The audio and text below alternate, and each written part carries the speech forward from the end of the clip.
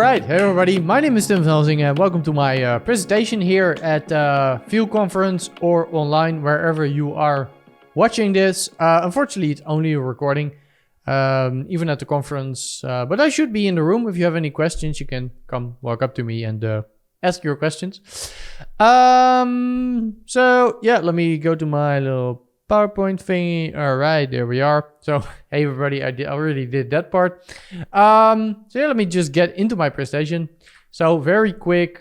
First, well, yeah, Tim van Helsdingen, and I am a freelance 3D generalist and Houdini FX artist. Yeah, welcome to my presentation today. I'm gonna get into what it's about in a little bit, but let me first ask you the first question. What's your favorite part of a conference? I mean, if you're here now at View Conference, there's a lot of reasons why you can be at the conference. I mean, there's a lot of great talks, there's great people, but I mean, the best part is, drinks, right? Drinks are the best part. Drinks with good people. So I figured for today's presentation, we're going to switch it up a little bit, and we're going to do drinks first. Yay. And by drinks first, obviously, I mean this kind of drink. That's very delicious. Look at it. But in all seriousness, we're gonna talk a little bit about my presentation. It's a demo for Houdini Vellum fluids, where I made a drink in 3D. So that's why the drinks first. So yeah, before we get into the talk, let me just show you the video that I'm going to be talking about. So let me just hide my head here, and then we can watch the actual video. So enjoy. Play.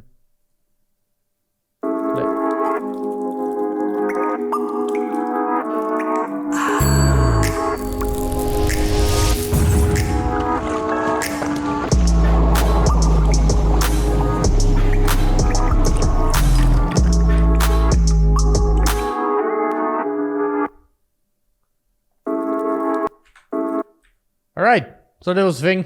It's the same trick that I have here. So same little straw, same little lime. I tried to recreate it accurately for my presentation with alcohol this time, because I am doing the presentation recording now, and it's during the day.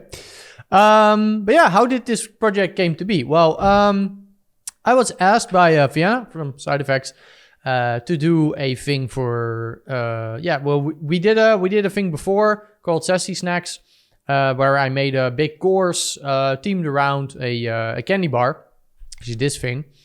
She was like, well, there was a success. We want to do something similar to that, but then maybe for a new feature that's coming up in the Houdini 19, which is a fluid solver. Like, you can now solve fluids inside of Vellum. That sounded pretty cool. So I am going to make everything that you saw, like the video that you saw, everything's going to be made into a course. So everything that I'm talking about in the presentation here, it's going to be in more detail later when the full course comes out. But yeah, me, Fianna, Houdini, and that comes to a Mojito. So yeah, because it was just to make a demo of stuff that would be that would make sense for to show with the solver.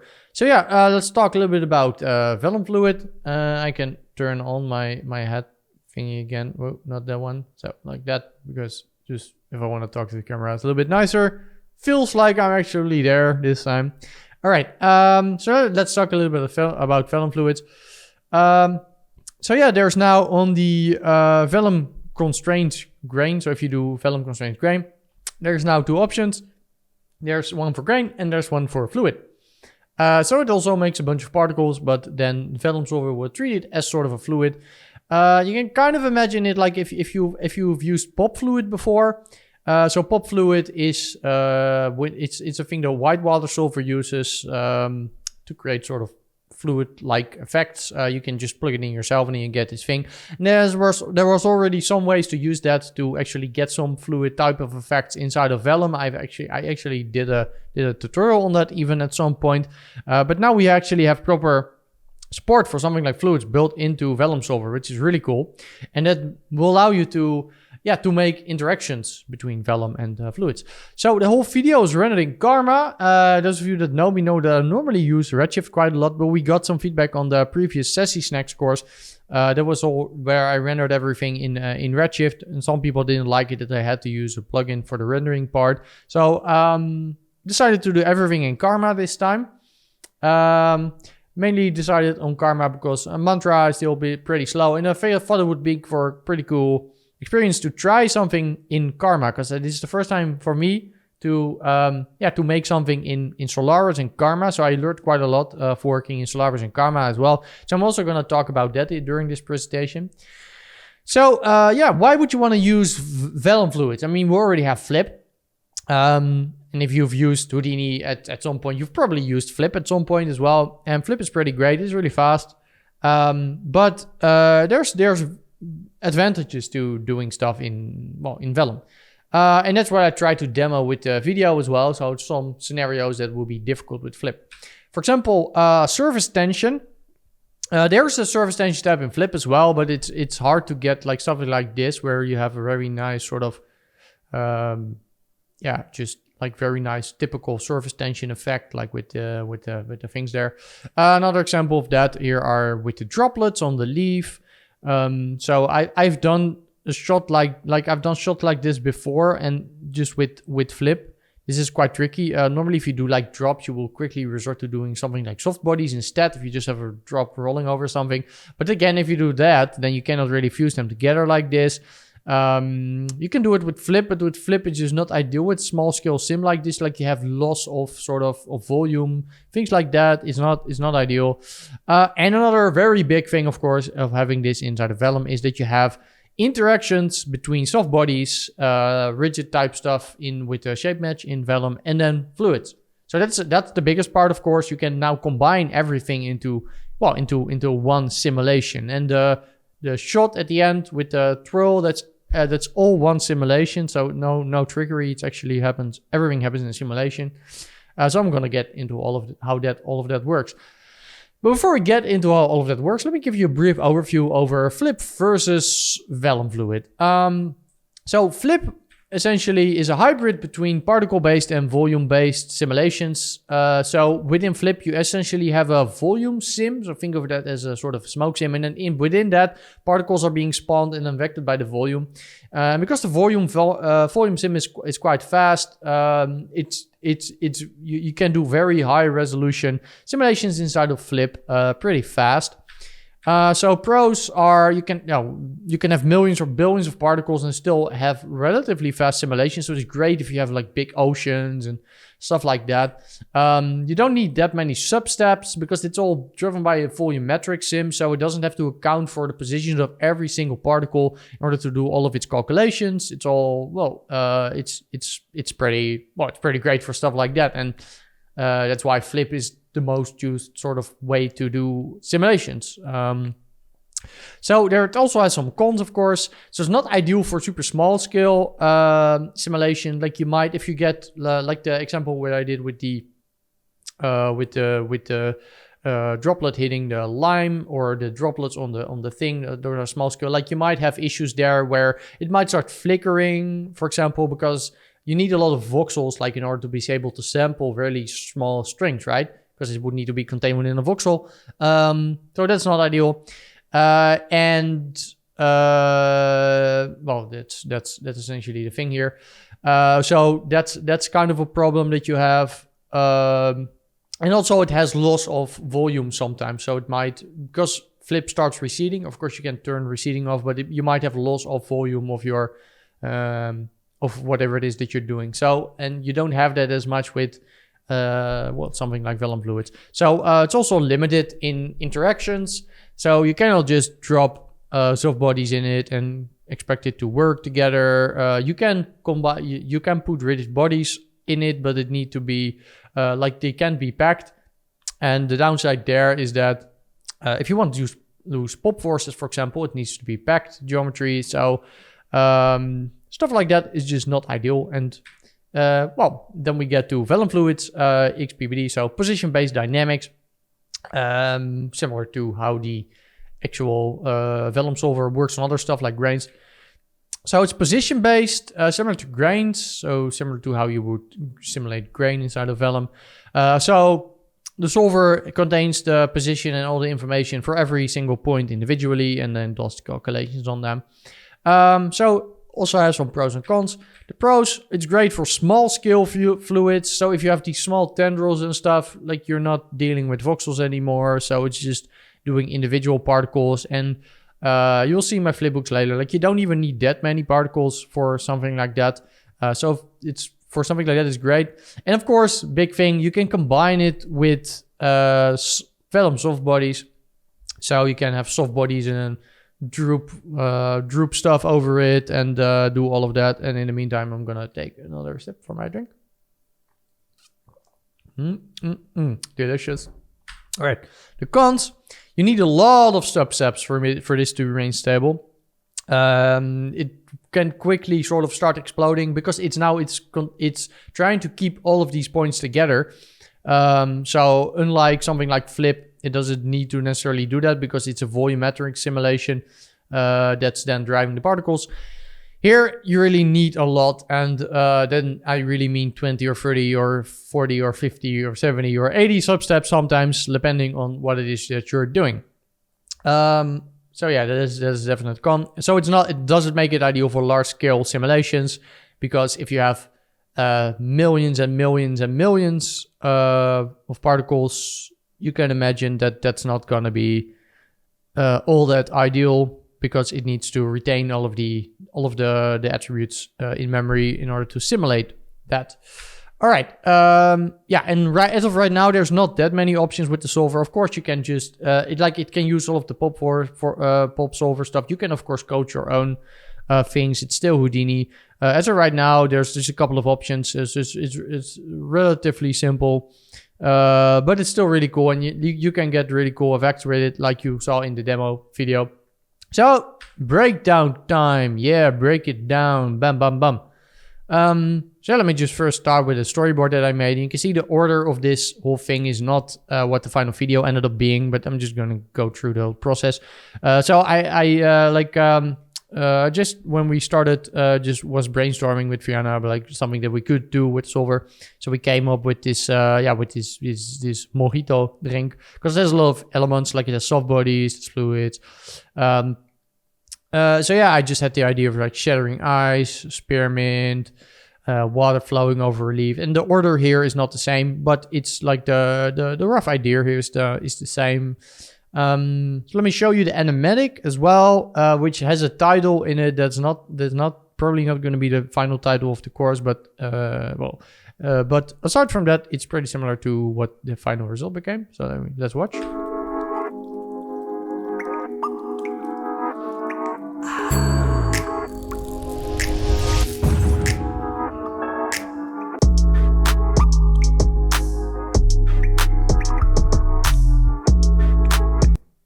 So of course, it's not a martini. So Houdini does, like, I'm not sure what we're gonna make the name yet when the thing comes out as a course. But I thought the name sounded cool, but I'm not sure about the name yet.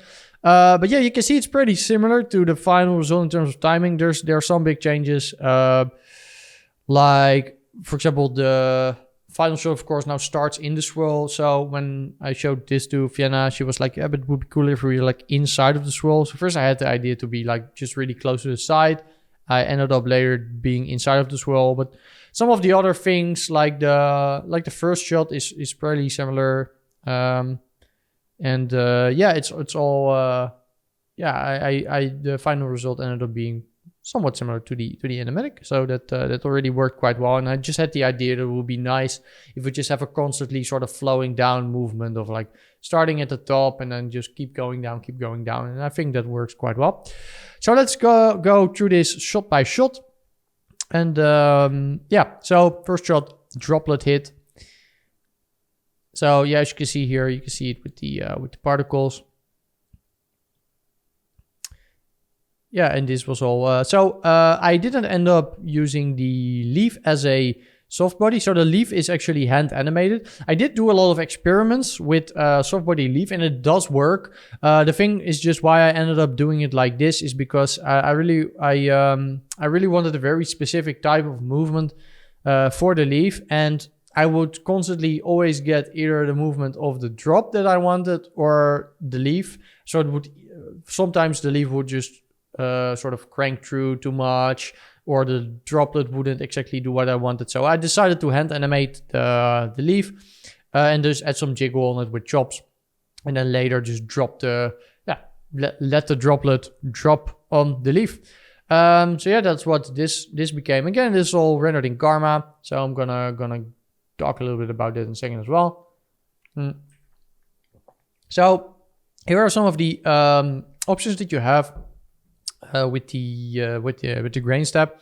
So there's surface tension, viscosity, and density are the main ones. So the big parts are, well, of course, this is a lot of surface tension, and density plays into surface tension. So if if you have very low density and high surface tension, it's not gonna so the mass will determine how hard they are being pulled together as well. So you really need to balance those. And sometimes can help to also add some viscosity in there. I have done it in some of the sims, but not here. But yeah, you really need to play with the density and the surface tension. Like if you do high surface tension and high density, you will get more tendril-like look or more droplets. So that took a while to sort of be able to dial in. I just experimented quite a lot. So for the thing here, drop itself, so it actually doesn't just drop on it because I didn't get the sort of explosive movement that I wanted. So I wanted to really feel like it hit and then sort of explode out. So what I did, I just made a sort of a volume velocity here. You can see that over here. And that's essentially just curl noise in a volume that I'm using to affect the particles. So I'm activating that at the same frame that the droplet hit. So I just let the droplet hit. I checked which frame that would be, and then I just did the activation with the volume. So I did some pop speed limit, so it wouldn't go all over the place. That's also something that you need quite a lot of substeps. I believe this was about 30 substeps. Another good thing that you can do is sort of limit the maximum speed of your particles so they cannot explode outwards. So a good thing can be to limit the speed with pop speed limit so they sort of stay together, and especially shots like that can be quite beneficial. Yeah, and the leaf itself is actually from the texture. So I traced out the texture that created the geometry. So more a little bit about the texture later. So the plants itself were Megascans assets. And aside from the main leaf, because these leaves, like the plants look really cool. They look great, but they don't hold up for the close-up.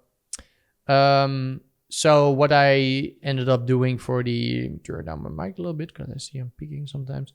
But I didn't hold up for the close-up, as you can see here. So what I ended up doing is make my own texture. So let me go to the next one. So I bought a little plant and I took off a leaf and I made a picture. And this wasn't ideal because I didn't have a macro lens. So I used my 50 or my 18 millimeter thing that I'm doing this with. But if you want to try this for yourself, there's nowadays, I didn't have it before, but there's quite a lot of phones that have macro lenses. Like I have an iPhone 13 Pro now. This has a macro lens, for example, but you also have it on Galaxy S21 Ultra or something like that. That would be great for something like this. You could like really getting close, make a picture of it. And then what I ended up doing is sort of just taking it into Substance Alchemist or whatever Adobe calls it these days. It's like Adobe renamed everything, so I'm not sure what it's called now.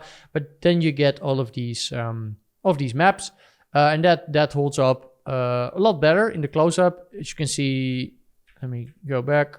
As you can see here, so now we actually have some nice detail on the leaf, and that was just completely fuzzy when I used the Megascans thing. So it does hold up enough here in the background, but aside from that, not so much.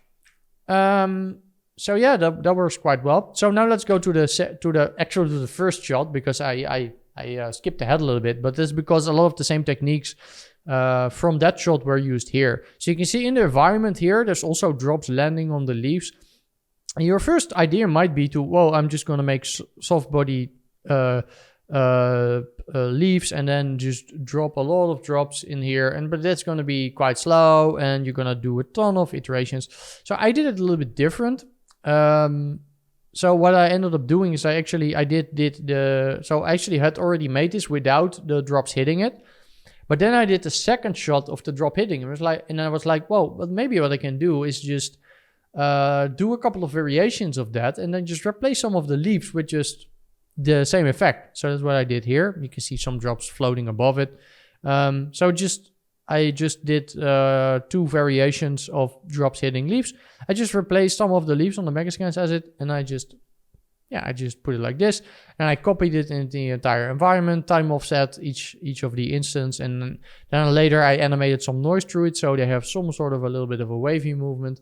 Again, it's not super obvious in the final shot, but it does really make it feel like it's coming alive if you look at it here. Like I really like the way that sort of is raining and doing all the things. Oh, there's one more thing here. You have the rain here. That's essentially just particle sim falling and just rendering that as particles with some refraction on it. I rendered that separately, also in Karma, and I comped that on later. So yeah, next shot, droplet hit. You can see here the particle sim. You can see very nice the sort of the tendril stuff and like something like that. Like in Flip, you could somewhat do like you saw it in my animatic. I just did that really quick with Flip, but like this sort of very nice movement where you get like the thicker edges, stuff like that is possible in Flip, but it's just a lot harder. Yeah, I think this looks pretty cool. It's also, by the way, the only shot that I actually rendered depth of field into the render, because it just ended up looking a lot better. But we'll get into that in a bit, I guess. So it's actually not just a droplet falling. I actually just emitted some fluid onto the lime like this, and then I retimed it. So here you can see just flowing over it, but sort of quickly sort of breaking up, and I only wanted sort of the initial part. You can really see the surface tension really nice at work here, just like it would in real life.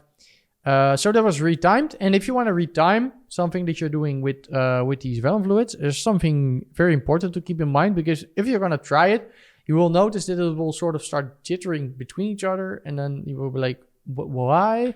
It's because the Vellum solver, if you do fluids, it will do spatial sort interval. And essentially what that is doing is because when it's solving these fluids inside of Vellum, what it's gonna try to well, it's gonna be more efficient if the particles that it's simulating are close together in 3D space. So it's gonna resort them every couple of frames, depending on the interval that's here. So it's gonna resort them, and then that way it will end up in the it will end up simulating faster. But if you're going to retime it, there's of course going to be a problem, because if a particle that's on one side of the sim ends up in the other side of the simulation after the resort, then it's going to look very weird when you retime it. So really increase the spatial sort interval.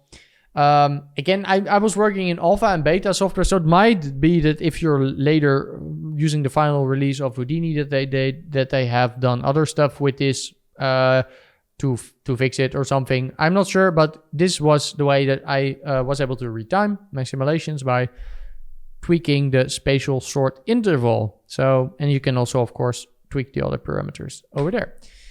So about the rendering, again, like this is the only shot that I actually render depth of field into the render. And the other ones I did it in compositing with Frischluft depth of field in Fusion.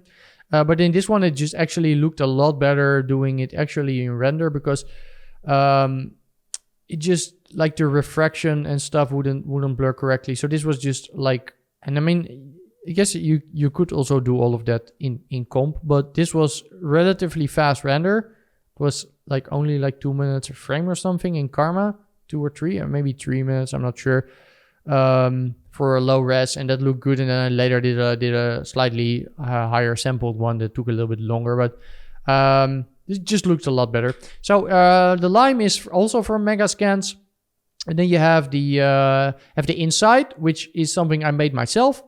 Again, with Substance Alchemist, so you just take a picture of a lime slice. Either you find it online or you take an actual picture, and then you put it in like Alchemist, and then you get this nice inside thing. And again, this model is just created by just slicing this one, and then you have an inside part.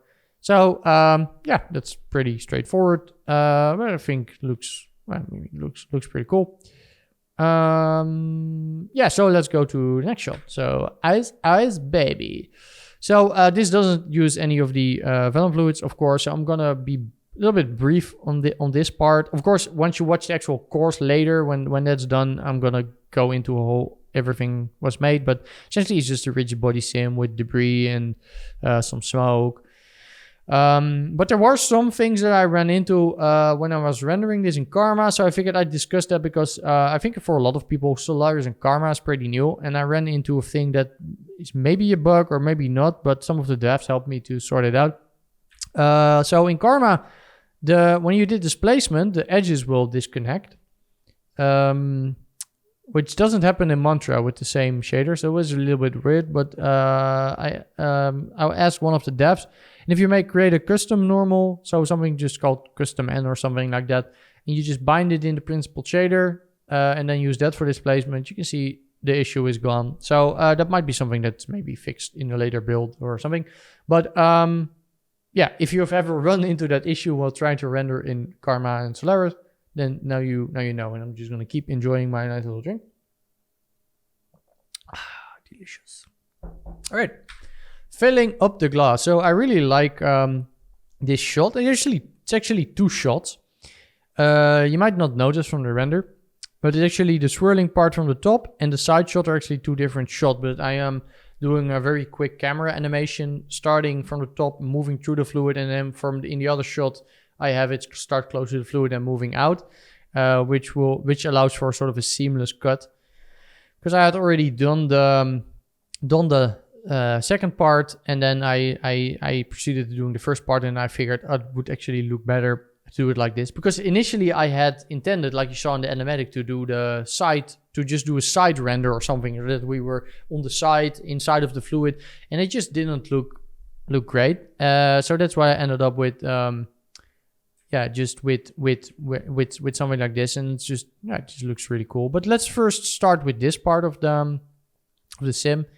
So that's the final part. This is actually one of the first, like it's actually basically the first thing that I tried when I started with this project. And I did a lot of variations here, and it was initially easy, and then it ended up being quite tricky. So here's an early test that I did, and first I had the idea of just having this stuff already in the glass, but yeah, so just some leaves, and they're way too soft here. But when I did this, I was like, all right, this is not gonna be too bad. Of course, it's still not really as swirly as it is here, because this looks a lot better. It's like really swirly, and here it's like sort of swirly. So I decided to render that, and that was already pretty close to what I wanted. But this render was the first render that, and remember, like this was the first time for me using Solaris and Karma, and I didn't know how to optimize this. And this rendered like for 3.5 days. It was like 30 or 40 minutes per frame. And I was like, okay, I have no idea. And it was at 720p. So I had no idea how to fix all of that. I did clean this up quite a lot in compositing, as you can see, because it doesn't look 20p. And it actually looks pretty decent, but the render times were just too high. And my final render was actually like 5 to 10 minutes a frame with better quality. So a lot of optimizations there. So I'll get into that in a little bit.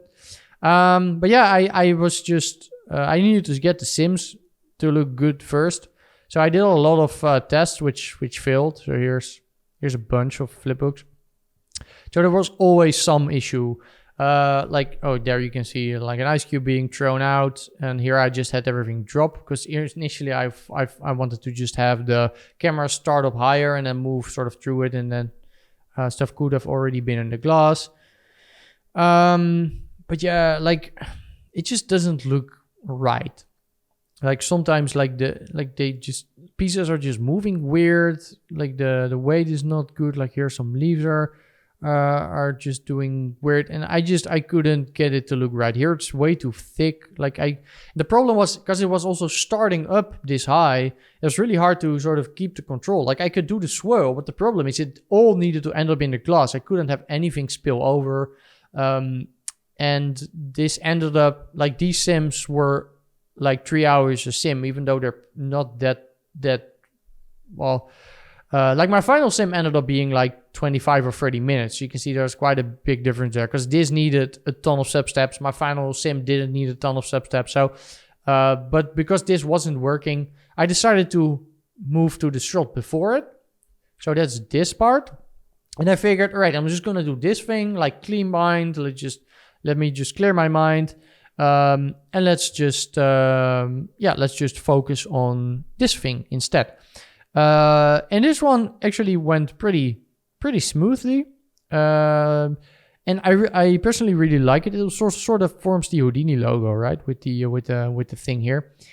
So yeah, essentially what it is, and pardon my not so cleaned up node graph, but yeah. So it's like I still need to clean this up when I do the chords and stuff. But anyway, this is the node graph. So I ended up configuring just some soft body. Like this is just a piece of cloth. These things use soft body with shape match constraint. So yeah, Vellum shape match essentially makes it a rigid body somewhat. And then you have a new thing in Houdini 19 in the Vellum post process that allows you to use to sort of, if one of the objects that has a shape match sort of did deform, that sort of push it back to the original shape. So that's new in Houdini 19. So I made some instance points. I set some random normals to sort of do the instancing inside of Vellum. So this is my source for the part, because you can see I have this little gap here. I did this intentionally because then you would get the sort of Houdini type swirly logo. It looks cool. And again, I'm doing some volume velocities here. So I just made a velocity VDB like that.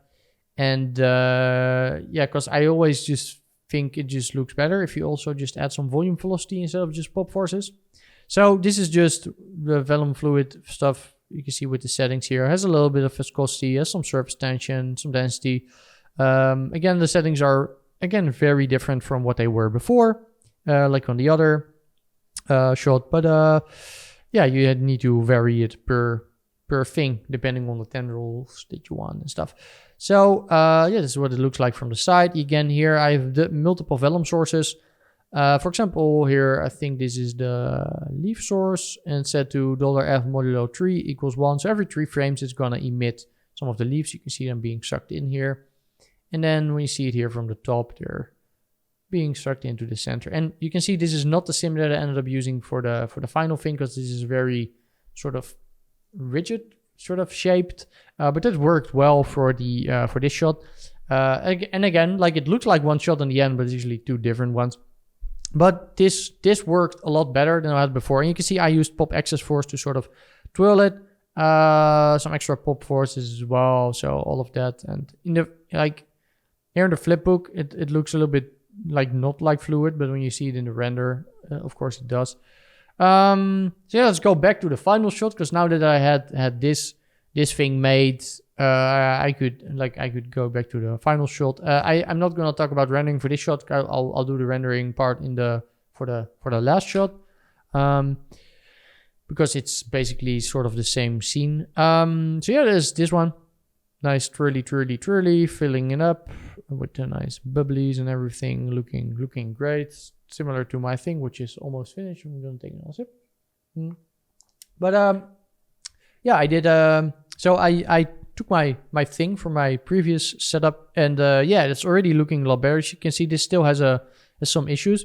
and you can see I added straw in, but like, for example, stuff floats over the edge. And that was what I was having before quite a lot, but I'm starting less high up now, so that really helps, because before I had to do a lot of extra forces to sort of try to keep it in there. And again, I also wanted it to be sort of really like sort of fluid jiggly in the glass, which was a little bit of a problem when I was starting up high, and I had to introduce forces to keep it to the center, but still wanted to be splashy.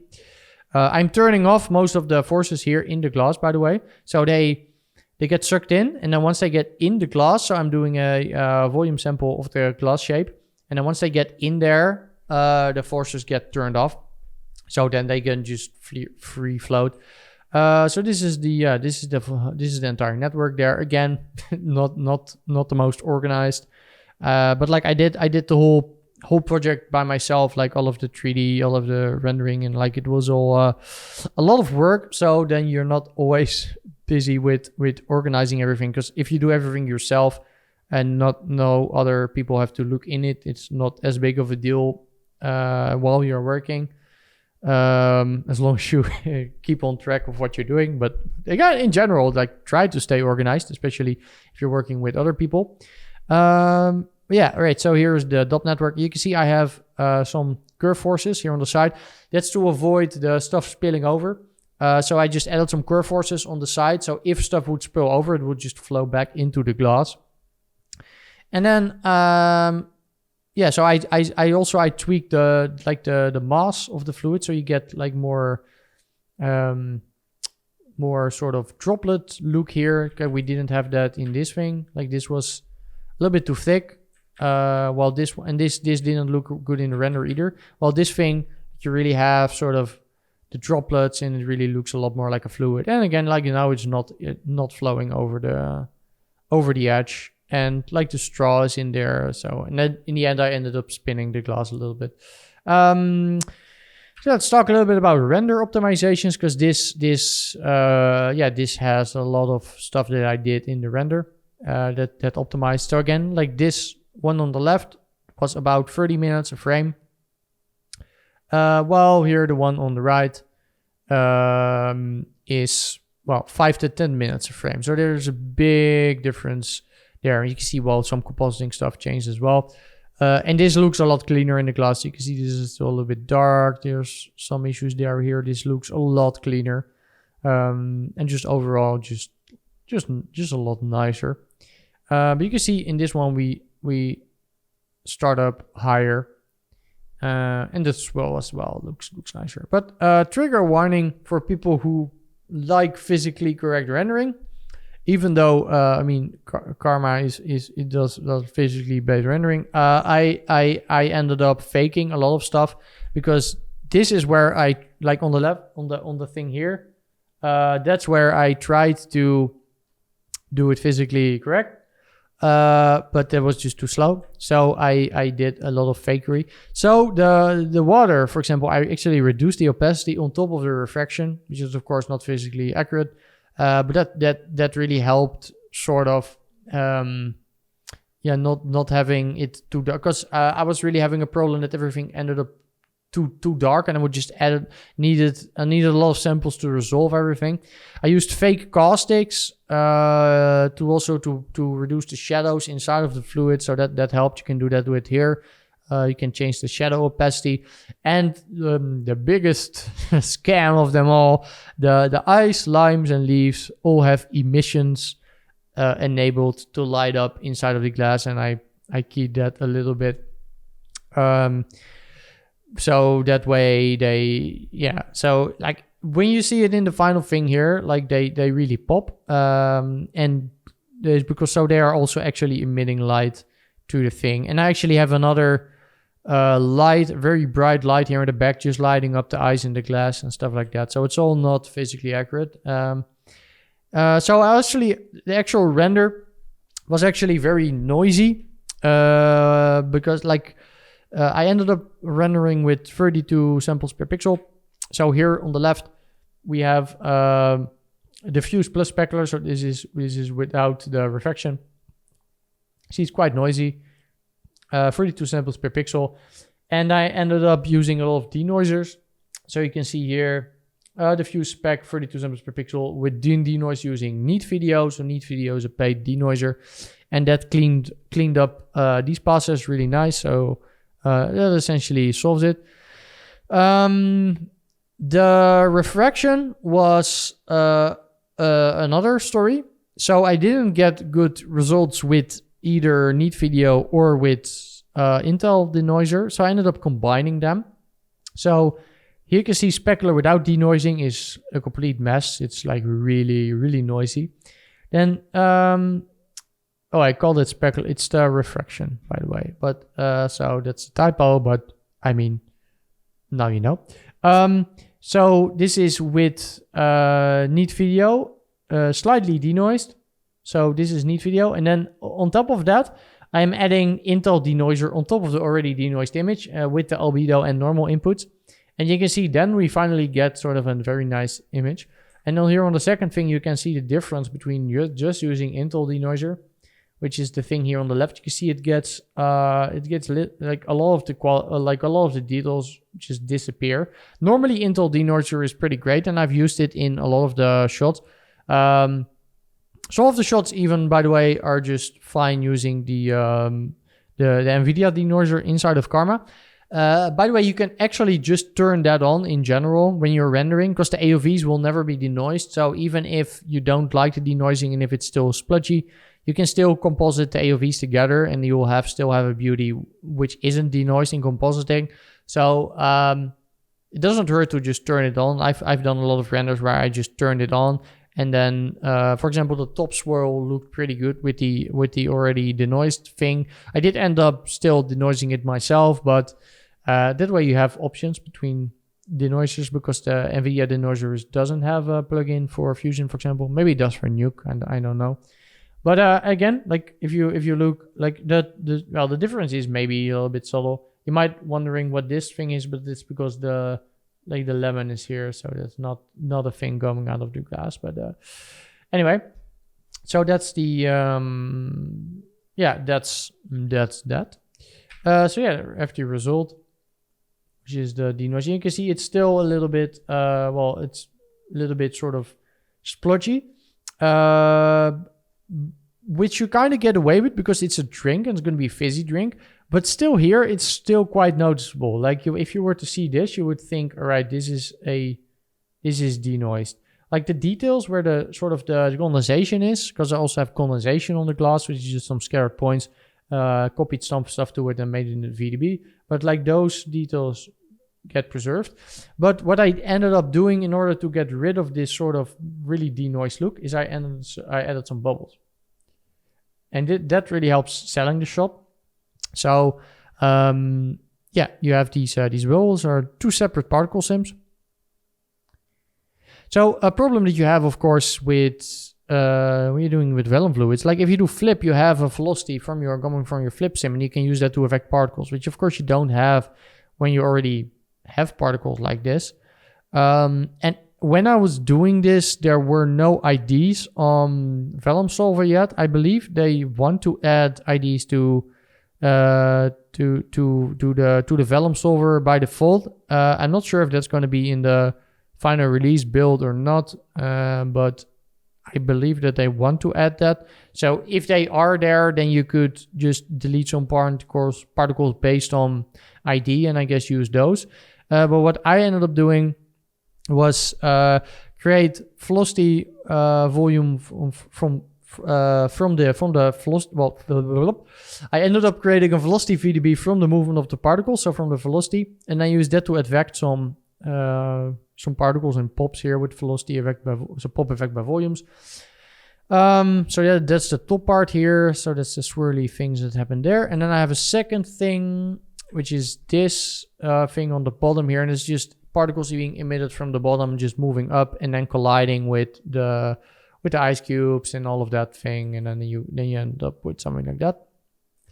And then the final result is this, and you can see here the sort of the weird denoising thing is not obvious because there's fizzy stuff in the water, so it doesn't, like, it works here. So you can see how small trickery like that can really help cell shot like and really like make your life easier. Because another solution would have been to re-render this whole thing and have everything be very slow.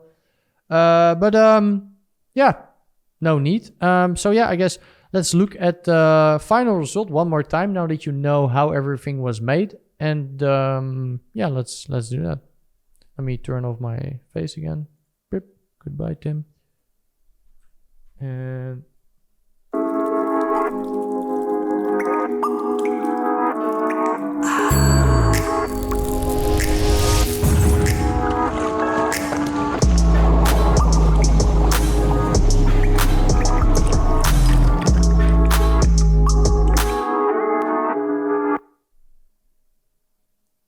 all right. Yeah, so that was the entire thing. From scratch to finish. Let me just do it like that. So yeah, it was a very interesting project. Super thanks to SideFX for allowing me to work on this, work in the Houdini alpha and beta to try out the new functionality. Super happy with this function because this was something I actually was super excited to like. I was hoping they would do something like this, and it was really cool that I could be part of testing it out and making the demo shots for like the release. Is super exciting. And I learned a lot also with Solaris and Karma, so that was a lot of fun. It was a lot of work. It was quite a stressful project as well.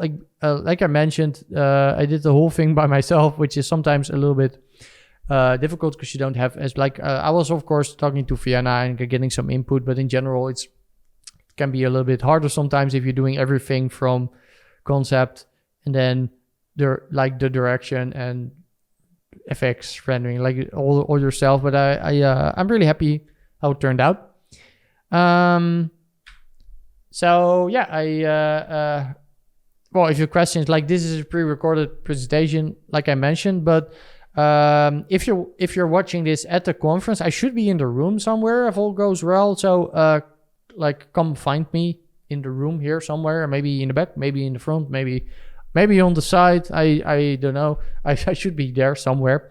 Or if you're watching this online, or if you're watching this later after the whole thing, yeah, you can send me just a message. You can also, oh, by the way, I also have a website. I see I forgot to add that here, but it's timvanhelsdingen.com. So pretty simple as well. But yeah, YouTube, Instagram, Twitter, all that stuff. Come find me on social media. I don't post that often, but if I post, it's probably stupid memes or animal pictures, but sometimes also useful things.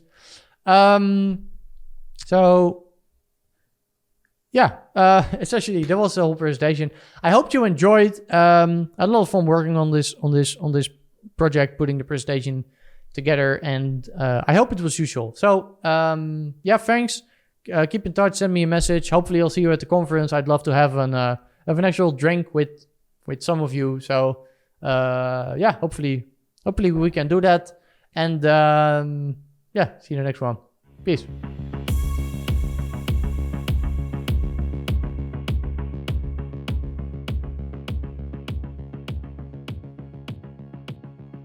Hey guys, my name is Bishoy, Khalifa. I got the opportunity to work with Houdini 19 during the development cycle and wanted to share with you the project that I worked on, this rising grain statue setup. So let's get into it. In Houdini 19 we have a faster Vellum grain solver, and I made some tests to show it off and naturally went with the R&D style videos until Fianna from technical marketing team steered us towards a more artistic approach. She sent this very detailed concept. The concept was, we want to see 4 statues rising up, pushing sand piles, and then they start emitting sand. Sort of like a defense mechanism you'd see in an ancient temple or something. Not necessarily on the same scale, but that was the basic idea. So I made some initial tests to determine the speed of the statue rising up, the shape of the piles, the sand behavior, etc. I started with just one statue coming up from a pile that was very flat. We made it way bigger later. I also slowed down the statue after some tests because it was very fast, giving off a completely wrong sense of scale. This also helped determine some parameters for the Vellum solver, such as timescale, repulsion settings, etc. In between tests, I experimented with how to fill the whole area with grains. I didn't want the grains to end, or we have the statues in a confined space, like they're in a display or something. This one was the nicest looking one, and I used the same method in the end result. Later, I made the pile much bigger, so there is more sand to be pushed around. Then, for the projectile sand, I had the four statues coming up and spewing sand. It looked kinda like a waterfall at first. We needed it to be more violent. And I didn't like how there were a lot of loose particles flying around. We're going to talk about this later actually, because this was fixed in Houdini 19 without me even trying, so that's cool. So after some tests, when I reached something that was close to what we had in mind, then I began working on a final video. So for the ground, to make the sand piles, I made a box and gave it this sloped look using a simple VOP with ramps. And I transformed it around 4 times, then I projected the boxes onto a height field. I blurred them, I gave them some noise, some distortion so they look more natural or organic, and from here we have multiple outputs. This one, I just transformed it so it rests on the grid, and later I used it as a collider for the projectile sand coming out of the statues' mouths. For the sand piles, I converted the height field into polygons. Again, I made it rest on the ground, so its minimum centroid in the y-axis is 0. I decided to split the sand pile simulation into 4 piles, and instead of doing the 4 piles all at once, I decided to sim each pile on its own to maximize the amount of sand I can get out of each pile. So I scattered 4 tubes, 1 for each pile, and I used Boolean intersection to make 4 patches and simmed each patch on its own. So patch 1, patch 2, 3, and 4, like so. And I filled each patch with grains using a Vellum configure grain with a 0.03 for the particle size. And I needed each patch to collide with the ground that we now have, so I made another Boolean. But instead of intersecting the tubes with the piles, I subtracted them from each other and output that as the collision geo. So if patch 1 for the sand pile looks like this, its collision geo looks like this, and so on for each patch. So the collider for patch 1 looks like this, patch 2 like this, 3, 4, and so on. Now for the statues, we chose this one to work with. I got it off 3dscans.com. It has a decent mouth cavity for the projectile sand to come out of. I gave it this simple animation, just coming up from below the sand piles and resting on the ground. I dropped down a trail node to compute its velocity, and I ended up using 1/10 of the velocity attribute. I copied it over 4 times as well and gave it the same transformation values that I gave the boxes, so each statue is under each sand pile. Then I added a time shift node for each copy to vary the animation so they don't all come up at the same time. From there I merged all 4 statues. I converted them into VDBs to later act as a collision proxy for the DOP. I cached out the VDBs, and now we're ready to simulate the ground sand. We'll come back again to this setup later, but now onto the ground sand DOP. Here we have a basic Vellum solver setup with the ground collider as a terrain object, the statues collider, and a simple ground plane for the sand to rest on. I added a pop drag node to give the sand some air resistance. After some tests, I felt like the timescale at 0.7 is the most appropriate for the scale. I gave it just 5 substeps, didn't need more than that to be honest, and 60 constraint iterations. I went with a friction value of 0.25 for the dynamic scale parameter, so the sand stops quicker. While testing the sand, I found kept flowing down after the statues come up, and I wanted the sand to stop moving after a while so we can focus on the pile created by the projectile sand coming out of the statues' mouths. So 0.25 just did the trick for the friction. In the advanced tab, I didn't change much, just the repulsion settings I cranked up very high, so there's less bounce on collision, and that's it basically for the ground sand up. In the input folder, I have 4 file cache nodes, and I'm very lazy. I changed the patches from the switch node manually. After each cache, I go and cache the next patch and so on, instead of doing some fancy procedural solution, but hey, it worked. In these 2 patches, you'd notice I have time shift nodes to hold them at a frame just before the statues start to push them up, because the sand was still flowing down and still settling before the statues pushed it, and I didn't want it to be distracting. I wanted the sand to be static until the statues acted on it. Now back to the setup. I had to extend the ground sand to fill the whole frame, but I didn't want to sim everything, so I just copied the height field setup over, and I made the height field bigger than the one used for simulation to cover the whole frame. Same Boolean operation as the collider, but this time all the tubes at once. So I have this shape here, which I then scattered like a few million points on it. So anyway, I merged the extension points with the sand patches. I gave the extension points the same p-scale the patches have, and then transformed it down in the y-axis to cover the seams between the dynamic and static points, so you don't know where the dynamic points ended and the static points began. I applied a point jitter to the entire thing to lose the pattern of the height field noise that it had.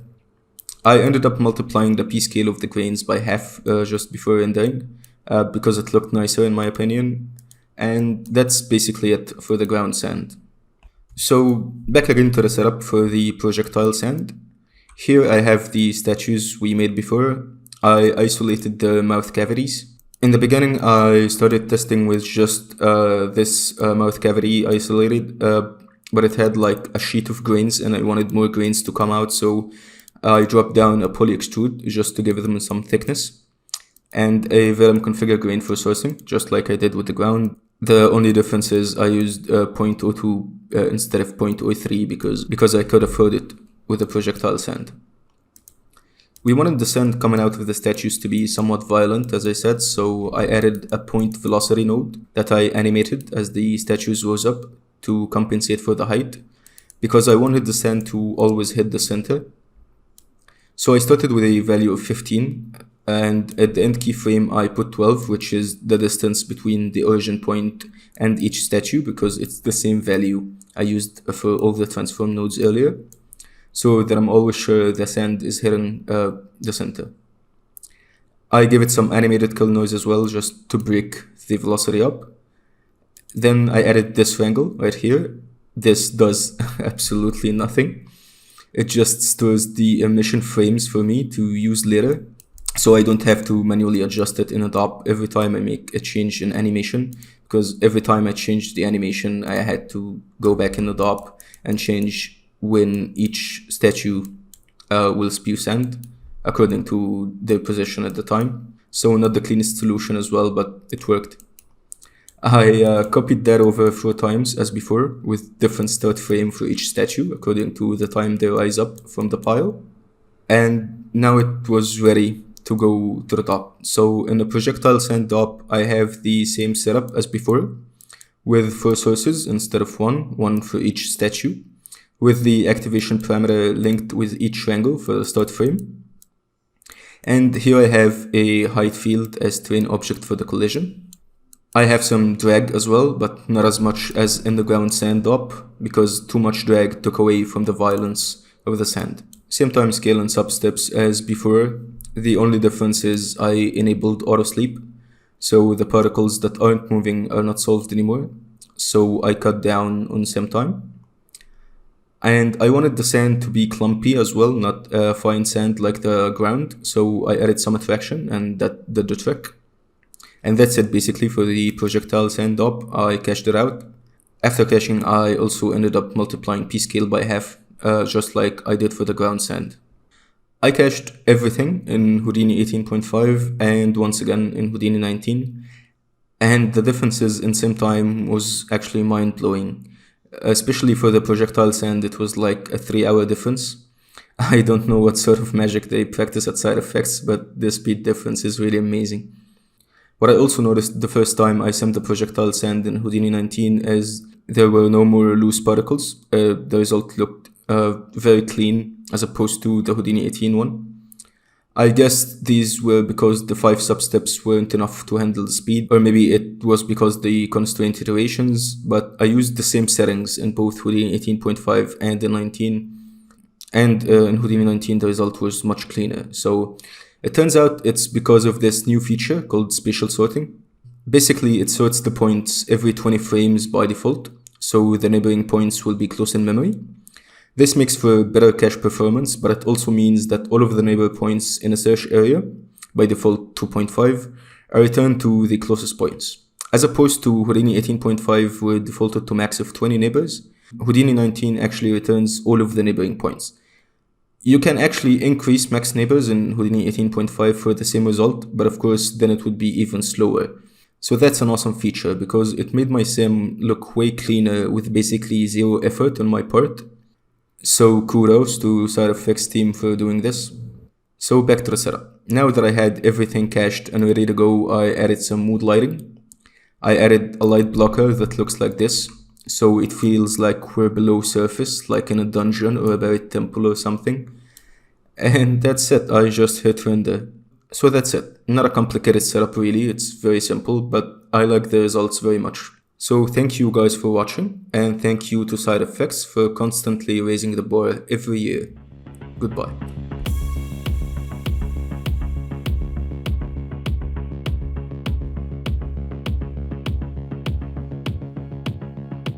Hi, I'm Adam Swaab. I'm a CG artist. I've been working in films and commercials and various other media for quite a while, and I've been using Houdini for a very long time. You might know me from the Houdini 18.5 splash screen, which was a joy to produce. And I'm here now to talk to you about XPU, the XPU Karma render engine, brand new in Houdini 19. So come along. We are going to take a look at one of the most exciting features in Houdini 19, at least from my perspective. And it's something that I've been waiting for, and I think a lot of people have been waiting for at least maybe 5 years. And it's finally here, and that is XPU rendering for Karma. I want to be pretty clear, and those of us who are in the beta forum, I think, have a pretty good understanding of this, but this is going to be qualified as a tech preview. That means it works, but there's still a lot of areas that are under development, and it's not 100% production ready at this point, but I think it's in such a good place, and it's been incredibly exciting to use it. I'm just thrilled to be able to talk about it and share everything that I know about XPU, or at least as much as I can tell you in 30 or 40 minutes in this presentation here. So we're going to dive in.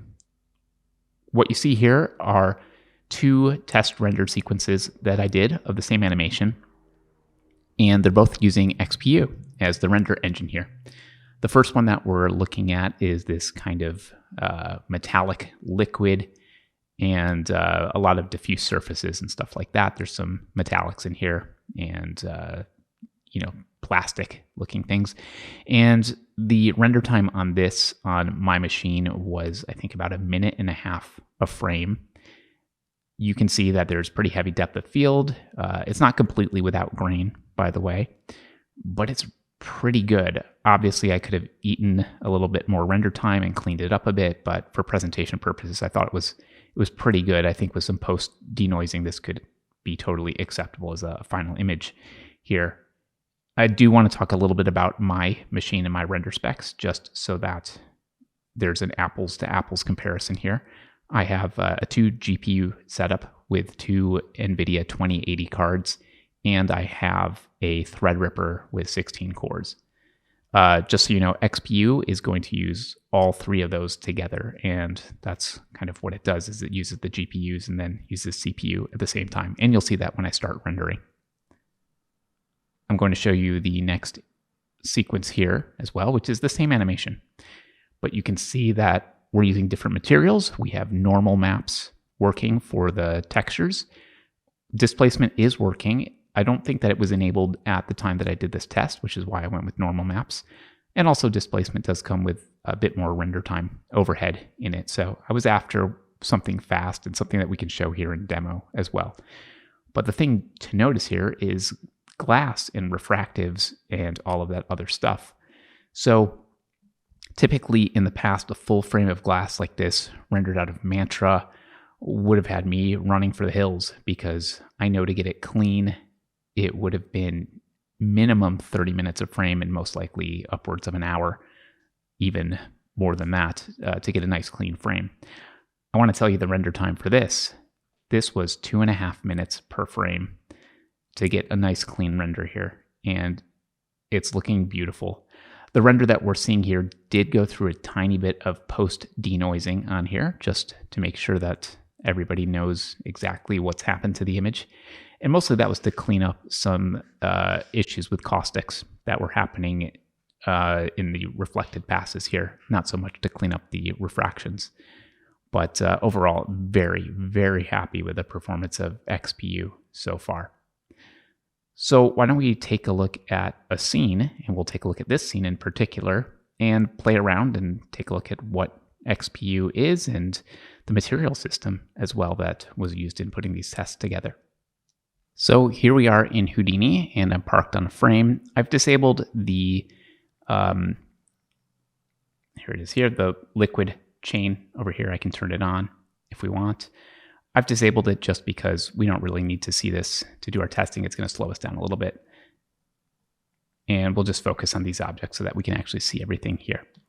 Now, why don't we go ahead and do a quick standard Karma render of this. So Karma's going. It already had my geo loaded in, and we can watch the little render count here. Might be a little tough to see over white, but we'll keep an eye here on the final render time. And keep in mind, my pixel samples for the viewport are down pretty low at 9. That's a very low setting. So we're coming up in a finished frame in roughly 21 seconds. Okay, now we're going to go ahead and switch here from CPU to XPU. And just remember, keep in mind, we were at 21 seconds before. XPU, initializing, you can see grabbing both my GPUs, and oh, we're done. So that was 2 seconds. It was very, very fast. Now, if I want to clean this image up, I could go ahead and give us a lot more pixel samples. Why don't we say something like 120 pixel samples? And again, you can see all my GPUs are working. We've got CPU working here. We're rendering. We were at 21 seconds, by the way, for a noisy image out of the Karma CPU. And we're going to close in on about 15 seconds for a much, much cleaner image here out of XPU. So that is absolutely amazing. One thing you'll notice is that the two renders look very, very close together, which is important as well.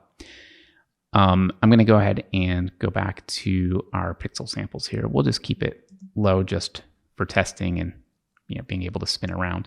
I just want you to see the performance here. So I can move in and out, and you can see that we are getting resolved images very, very quickly. It's pretty amazing how fast this is all working. And in case you're wondering if it's only happening this fast because I have this particular frame cached in, memory or something, why don't we go to some random frame in here, like frame 300, and there'll be a small update. You can see here just as it's loading the geo in, which has nothing to do with XPU, and we've rendered our frame in 1 second.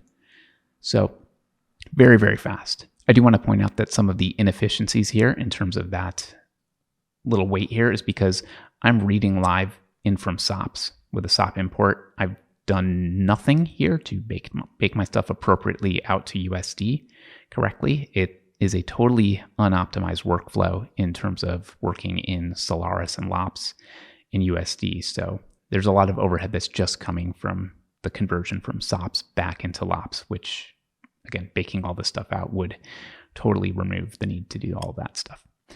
So it's very, very exciting. And you have all the same things that you would be used to as well. So depth of field, motion blur, all that other stuff. I'm going to select my demo here. And this time, instead of using our viewport, we're going to go ahead and use our render settings here from the demo. And I'm going to look through my camera that's here. And you can see I have depth of field enabled. I'm going to go ahead and take my camera and we'll just play around with like super low depth of field, just so you can see how well this actually is responding here. And let me just turn off my lock, make sure nothing is selected. Let's keep my geo on, please. Full geometry. All right. And we can go very, very low, again, with our f-stop. So you can see it is incredibly responsive. Why don't we go ahead and lock our camera and we can spin around in real time.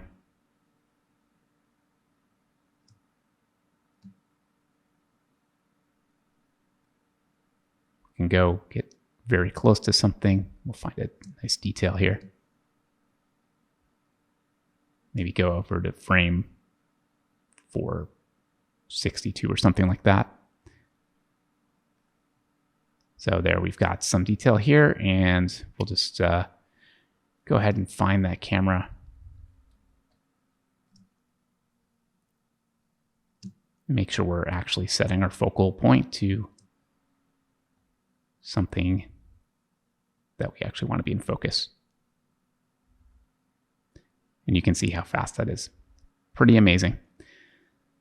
So I wanted to talk a little bit about the material system, and we'll do that in just a second here.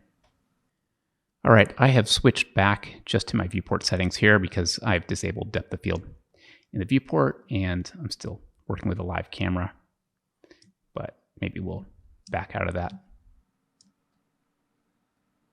Let's make sure we're not selecting our camera anymore. All right, so we have a pretty in-focus image here. And what I wanted to show is the material system that we're using here. So we can close out of this, or maybe we'll keep it open if we want to just adjust our pixel samples, but I'll kind of dock it down near the bottom there. So going into our material library here, we have something very exciting in here. We have MaterialX. And MaterialX is an interchange material system, which means that it should be readable by any application that can read MaterialX materials. So that's brand new to Houdini and Houdini 19. And it is a very, very good material set. It's very full featured, and it's continuing to be fleshed out in Houdini. There's still a couple things that are not enabled under the hood just yet, or have been enabled for beta, but not enabled for the final distribution of Houdini 19, because I know there's some things that are still being worked out. But just to give you an idea of what's here, if you go to MaterialX, you'll see there are a ton of different things here. If you go to the PBR section here, you have all these different kinds of materials you can use. I'm using the standard surface for most of the stuff here. I want to point out with MaterialX, by the way, that XPU currently is only supporting a couple different material PBRs, little base materials, whatever we want to call these. The standard surface is going to be the one that appears to be the material to go for with MaterialX and XPU.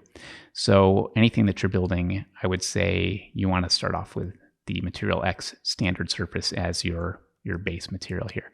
The other ones that are working with MaterialX, or excuse me, with XPU, at least at the time of this recording, would be the standard principal shader here and the USD preview surface shader here. My understanding, by the way, is that if you use a principled shader under the hood, it actually bakes it down into a USD preview surface. So you're almost better off forgetting that. And if you want actually something that has some functionality to it, you're better off going with MaterialX USD preview surface is very, very limited and really only works with USD nodes, which if you do a search for USD, you don't have a lot to work with here. USD preview surface is basically just read in a texture and apply it, and that's about it. Can't do a whole lot more with it.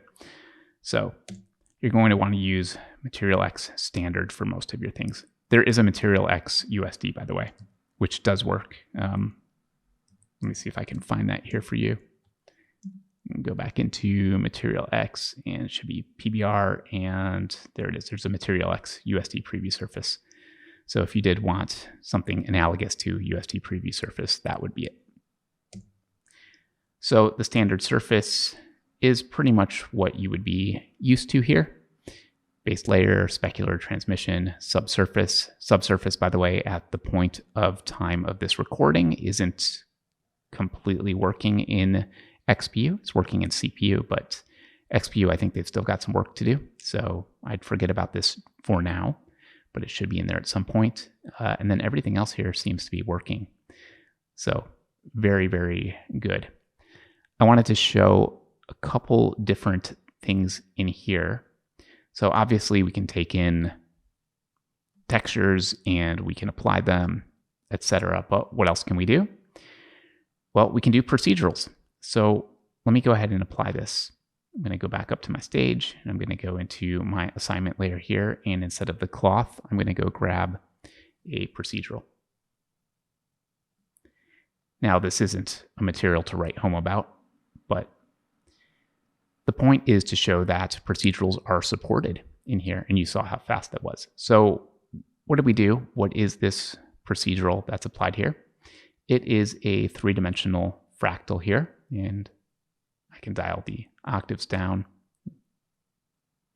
Right, you can take a look at how that's all working. Pretty standard, right?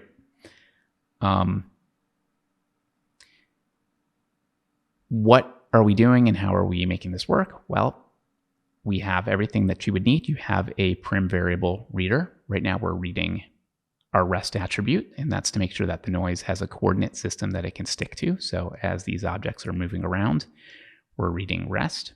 We have stuff here for adjusting the coordinate space. So this is just multiplying our rest position. So I'm scaling it down, which actually makes it larger. Or a smaller number is actually going to scale this pattern up. You'll see if I bring that up, the pattern starts to shrink. If I bring it down, the pattern's going to get bigger. Right, so typical ways of adjusting materials procedurally. This is our fractal. Here I'm remapping a range because the fractal outputs a range from -1 to +1. So I'm just kind of adjusting the contrast here. You can see how that works. So a lot of the things that you're looking for out of procedural texturing here.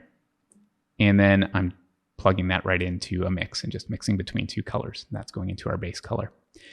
At the time of this recording, and it apparently isn't going to be ready in time for Houdini 19 release, but there currently is no color ramp node yet for MaterialX.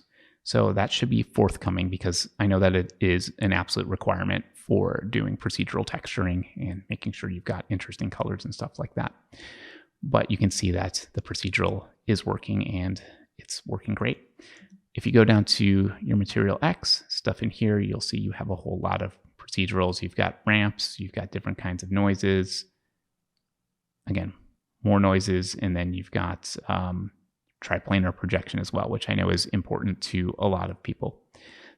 Honestly, this is going to be something that is really worth exploring and taking a look at. I haven't looked at any of the other PBR stuff that's in here. There's just so much stuff and there's so much to go through. But the results kind of speak for themselves. They look amazing. So I'm not sure there's much else to talk about with procedurals, but I do want to kind of go back up here and turn on my liquid. And now I've turned off the glass material that's on here. And I just put a kind of standard material there. The reason is I wanted to go in here and just play around with a kind of base material just to show you what's available to us.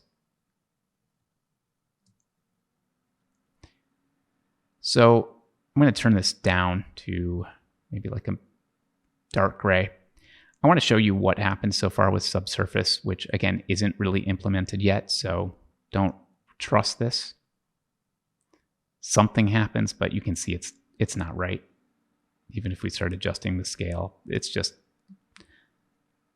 not working at the moment, but that should be implemented at some point. But all the other stuff that you'd expect is here. So if I wanted to make a gold material, we can start with some kind of dull gold color here, and then we can change our metallic all the way metallic, and then adjust the specular as necessary. You want super shiny gold, go that way. You want something that's more like a rougher gold, go that way. Right, everything that you need is here, and you can see that it's incredibly responsive. It looks great. I'm going to go and load our liquid up here. So I'm going to assign my material and wrong chain right here. And let's go ahead and grab our liquid. So this is the standard liquid here, and it doesn't look great yet. There's some other stuff coming. We got to play with it in beta for faux caustics, but it's still being worked on, and it was removed for 19 for the actual release. And that should help with the look of this quite a bit. Also keep in mind my settings here are pretty low in terms of the XPU, the refraction limit. It's only set to 4. I'm going to go ahead and switch back to my Karma one. Let's go ahead and change that to the demo render settings. Excuse me, that one right here. And I'm going to need to disable depth of field in here as well. Let's just turn off depth of field and motion blur.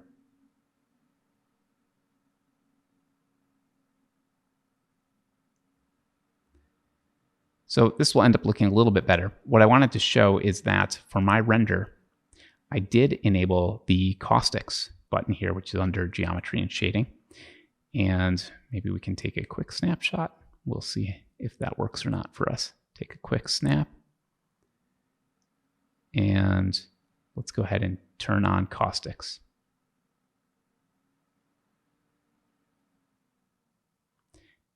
I don't know if you can notice, but this area here improved significantly. We'll let this kind of go a little bit longer. Oh, right now it's only at 6 because our pixel sample is set to 9. Why don't we set this to something a little better, like 48? And even at 48, this should really only take about, 15 seconds, apparently. We'll see, maybe 20 seconds. All right, 15 seconds. Not looking too bad. So we'll take a snapshot of that. And let's see if we can actually take a quick look here. So no caustics, caustics enabled. So you can see big difference. This is looking a lot better. So a lot of really good options. Things are working very well so far in XPU, but just keep in mind, it's not production ready yet. You can definitely do a lot of stuff with it. It's not going to handle everything that you need. It really depends. If you're banging out some motion graphics, stuff like this, you'll most likely be in a pretty good place, but it's important to know what's not currently supported in there. Now, probably the question you're asking next is, what about volumes? Are volumes supported? Well, let's go ahead and take a look at a file with volumes in it. What we're looking at here is a Pyro simulation. It's just one of the explosion presets that come already with Houdini. I did very, very little to this, just baked out a little bit of the animation. And what we're seeing in the viewport is lower resolution than what we'll actually render. You can see our actual volume resolution written down here. This looks quite a bit lower, and that's probably because I've got it capped to 400. And I'm going to just quickly do a render here. I want to let you know that I've turned off the emission in our render before we start. So let me go to render, and we will render with Karma and our viewport settings. I want to make sure I'm on XPU. And let's go ahead and start our render. It had something cached in there, by the way, previously, so give it a second while it actually starts up. Let's move around and see. There we go. So our render time for that is 3 seconds, and it looks really good. You can see the image resolving very quickly. Let's go ahead and dive into our material library and take a look at what's here. So the thing that is actually rendering this volume here is a new material called the Karma Pyro preview material, and it's meant to work just with XPU here, I believe. It should work with CPU, but maybe not. I don't know. Let's take a quick look and see if it does. There we go. All right, but we don't want CPU. We want XPU for this test. So it's incredibly responsive. Note that I can bump our density up, go very, very low, and still get our image resolving incredibly quickly. You want to change your smoke color, almost instantaneous. It's not having to reload any of the volume back in. It's just there already in memory. And the changes are happening so fast. It's really brilliant. You have absorption working in here. You can see as I bring it one way, we're getting different absorption happening in here. Everything that you need. Scattering is in here.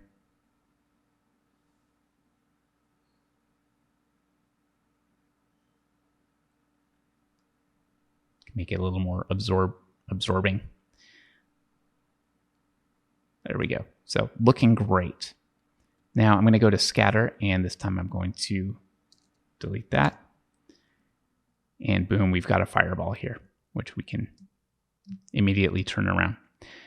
So notice scatter is just giving us intensity and nothing else. And that's because scatter is actually a color value, and that's coming in from the Pyro look. It's actually baked in. This color information is baked in. And it reads two things. It reads the intensity, and then it reads a mask in there as well. I can turn off our scatter mask. And so it's no longer masked by that mask field, but obviously now it's too bright. So you can bring that down. And all of a sudden you've got a completely different look to your explosion here, right? But typically you want that with a mask and something like that. And you can always go ahead and add your additional fire if you so choose. And then here you actually do have control for your fire. And of course you can use that same mask if you want and play around with the look. Get something completely different and gnarly. Even go for something, totally wacky and wild if you wanted to.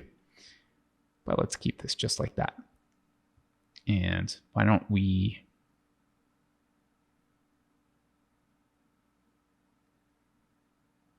just adjust this value a little bit. I don't know. We'll probably get rid of that. Pretty cool though.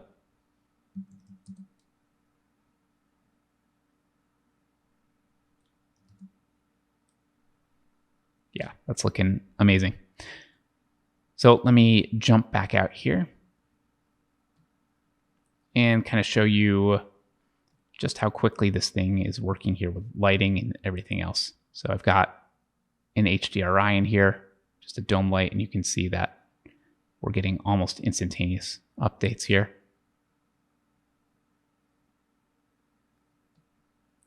Can disable our dome light, and I have another distant light that's put in, right? Put them both together. Got an amazing looking little fireball going on here. And just to show you how fast this is, I'm going to step through some of the animation here.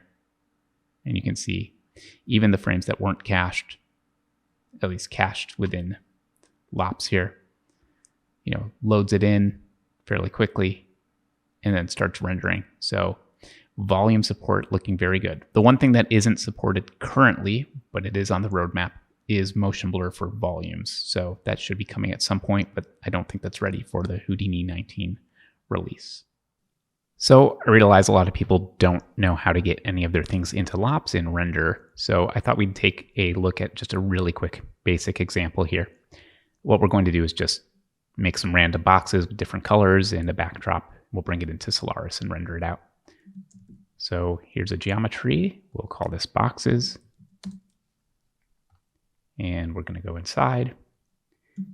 I'm just going to make a line in the X direction here. Give it a length of 5 and set the origin to negative 2.5 so that it's centered. And then we'll give it 30 points. So we got a nice little line. We can delete everything except the points. So I'm just going to take that out and choose keep the points. And now we'll randomize the positions there. So we'll use an attribute randomize, change that to P. Instead of setting, we'll add between -1 and +1, and then we can play with the scale as necessary. All right, so we've got a decent distribution, and maybe we'll just change Z to space that out a little bit more in Z. Okay, now we'll copy some boxes. So take a box, make sure it has normals, and we'll copy to points.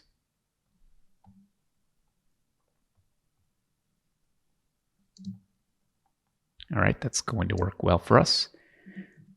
We'll attribute randomize again. This time we'll randomize scale. So type P scale in there, dimension of 1, plug that in, and play around with your min and max values. Maybe go and give it a different seed from before. You can play around as necessary. All right, now we'll put some color on these boxes. And by the way, in my copy to points, I'm going to choose to pack these so that they're all instanced. So now I'm going to type color. Oops, wrong one. That would work, but I want to do something different. I want to do the attribute adjust color. It's a new node for 19. It has a bunch of awesome options, especially because pattern type, I can just say noise, and it'll map this noise into here. So why don't we choose one of the nice little options that are in here now. Let's try, maybe Twilight looks good. And you'll notice you have some really cool things like element size you can play with, offset. It's pretty awesome. All right, so we'll say something like that is going to look good for us. Now I want to make sure that we have name attributes, because when I middle click here, we don't have any name attribute on here. I'm going to quickly do this within assemble SOP. And that's going to create names for us, and we don't need to pack it because we already are working with pack geo. So now when I click there, I see we have name. Go to null, and we'll call this 2 lops.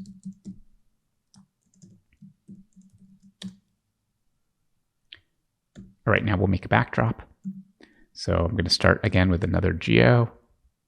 We'll call this BG for background. Start by making a box. We'll make it 20 by 10 by 10. Copy that, paste in here, and multiply that by 0.5. So that's always going to be on the ground. Now we'll zoom out a bit, go into primitive mode, delete that out, go to edges, select, poly bevel it, divisions all the way up, and distance will do something like that. So we've got a nice rounded backdrop there. All right, I see our normals are going to point the wrong way here, so we'll reverse that. And then put a normal SOP down, a null,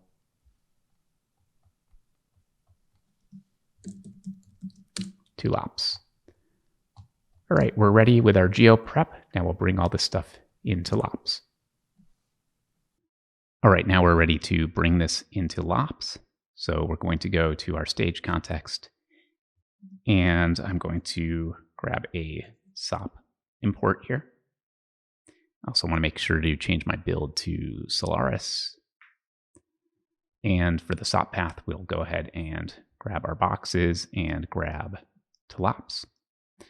That brings our boxes in. We see that they are coming in automatically here as one piece here for a prototype. So they're being instanced correctly. And we have all the individual pieces here if we wanted to texture them individually. But we could also just apply the texture right there.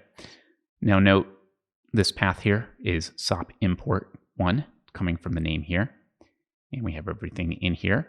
It might not be as organized as we want, so I'm going to make a little structure here. So I'm going to call this boxes geo, and in here we'll call this boxes asset /OS. So we have boxes asset. Inside there we have boxes geo, and then we've got all of our information. The reason I'm doing boxes asset like this is we're going to want our materials to be grouped under here as well. So let's go ahead and make a material system here. We're going to use a material library. I'm going to put it right under here. Dive inside, and we'll make a material. I'm going to go to MaterialX, and I'm going to go grab a PBR standard surface, and we'll call this boxes. I'm going to leave everything here, but we do want to be able to read in the point color. And for that, we're going to need a USD prim variable reader. Changing this to a vector 3, and we'll want to read display color and feed that right into base color here. So CD gets converted into display color when you're in LOPS. If you check your boxes here and you select one of your pieces and look at your scene graph details view here, you should be able to see a prim variables called display color, and you can see that there are values in here for all of the pieces, and that's how you know what to use here. All right, so that's the material, but it's not applied and it's not grouped in the right location. If I collapse that, we can see that the materials are not sitting inside our box asset. So all I'm going to do is prepend this. So boxes asset /materials, and now they're living inside there, but we haven't applied the material yet. So we'll do a material assign or assign material. Put that right here, and for the primitive, I can put it on all the pieces. I can do string matching, pattern matching, or I can just apply it onto the prototype here, which is what I'm going to do. I'm going to grab the piece. I'm going to put that right in here. And then for the material, I'm going to assign my boxes material. We can run a quick render test just to make sure this is all working. So I will change to Karma, and we can see that that's working. Now, if I go and go to the XPU engine, what you're going to see is that the color information isn't being read in. Currently, that's not working yet in XPU. I hope that will be incorporated soon, but at the moment, it's only working in CPU.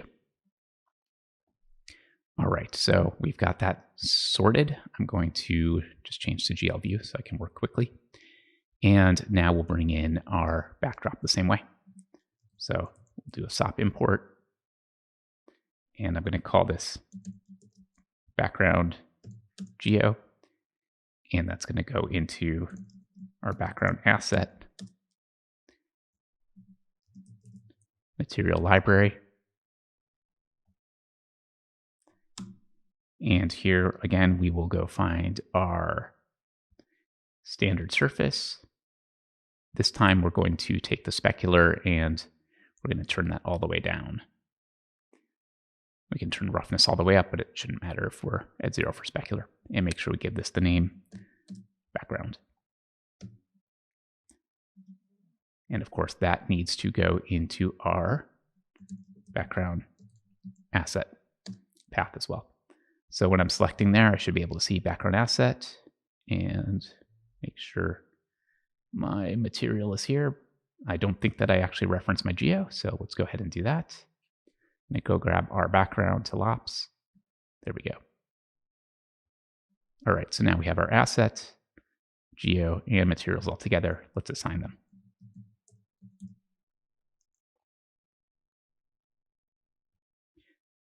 So primitives, I'm going to want to grab my background geo, and I would like to assign my background to that. We can merge these together into one stream. And now we're going to want to place that. So we just need to do a transform right down here. And I do want to say which primitives I want to transform. I would like to grab my boxes geo. I can turn on wireframe. Should help a little bit. All right, so we've moved that where we need it to go. We have our materials. Now we need lights and a camera. So I like to do this kind of merge thing. If we're just working for ourselves and we're not really part of a real USD authoring pipeline, it's probably fine to just work like this without going into all the sub-layering and correctly authoring all the USD stuff. We just want to get a render out here. So we don't need to go through a massive process. All right, so I'm going to use a dome light, and I'll plug that right in. And I need to grab a texture, so I will go into my personal texture library, grab an HDRI, and we'll go grab this abandoned hull. I have ACES configurations ready to go for that. We can see we've got a little bit of a background in here now. And now we need a camera. So I'll put another merge down here. And I'm just going to create a camera. By default, that's down here. I don't want that. I'm going to separate that, put it like so. And we're looking through our camera. Let's go ahead and find a view that is going to work for us. About something like that. And then we'll put down a Karma node here for rendering. So we can look through this if we want. We can up our pixel samples to something that's going to work, whatever feels right. And let's go ahead and launch a Karma render. And now we have our render ready to go. So there's a little bit of hoops and stuff to jump through to get it going, but once you've got your render pipeline all sorted, you can do all kinds of fun stuff. And when they get the XPU stuff working with the point colors, by the way, let me make sure I'm going to my actual render settings here. So when they get the XPU stuff working, the point colors should be just fine and come through here correctly.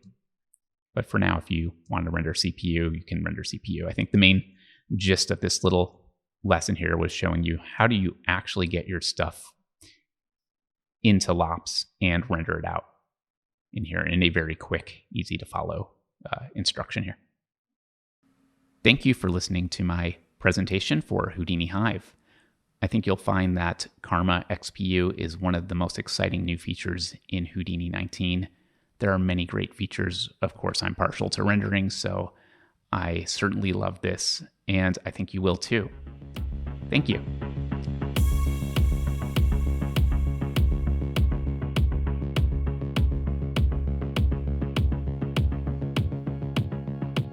Hello, my name is Miguel Perez, and today I'm going to talk a bit about some of the new Shockwave Pyro tools that have been added to Houdini 19. Before that, as a sort of introduction, I worked for a company called Megalis VFX, which is in Japan, that started as an effects-centric house where Houdini was used not only for effects, but also for lighting and rendering. And now over the years has evolved into a sort of medium-sized studio that does projects ranging from live action to CG animation, but keeping Houdini still at the core of the pipeline, which is very exciting.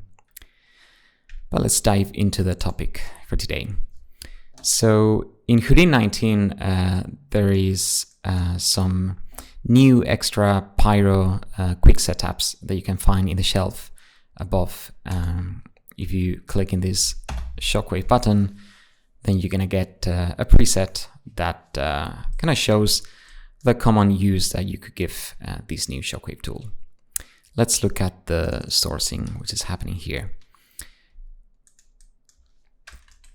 If we skip through the frames, we see that we're getting the sourcing for an explosion, but then there's also this kind of 2D classic ground shockwave that is being fed into a Pyrosim. If you actually render this thing or make a high resolution flipbook, this is the result that you would get. This being the flipbook and this a render in Karma.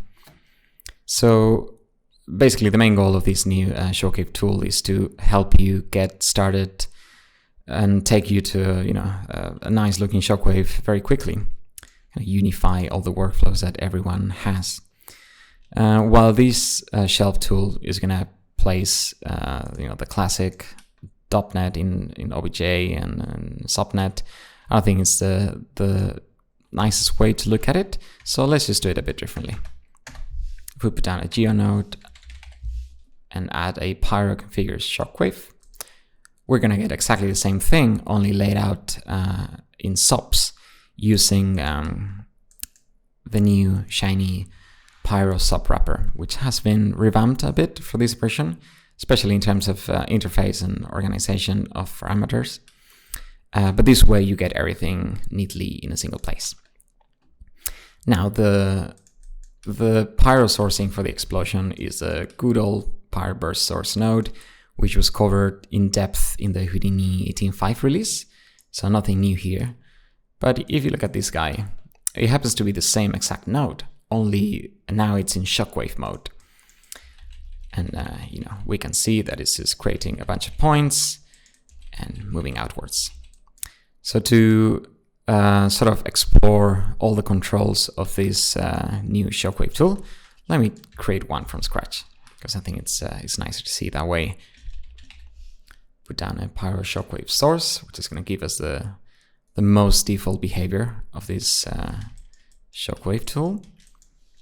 And as you see, it's just a very quick 5-frame Shockwave. So let's see. The shaping controls are quite self-explanatory. Initial size will just give you, the initial size. Shape offset is kind of a seed, a random seed, and you can change the spread of the Shockwave. Give it some thickness.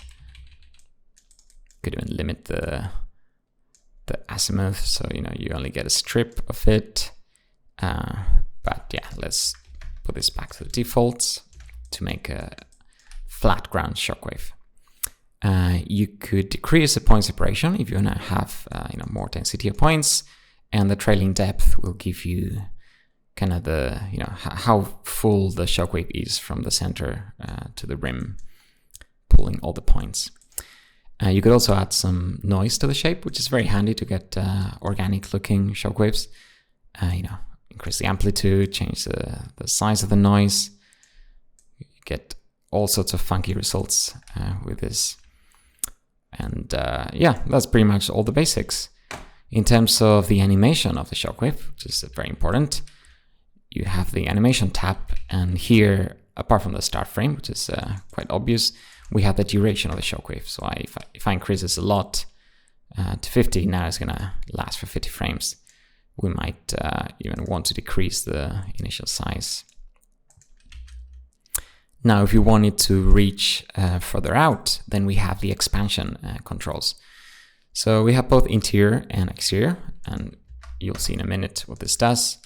The exterior control just controls the expansion of the outer rim of the Shockwave, and the interior, you set it to 0, then you will get no expansion in the middle, but you can set it to the same value to get a nice parallel motion between the inside and the outside.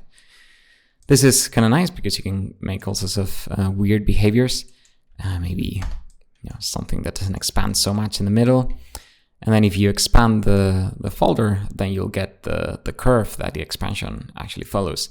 So if you want a very fast Shockwave at the beginning, you can tweak this, go very extreme. It's going to explode out really fast. But the interior, because it's following this curve, then is still coming out slowly. And then because this is based in the same tech that the explosion sourcing is. That means we can do all the cool things, like I'm gonna put down a grid, put down a scatter. I'm gonna scatter some points in a grid, and this is gonna be where my shockwaves are gonna happen. So make this bigger. If I now plug this to the shockwave node, then I get a bunch of shockwaves. Now they're all starting at the same time and everything, but I could go to the animation tab and in the start frame, click on the dice here, and it's gonna put an attribute adjust float, which is a super handy node to control attributes, as you know from the previous version. So let's say I'm gonna randomize my start frame attribute from 1 to 20. Now I'm gonna get the shockwaves coming in at random times. Kind of looks like water ripples. But yeah, all the things you can control with attributes. You have all the information here, so that's super handy. Get rid of this now. Now, in terms of what you get as an output, you can have multiple components. In this case, you see the blue, the white, and the orange, yellow colors, which correspond to density, temperature, and burn. These are 3 different point clouds with these attributes. So if you don't care about having any burn or even temperature, or stick to a single point cloud, then you can simplify this and get just what you want. And another handy feature of the shockwave is that you get velocities happening. If you go to the output attributes tab, you have the velocity multiplier here, so you can scale it up and down and even add some noise. So, if I want a crazy shockwave that once I put it through a Pyro sim or a pop net, it's going to give me crazy velocities, then I can do all that. Okay, so now that you've seen the basics of the shockwave, like the 2D ground shockwave, let me show you another style of shockwave that you can make. If you go to the quick setups here, you have many handy things like placing down a Pyro simulation automatically after the shockwave and all sorts of things. But you also have this blast wave with rings preset. If you look at this, in fact, I'm going to create the shockwave from scratch, just to get all the parameters to the default. Quick setups, blast wave rings. What this is going to do is set the type of the Pyro burst source node to this blast rings mode. And this is basically shockwaves, but stacked in different heights. So this is a very, very quick shockwave. So let me change again the duration, maybe the expansion of it. Now if we play it in real time, actually, you're going to see the classic nuclear blast shockwaves that expand outwards, but always following the shape of a spherical shock front. I can adjust the distribution length here to make them occupy more space. As the sphere reaches a certain height, then it triggers the shockwave. I can change the distribution along this height as well. So I have a ramp here that I can, maybe just focus on a thin strip, place them all there. Let me increase the point count to see better. Yeah. Now we can decide exactly where we want these guys. Increase the number of rings, reduce, add some of the shaping noise that we had before. And this secondary node here is just the sphere for guidance, so you could get rid of it if you only care about the shockwaves in the end. All right, so now that we know how to use this, let's explore an example of a production scene. So let me go here to my movies. This is a showcase movie that I put together trying to use the shockwave tool in as many places as possible. So, classic nuclear blast, very large scale, that produces some of these aerial rings. So I use the shockwave in a few places. Obviously, the thick shockwave happens at the bottom. There's this thin one that expands on the ground. And then after a while, you have the ones in the air that also follow a spherical front.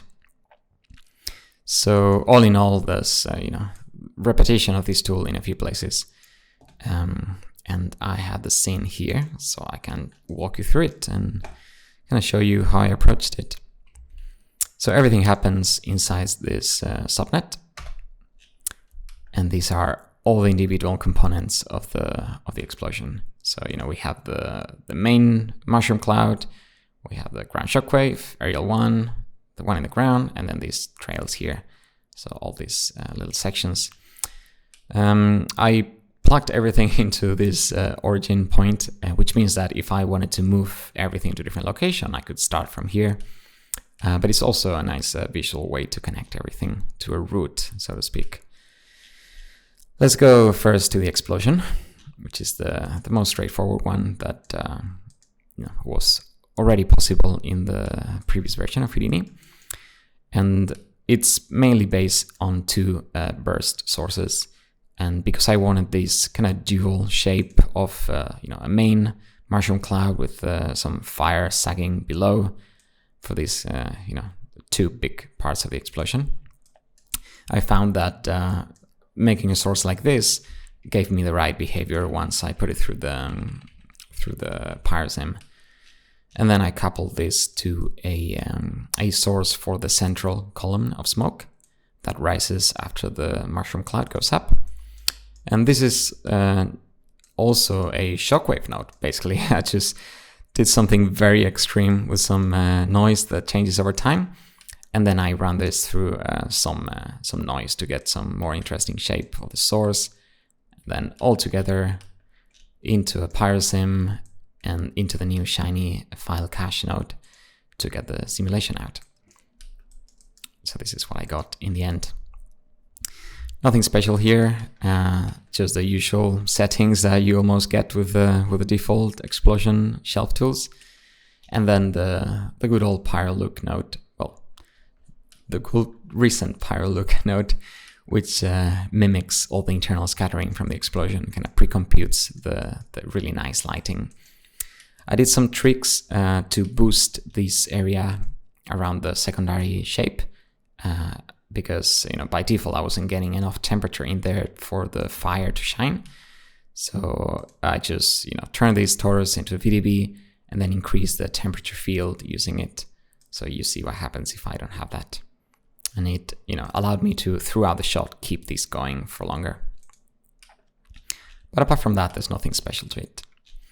Let's look into the thick ground shockwave, which I have here. This is a very simple source, pretty much what we saw before, just tweaking the parameters to get the timing right. I wanted to stop almost completely after a while, so tweaking all the curves in the right ways, and then added some noise, with the adjust nodes, just to get some interesting source shapes. And then this plugs into the Pyro solver. In order to kind of get the right values in the disturbance and everything, I used this kind of delete to isolate only a portion of the shockwave. And since it has like a cylindrical symmetry, then it's easy to get your sim dialed, only caring about a part, which is going to turn everything into a much faster sim. But yeah, nothing special about it, just some disturbance, some turbulence. And then one of the things that I had to do was animate the timescale down so that by the end of the shot, we can pretend that this is so massive that the speed of the smoke has gone down quite a bit. So that was mainly by animating the timescale of the solver. And then cached out. And yeah, that's pretty much it. Just to get some extra detail, I did some tricks like resampling the volume to a high resolution, just reducing the voxel scale, and then affecting it through itself a tiny bit, And this tends to smooth out some of the boxy voxel artifacts that you could get. It's a nice way to get something looking a bit higher res than it is in reality in the simulation. And this can be coupled with a volume convolve that sharpens the density. Kind of like if you were putting this through Photoshop and adding a sharpen filter. It's always nice to do this after a simulation. But yeah, some little tricks. Let's look at the thin shockwave in the ground, which we see here expanding at the beginning. You know, something very two-dimensional. And for this, it was really simple. Basically, another shockwave source, which animates outwards. And in this case, because I didn't really want to put it through a Pyro sim, because that would be overkill in my opinion, what I did was just use a trail and then trail it backwards all the way to the start frame. So, you know, if I skip some frames, then I still get all the trailing. This turns this into, basically what I would get out of a sim, but without having to simulate or cache anything. And then I just rasterize this to a VDB using the volume rasterize attributes. And, the density just gets some noise. So I just wanted to get some shaping in there, not so exaggerated. But yeah, super simple stuff. And now let's look at the aerial shockwaves. I have another Pyroburst source, but in this case it's set to the destination rings that we saw before. And if I skip through the right frame, I just get this animation defined. I look through the camera and this seemed to be the speed that felt right. So after establishing these guys, instead of running it through a Pyro sim, just like with the ground shockwave, which would be way overkill, I decided to do a pop sim. And the reason why I wanted to do a pop simulation instead of just a trail like before is because I'm using the explosion to actually affect this, these trails and disturb them a bit. So if you see around here, the explosion is disturbing the shockwave upwards and dragging it alongside it. So for that, I took the explosion sim, and then I blurred out the velocity field with the VDB smooth, just so it goes out a little bit. Then run this through a popnet, which basically just trails the points, keeps emitting and then affecting them, and this is the result.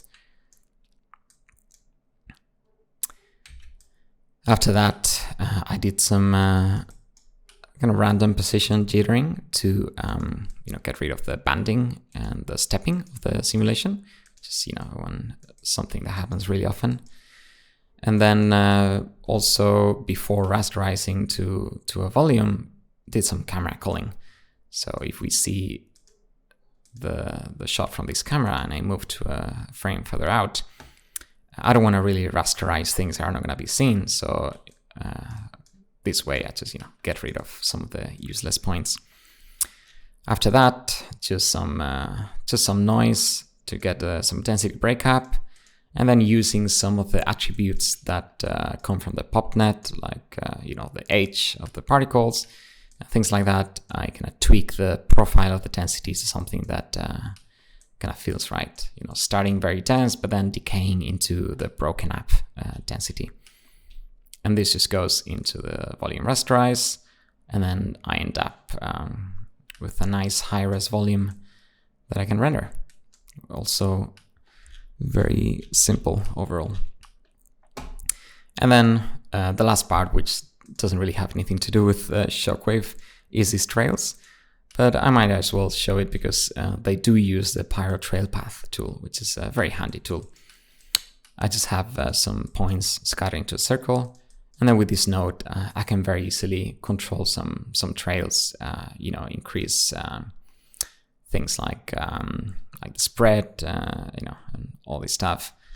And then I simply resample this into a ton of points, run some noise through them with VOPs, which kind of gives the impression that the trails are evolving in time, as if there's real smoke being disturbed.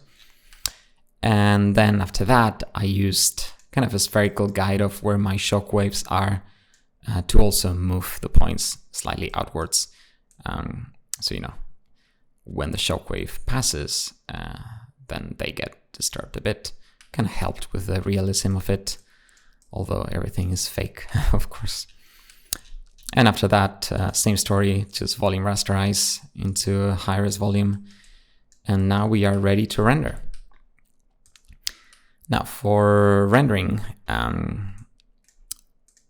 I used Karma, obviously, because it's a new shiny renderer and it's awesome. And this is all that it took to render these shots. One thing to notice is that there are two shots in this sequence, which means to say there's two cameras rendering the same explosion. So the end part of the shot is rendered through a secondary camera. And to get this without duplicating much in my LobNet, what I did was I have my two Karma nodes, and before each of them, I define a context variable, which in this case is called camera, which means that anything that comes to this node is going to have this variable taking a value of 1. Anything that goes to the second camera is going to take a value of 2.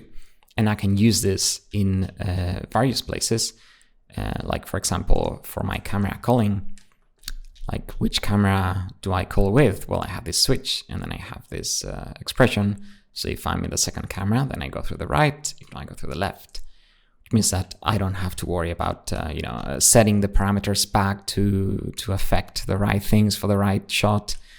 And it becomes a lot simpler to just trust your LobNet. Here, I'm just importing my cameras, and then I import the elements one by one using SOP imports.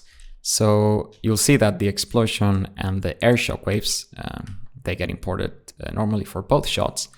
But since the second shot, which is the one at the end, it doesn't have any notion of the ground shockwave or all those elements. So I basically only import the shockwaves in the ground and the trails in the right when I'm on the first camera. So the wide angle one. After that, I have my material library where I have all my Pyro shaders. Basically, all of these are Pyro shaders. Didn't tweak much from the defaults that you get when you place down the tool for the explosions. And then the shockwaves are just plain density with some absorption tweaks and things like that to give them a nicer color. And let's have a look at how these actually place when I try to render. If I display my hierarchy here, I see that first I have the cameras, then I get my explosion, and let me go to a frame which contains something. Obviously now it needs to pre-compute the internal scatter, so it takes a bit. Here we go, this is our explosion. After that, we have the shockwave in the air, which hasn't started yet at this frame. So basically, let's go to the thick shockwave, which also needs some pre-processing. Here it is. We have the thin shockwave in the ground. We have the trails on the right. All of this. All the materials get assigned. I have a sunlight and I have an HDRI that I had lying around. So if I go to the Karma node, which already sets some of the settings that I want to render with, and maybe hide the background, I can simply switch to Karma and then see everything the way it should. There we go. I must say that for rendering volumes, it has come a long way, and it's really handy. I was able to set up some of the AOVs that I wanted for the comp treatment and everything. And if I go to my camera, I see everything the way it's going to look in the end. And then I can go to the shader and start tweaking things if I want. My explosion, for example, I don't know, too much scatter, then I can just tweak everything live and get it the way I want, which is very nice. And when that's done, then I can simply hit render, or even better, I can come out in this top net here, just call my Karma node, and then make it run. Just cook the task, which enables me to render multiple frames at the same time on a single computer, which is why what I ended up doing for this sequence. Here's the result after some of the glowy treatment. All in all, it's a kind of shot that maybe in the past it would have taken a little bit longer to set up the right sources for the shockwaves. But now, thanks to the really cool Pyro burst source and all its settings and variants, you can get something really nice really quickly. And the other advantage, of course, is that it kind of standardizes the way of doing shockwaves, so that if you hand over your HIVE file to someone else, then it'll be quite easy to manipulate and adjust. So there you go. I hope you learned something, and then you get excited about making some cool shockwaves. Thank you very much.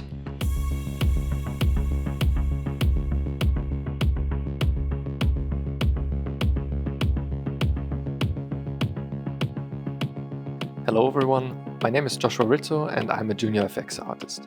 I'm currently in my graduation year at Breda University of Applied Sciences in the Netherlands, and I had the amazing opportunity to work on the fire tornado in the sneak peek.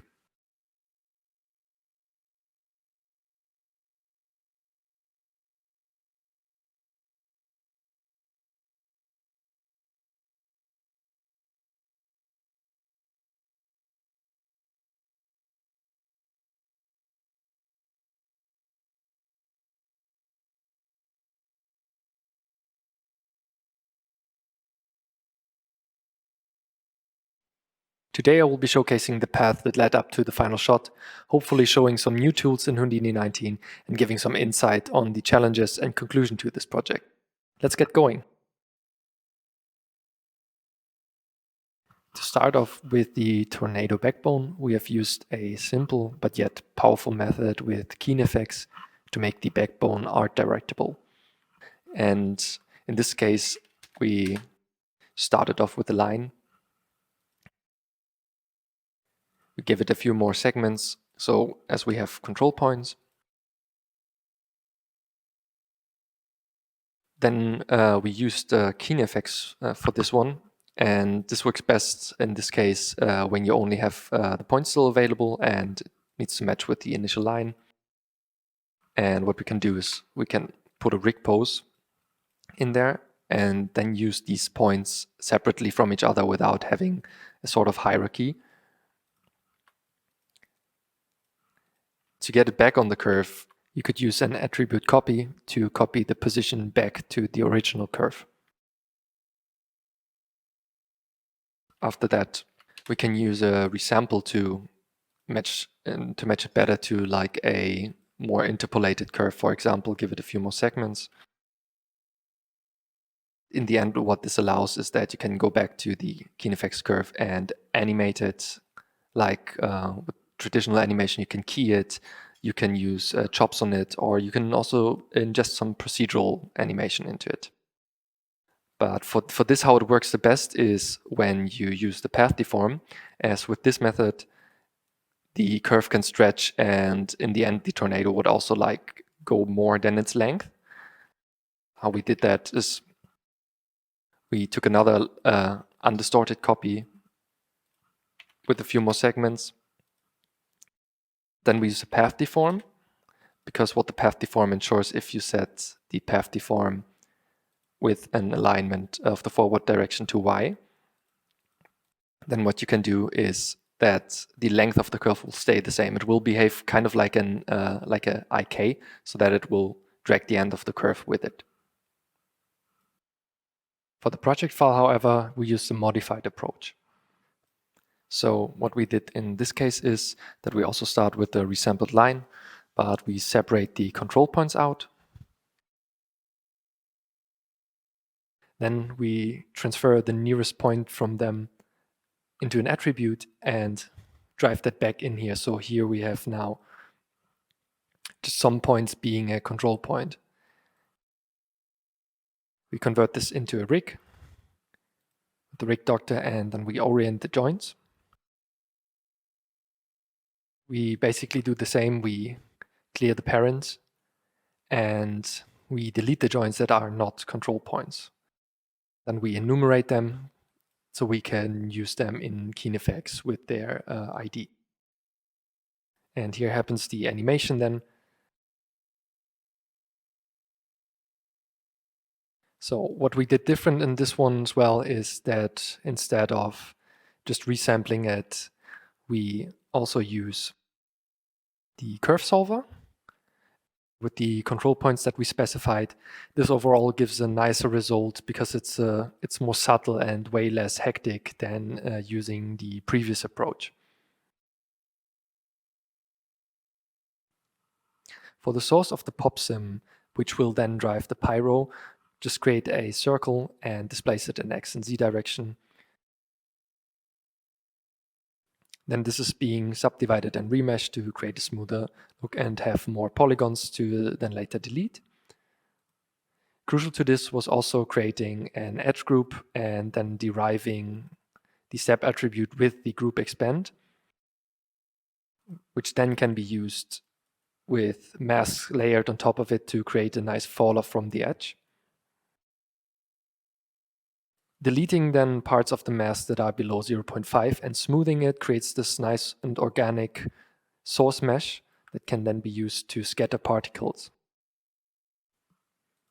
The pop simulation itself works with an undistorted version of the curve, and we make heavy use of the curve view, because what the curve view will do is, or how we use it in here, it's that it is driving the axis force and curl noise and works like a radius around the line, giving a more dynamic behavior than just tapering it after the sim.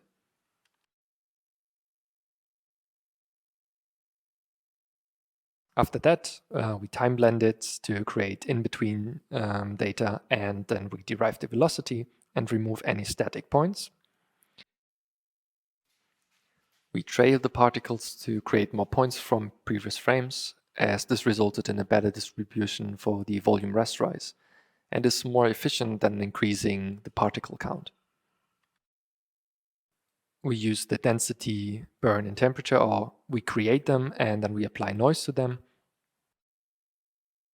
First one is a more of a broader noise, and the second one is a finer noise. After we rasterize and cache all of the volumes out, we can use it then as a source for the Pyro solver. As for the Pyro simulation, we needed to make sure that there's quite some dissipation and temperature cooling going on, because we are not only sourcing from the bottom, we are sourcing for the complete range of the tornado with the volume rasterize. That means like the smoke needs to dissipate quicker as it is being sourced into again and again. Also, one thing to aid with the motion of the swirls and the twisting was the gas axis force, which helped amplify the incoming motion that was already going on in the pop sim. And this would be the result.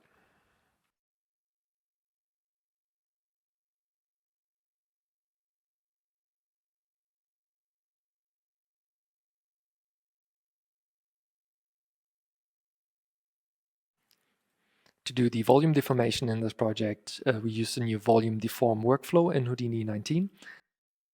This comes with the volume deform, which will give you two nodes. One is the let from volume, which will create a point lattice, and this point lattice has a bunch of attributes referring to the voxel indices in X, Y, and Z position.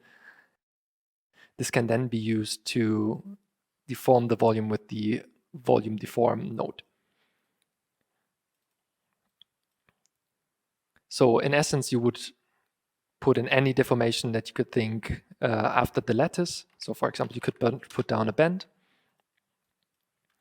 and change its direction, change the capture length. Then you could start bending the lattice. If you feed that back into the volume deform in the second slot, with the initial volume as the first one, you can see you can already bend it, and it's quite fast, and it gives a lot of opportunities to work around when you have when you start with like a really nice volume that you simulated and you just want to change it and art direct it properly.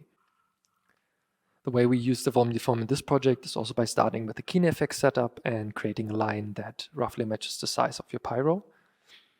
Then you could animate the points with the rig pose and create an animation that suits you. Then with the lattice deform and the path deform, you can plug in the curve in the second input and make sure that the alignment is right and change the settings so that it fits your volume or the lattice. Plugging that then back into the volume deform, you can more easily art direct your Pyro and still go in and tweak some settings. For example, maybe I want this to be a bit more here so that it creates a sharper curve. Another cool thing to do with the volume deform is using multiple curves and then running them in a for loop and deforming the Pyro that is incoming. So we start with the same setup, but now just using multiple rig poses. Another thing that I did was that I blended the normals on the top and the bottom part upwards so that the tornado is always facing up so that there's no misalignment. Then creating a connectivity attribute, a class attribute, adding a bit of noise to it, and also creating a bit of randomization for the width of the tornado. Then we have the same tornado again, which you can also time shift. You can create an attribute that time shifts the volume, or you could create different wedges of the volume and place them to your liking. The other setup is the same. We create the lattice, use the path deform, then put it back into the volume deform. In the end, we might have something that looks like this. There's lots of creative ways to do things with this toolset, and the sky's really the limit. For the volume deform in this project, we can start by taking our curve that was animated previously, then putting on normals along the curve with the orient along curve. But if this is just being fed into the path deform, what will happen is that the bottom will tilt. One way to circumvent that is to lerp the normals at the start of the curve being facing up. Another thing that we found out was that we could feed a lower resolution volume into the lattice from volume, as this was giving us actually similar quality but would perform a bit better. And in the end, this would result in this.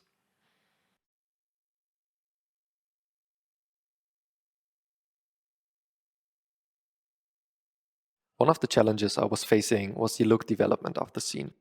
I started from a few concept sketches using techniques like photo bashing and rough overpaints, which helped finding some ideas. From there, having already done some iterations on the tornado, I got stuck quickly finding the right look and composition of the scene. I was getting ahead of myself, seemingly making little progress, but after some guidance from my supervisor Attila, I refocused on the essentials again, mainly getting the look of the tornado right. Starting with the premise that we could compose the tornado out of smaller curves used with the lattice from volume and volume deform, I developed a tool that could help generate these curves and be animatable. It was divided into curves with different purposes, such as the backbone curve, the secondary curves with clusters, making up the main shape, and leading curves, which construct the start and end of the tornado. These curves contain a bunch of metadata to control the Pyro simulations that would be volume deformed, such as which variant to pick and the time offset attributes. In the end, we mainly needed one curve and way less functionality, so it was a good learning point to see how to make an asset user-friendly. The initial technique we came up with was using a multitude of curves to be able to shape the tornado and art direct it by using wedges of straight Pyro sims. After testing a lot of setups, we came to the conclusion that this was not the right approach because of the following reasons. It was hard to balance the incoming factors of how much curves we need and how we simulate the straight flames. Less and longer curves meant that we need to create bigger Pyro simulations, which meant the silhouette was harder to control. On the opposite side, having more and shorter curves resulted in repetition, even when increasing the number of wedges. The overall iteration time was slow as well, as of the two-step nature of the workflow. First, the right Pyro simulations had to be created, which was hard to judge, as when deformed and put on the tornado curves, it could still be that this didn't look right. This meant going back, creating wedges, and waiting to put them back onto the curves, which also took time. This was one of the main reasons switching to the current approach with only one curve. While developing the composition, it became apparent the scene needed lots of cloud elements, so I spent time looking into procedural creation methods for the cloud layers. The main challenge was balancing the scale in reference to the tornado, dictating from the previously made concepts. There are quite a lot of workflows, such as scattering spheres and using cloud noises, but also using the Pyro solver to simulate realistic formations. While looking at existing cloud VDBs available online, I noticed how the density is distributed in a different way from what I expected, revealing that the density is concentrated at the edges with a slight fall-off towards the inside, which then only occupies half of the density value. As I later noticed, the specific distribution helped with the scattering inside and overall led to a nicer result in rendering. Since the composition at the start required a vastly bigger cloud layer than we could simulate, doing the clouds procedurally was the first step. After experimenting quite a bit, but not getting the wanted results, we decided to approach a shot in a more focused way, getting rid of the clouds and showing the tornado with its full attention. One of the things I noticed myself falling into sometimes is getting stuck on the bigger picture. By asking for help and feedback often, I was able to come back to the main goal and not get overwhelmed. This goes hand in hand with killing your darlings from time to time to progress and eventually find a better idea. So by being more mindful how easy to replicate and how art-directable your workflow is, we could make decisions to optimize and even overthrow it instead of sticking to something just because it's convenient. And while finding out what is not working, I was able to learn bits and pieces that could help me in the future, what works in one scenario or might work better in a different one. Lastly, what helped me the most is being curious to develop new techniques, but being able to evaluate them and adding them to my repertoire. Thank you very much for listening to this talk. Special thanks go to my supervisor Attila and to Fianna, who both have been helping me tremendously and guiding me through this project. And thanks to SideFX for giving me this amazing opportunity.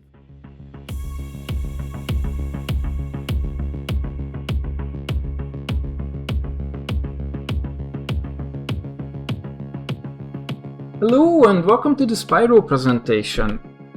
I will have loads of exciting features to show you in this release, so I will just jump right into it. So for 18.5 we have introduced a new Pyro workflow to help you create all kind of sexy looking explosions and stuff. So for 19.0 we wanted to improve upon these workflow and improve to create a better user experience for you. And the first part of this presentation will be about the workflow updates mainly. So updates we made to the volume look in the viewport, updates to shelf tools, and update to the Pyro solver interface, and how does it helps you to create simulations faster or set up simulation faster, and how does it fits into the overall Pyro workflow. Then the second part of the presentation will be about individual tools such as Shockwave, muzzle flash tools.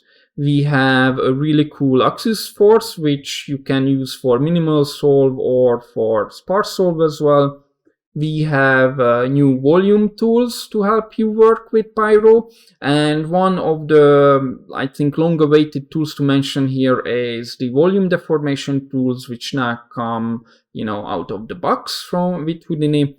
Then I will be talking about particle trails, which is useful for creating sparks.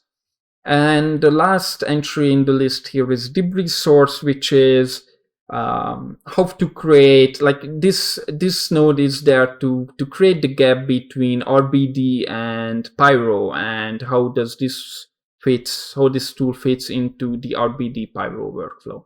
to get this really going, then the first thing to mention is volumes in viewport and viewport updates.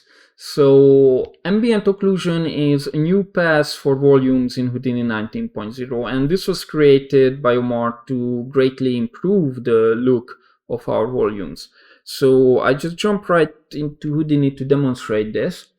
And what you see here is just a default fireball from the shelf tool shaded as smoke. And if you notice, so this is the default kind of Houdini look we had in 18.5.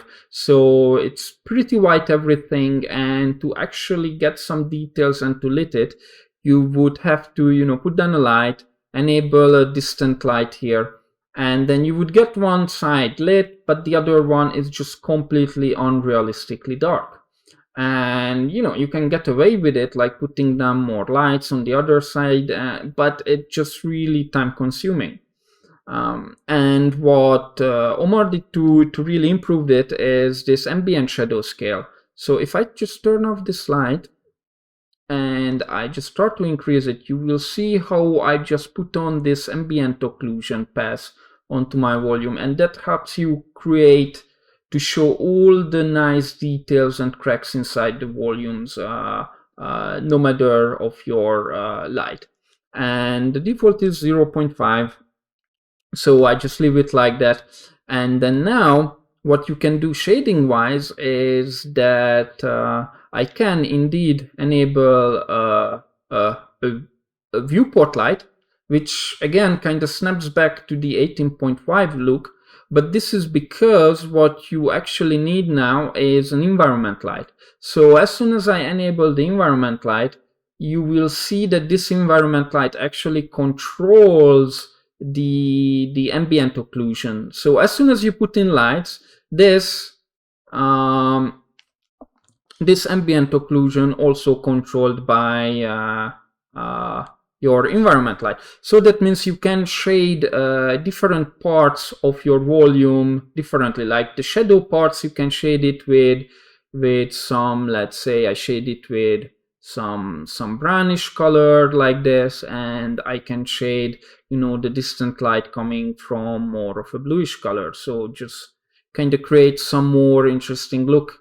So this is something you could have not done in 18.5, and you see now that my volume, it's lost its completely, dark side, and it just looks, pretty sweet from all angles. The next very important one is the volume filtering, which is to help the actual slicey look. So in 18.5, when you look at the volume on the left, you can see all of these volume slices kind of just stack up on each other.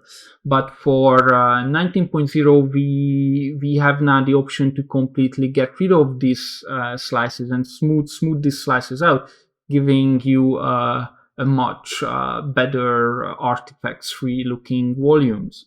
So the next thing I would like to talk about is probably the most essential on how to create your Pyro to look the same as what I've been presenting for 18.5 and for 19.0. And this is something to do with color management, which is nothing new in Houdini 19.0, but it's a feature that I think it's very essential to talk about, and probably talk about in a bit more depth than I talked about for 18.5. So what is it about? And I will jump to Houdini now to demonstrate it. So if you install Houdini out of the box, you run a fireball, you would end up with this look, which I generally call the migraine look, because every time I see this kind of look, it just makes my head hurt. Simply because this is just displayed with the wrong colors. So what's going on here? So to actually know that, one way to check it in Houdini, and I want to show this because this is the thing which people usually don't know, because we hid it so well. It's so well hidden that even my recording does not show this. But if I right click on this little eye icon here, which is the icon for bringing up the display options, it brings up a menu actually, and I can enable color correction. And this brings up this button bar here, which is for you to manage colors in the viewport. So what it tells me is that Houdini renders these images or the viewport in a scene linear color space, but it applies a 2.2 gamma to it, and this 2.2 gamma. This is the default how Houdini comes with, and this gamma correction. It's wrong. This gives you wrong colors, as you see here. My brights are, or the whites are too exposed, the yellows and oranges are kind of broken, and this might not be so visible when you just work with RBD or doing modeling, but when it comes to Pyro kind of gets the short end of the stick, or whatever you say that expression, because Pyro, you would expect that you get right colors immediately, the correct look in the viewport, but this is really not possible with Gamma 2.2. And no matter what you do in Gamma 2.2, no matter how much you change the colors, no matter how much you change exposures, you cannot just rape the colors to match the look what I've been presenting throughout this presentation. What you need to do is you have to set up your a color pipeline, and the way to do it is set up ACES. And to do that, I will show you where you can find the documentation for it. So if you open up Docs and I click on Pyro and Shading and Rendering section, then you will have the first thing here, setting up ACES using OpenColor.io. So unfortunately, this is a very manual setup where you have to download it from GitHub, and it's a pretty large file. You have to install it, well, not install it, but download it, and you have to set it up for Houdini. And as soon as you do that, voila, magic, I can click on this arrow here, OpenColor.io, and immediately, automagically, I got the right colors. So basically that means that I never ever had to touch these orange color throughout these 2 years to create a nice looking explosion. All the work for me was done just by setting up ACES and getting the right colors that one would expect. Unfortunately, so this is something that at the moment we do not have a good answer for you, other than you have to do this manually.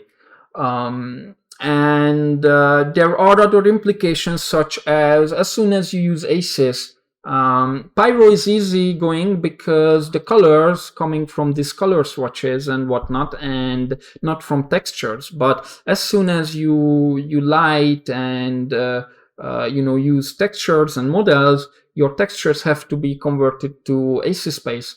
So it's not so trivial, and we really hope that we find a better solution for it at some point than rely on you guys doing it manually. But going back to my presentation, this is a really large topic, and I think it's a really complicated topic as well, because every software does it differently, and I just cannot find any reliable terming for wording for these terms. And what I think, maybe if you are more interested in it and you want to know a bit more, I would really recommend Chris Bryan's website, where he talks about overall color management, or overall ACEs and how does it work into the VFX industry. But also you can find many writings and YouTube videos about it and how to set it up. So please go and check it out. It's something that is very important, and I just want to make sure that everybody knows that that it's important that you get the right colors and how to get the right color set up with Houdini. And if we are at making things sexy, I'm happy to say that we have updated our shaft tools as well. So our aim was for 19 to create a different approach where our shaft tools are actually really good quality elements that can be used for production as templates. What you can see here is the fireball. We have a shockwave fireball, and what we did not have so much in 18.5 are fire examples, and we improved the bonfire shaft tool as well with sparks even, so it will create this nice kind of fire look. And we have a new kind of muzzle flash shaft tool example as well. So all of these were the only thing changed after clicking on the shaft tool is just the resolution change. So they were rendered with a lower higher resolution, lowering the voxel scale. So I would get more detail into it. But other than that, these are all karma renders as you would get from the shaft tools. And then just to show some of this in motion. So, and yeah, this is a new billowy smoke as well, which I have not mentioned it yet. The bonfire in the viewport, bonfire as a karma render. And then we got the fireball, which we already seen. This is a karma render again. This is a completely redone aerial explosion and just a fireball with shockwave as well. Viewport and then a karma render. And if we are at these shaft tools, then let's go on to how to actually simulate them. And for that, we redesigned the UI for the Pyro subsolver, and this is something I really wanted to do for 18.5, but because of time constraints, we just did not really have the time and resources to do it.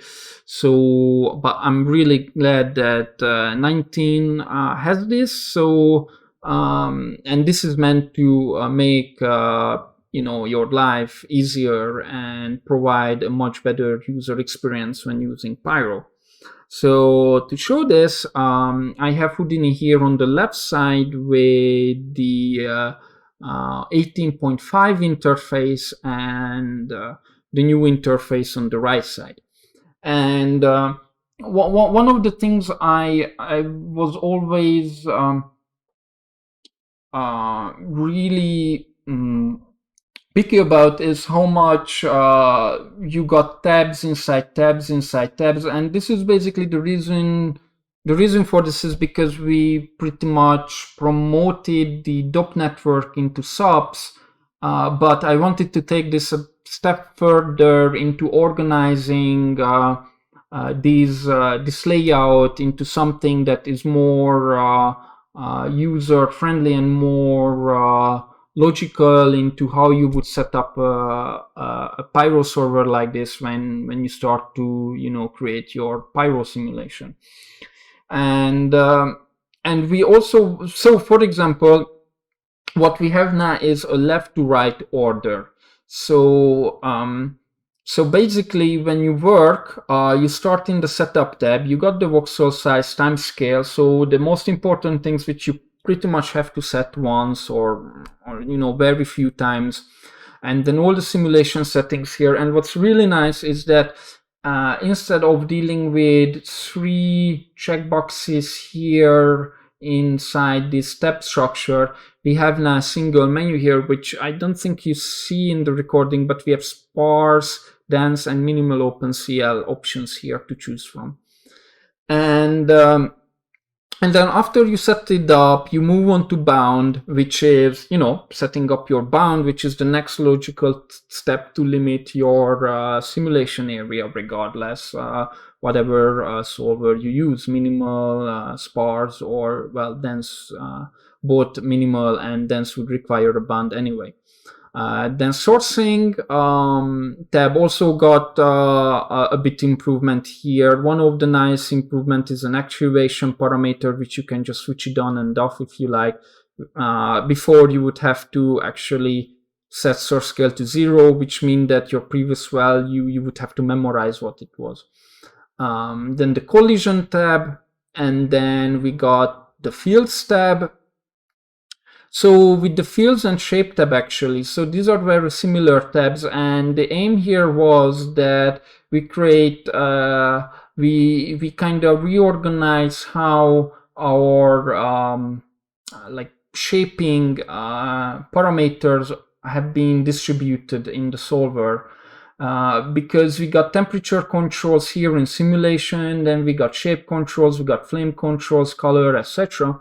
And what we tried to do is to divide into fields, which will contain all options for fields like density, so dissipation goes here, temperature, which has temperature diffusion, cooling rates, etc. Also here you emit temperature from flame. Then you got the flame settings, color and speed, and then the shape setting is responsible for controlling your velocity, really. So here we got buoyancy settings, we got the wind, which is kind of a new thing built into the Pyro solver. So it's kind of like advecting your entire velocity field by this wind. Then we got disturbance, turbulence, shredding. These are all typical, and flame expansion also moved here. Then the next thing is the look tab, which is pretty much the same. Only thing changes, we changed the default from being physical black body, moving away actually from physical black body, and choosing the orange color RAM by default. And by the way, we also probably don't see it, but we also added now the orange color into the RAM preset. So no matter where you are in Houdini now, if you click the gear icon and change black to orange, you will get this nice orange ramp. Then advanced tab, with just basically a storage place for all other options, and the export tab, which is, again, it moved to last because this is the last thing you would set up. And yeah, so pretty much that's it. What is nice to mention is what I did not mention is the limiting sourcing range. So what we tried to do is to create a more seamless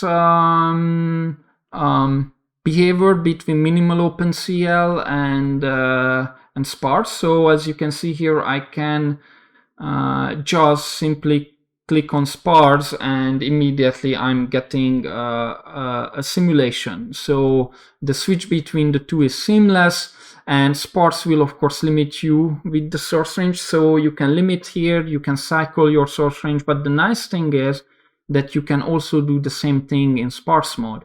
So if I enable this and so on, it will also limit and cycle my sourcing, which is really great.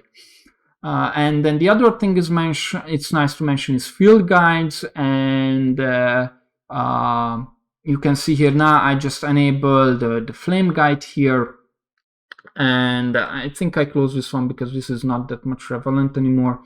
So here you can see I'm displaying the flame, and what is nice thing is that the controls are very sort of simplified, really. So you have the 3D guide, you have the 2D guide, you have one visualization with one ramp, and pretty much that's it. And this is compared to if you put down a DOP network, and if I put down a Pyro, actually it has to be a smoke object. and then I'm just unlinking the display. You will see all of these visualizations are just loads of parameters, and having them here simplified was actually one thing which I think it was really important to do. And what is really cool is the compute range button. So when you work with Pyro, I think it's very essential that you know your field values, and mostly what is your maximum field value for density, for temperature, etc. And by saying compute range, you will get the maximum, and well, minimum value is 0 in this case, but get the maximum value on that frame. So you can then, get an idea what you should set for controlling the shapes and the shape disturbance or any other kind of forces. But again, this compute range is not just here. This is on everywhere where you have this kind of control range kind of setup. And what is really nice as well, and this was kind of a long time thing that I really wanted, is a disturbance guide. So if I change to turbulence, it was always we were getting all of these vectors showing up, but with disturbance, it was kind of hard to judge what size of disturbance I'm getting. And now we have a disturbance visualizer, which is actually listens to all of these block size. So now you can see that I actually can judge what my block size should be and what what should be my roughness, etc., etc. But there is a lot more I would like to show you, so I just deleted everything, and I want to show you how you can get started with Pyro, and again, how does it will relate to the Pyro solver. So we have two shelf tools. We have a PyroFX shelf and we have a SimpleFX shelf. So what's the difference, why we have two, and which one should you be using? And the simple answer is you should be using the SimpleFX and not the PyroFX. So the reason is, so PyroFX, what it does, it puts down a DOP network. So the way you get the fireball is that it puts down the initial SOP setup in SOP level, and then it's kind of puts your simulation into the DOP network. It's kind of this old school way of doing it, and you have all the controls here to do your simulation, etc. But this is something that is, I would say, not the encouraged way to do it, and hopefully this workflow will be actually removed later on. It is also a lot to maintain for us as well, and it's simply just not the way to get you going very easily. But instead, we got the simple FX shelf tool, and if I click on the Pyro solver, then you will only get one single geometry, and you will get the Pyro solver SOP, which I've been just talking about. And the benefit of this is you will get all the nice cool feature. As I said, you will get the nice easy visualization, etc., which the DOP version does not provide. And also the fact that minimal solver, for example, is set up for you right away. And we do not recommend to set up your minimal solve manually just in a DOPNet. So this is one extra reason. Also, one more reason to only use SimpleFX is because of exactly this reason, we provide a lot more minimal examples here, like torch fire, GPU explosion, which is just not available in the PyroFX. And also something like a muzzle flash setup, that is something that only exists in SimpleFX land, but not in DOPS. So this is something that, worth to consider, and I think this is a much more user-friendly way to get going with Pyro. But now that you have, all this Pyro stuff going, I can, just start to simulate it. I got a couple of frames going on. So what is the next step? So quick setup. So we have quite a few quick setup, which again, unfortunately, you will not see here. So I will just say the names of what I clicked. So I can click on, for example, add color source. And then this will add a source section here, automatically set it up how you would source in colors the right way. I just delete that now. We have options to create reference bands, and this will create a bounding box then, which is the size of your simulation exactly on that frame, and then it's automatically linked to these centers, and you just only have to say, you wanna limit your maximum size. We have options to set up SDF collisions. So as soon as you do it, it will set up a VDB from Polygon, and all you need to do is just to plug in your geometry, and then you will immediately have a collision. And also everything just on the collision tab change right away, the way you need your parameters to set up when using VDB from polygons. Then the other thing you can do is actually create lights, for example. So when you do that, it will bring up a window asking what kind of light setup do you want. And then as you see, it's create an environment light and a distant light, exactly the kind of setup I was trying to explain about occlusion pass and how you set up a lighting there. So it will just drop you in like 2 default lights right away. And then if you are to, let's say, export it, export this simulation, we got, and oops, I accidentally clicked there, so just a second until it recooks. So we have a thing called optimize exports. So when I click that, it automatically enables ticks all the checkboxes you need to save out simulation. And this is very important, because if you save out your cache without these enabled, and it's a heavy simulation, then you can end up 400 gigabytes of data. But as soon as I click on optimize exports, suddenly that 400 gigabytes only ends up being 70 gigabytes, even less, 50, something like this. So so it's like really manages a lot with the file sizes. And then as a last thing, if you want, you can then use the quick setups cache simulation, and then right away it puts down a file cache node already automatically set up for you and ready to cache, basically. And this is not it. There is one more really nice feature I would like to show you, which is karma rendering. So if you go on click setups, create render stage, and then you again select the default light setup you want, you immediately got to dropped into karma. All you have to change is to change karma perspective, and you immediately get a nice Pyro render going. So what this did to me, it's just branched out, rendered fireball, and then it created the lopnet name based on the SOP solver, and then this imports in it imports in your volume.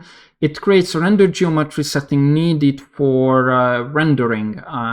So it enables velocity blur by default, and we have a new feature, volume velocity a blur scale.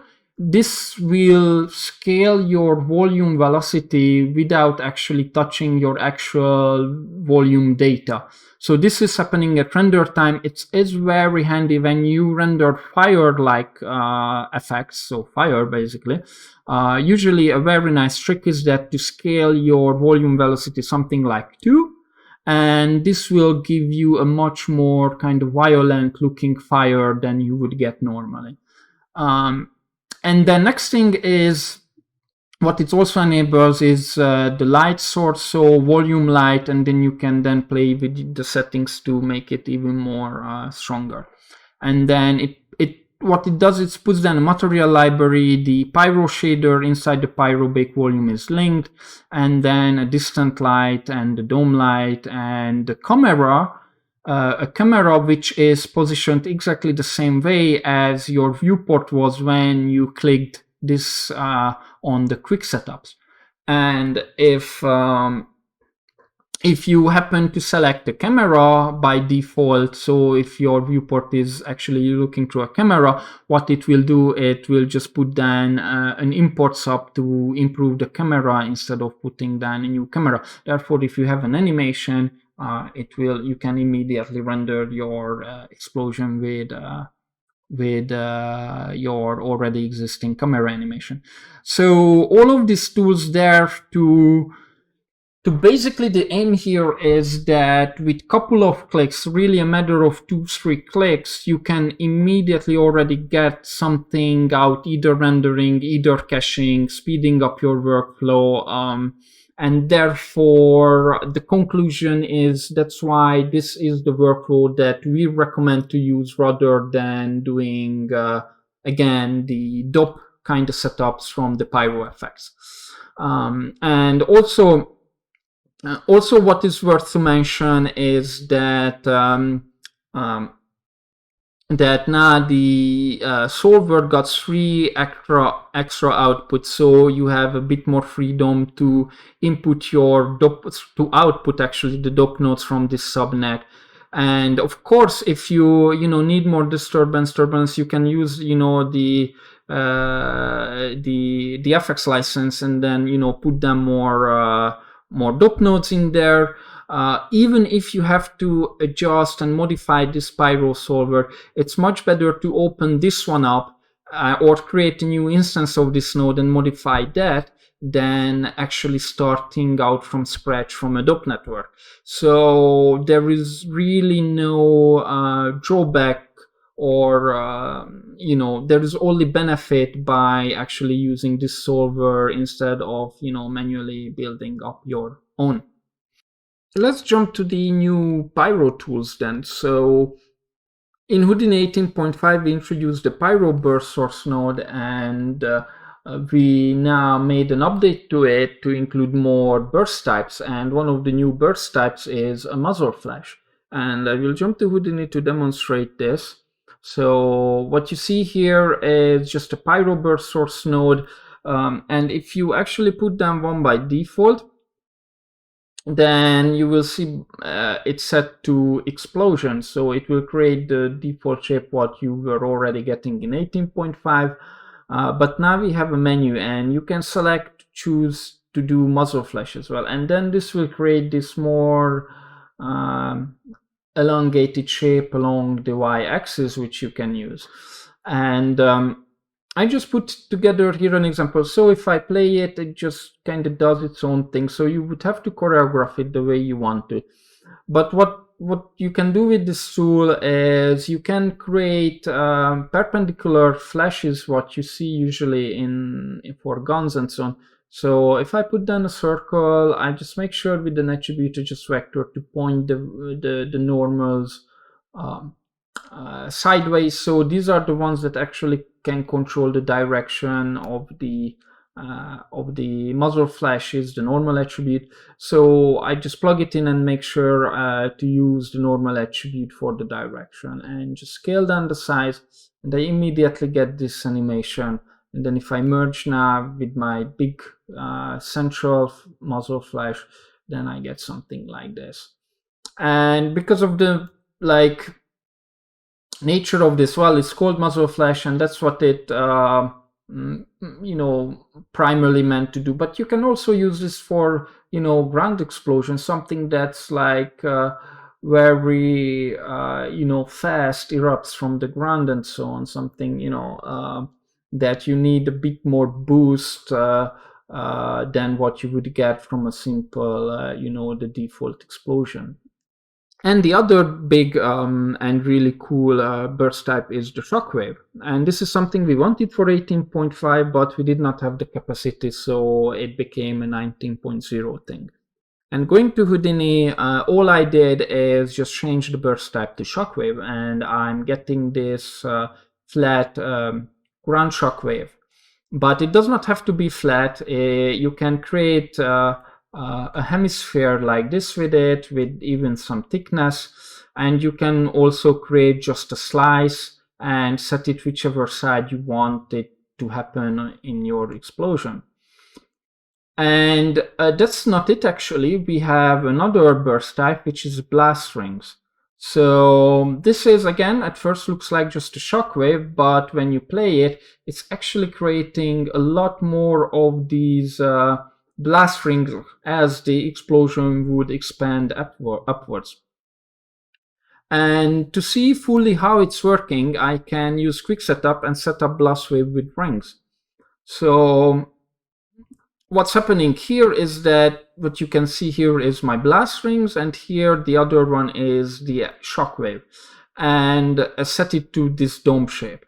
And you see here that the two are perfectly matching. So as soon as this condensed air reaches the top here and the blast ring is supposed to create a ring there, it just, you know, creates one and start to expand it, matching exactly the shape of the big dome.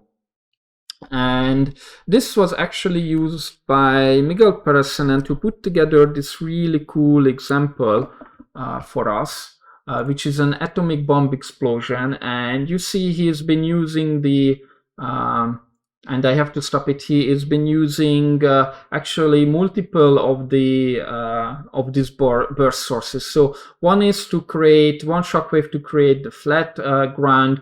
One shockwave is to, well, create this really dense kind of pyro cloud effects. Then couple of pyro burst sources for the actual explosion shapes. And then we got the blast rings advancing exactly like I was showing it in Houdini. So, and to look at the final animation, it's looking like this.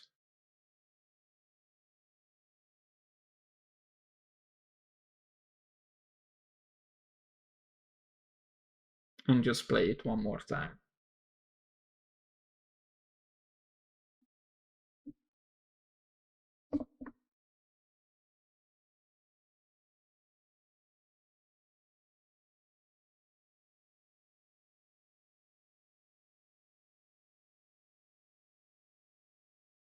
And just to show you one more demo, I just jumped back to the slide to show you the YouTube link for the reference we used. And I can also jump to YouTube.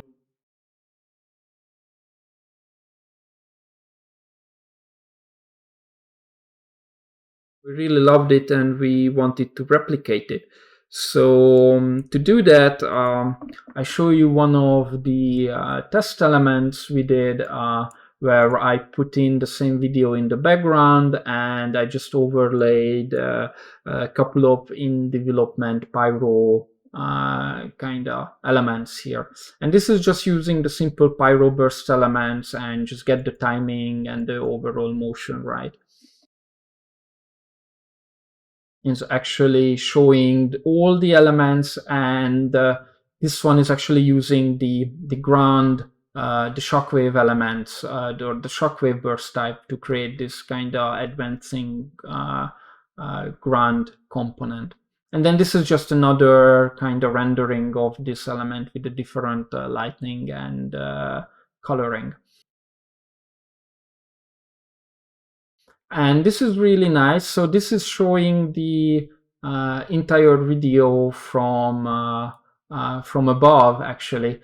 And this is actually important because this is actually rendered from the with XPU from Karma XP. So this is very fast. So this was super fast to render, literally couple of seconds, and these are very heavy volumes to get going on. And yeah, this is just really nice that we get the absorption color also working in the XPU shader, so you can really get this super nice kind of colors gathering inside the volume. And as you can guess, the camera was kind of set it up somewhere from here looking at it, and you can see it's loads of cheating, loads of like animating the the actual each components to kind of make it look good from the camera and give you that really like this blast kind of impact which you get initially from the video. One of the new DOP nodes is the gas velocity scale DOP. So this is useful for changing the motion of your fluid simulation. So it serves two purposes. One purpose, you can use it to kind of dampen your motion. So if the explosion initially moves super fast, you can slow it down. But also what you can do is you can, and I show you a video clip for that, you can also kind of use another fill, like in this case I use just the flame fill to kind of inject velocity into the simulation. And what you see is on the left, it's the simulation without the gas velocity scaled up, and on the right you see the gas velocity scale applied only at certain areas, and you can see how the motion is just more eruptive. And then you can also control to cool it down. For example, here I'm cooling it down on areas where there is no where the flame kind of cooled down to a certain value. And the second really cool DOP node is the axis force DOP. So this lets you, create a orbital or suction force or move the fluid along the axis. So this is something that is a really cool tool, and I want to show you it in Houdini. So this is the scene file those kind of portal effects were made with. So I only have, like a kind of ring of volumes here for sourcing. And you see that the Pyro solver is in minimal solve. And if I play it, I just get this really cool kind of portal looking effect. And if I just dive inside it, you see that there is this gas axis force DOP, which actually doing all the magic behind.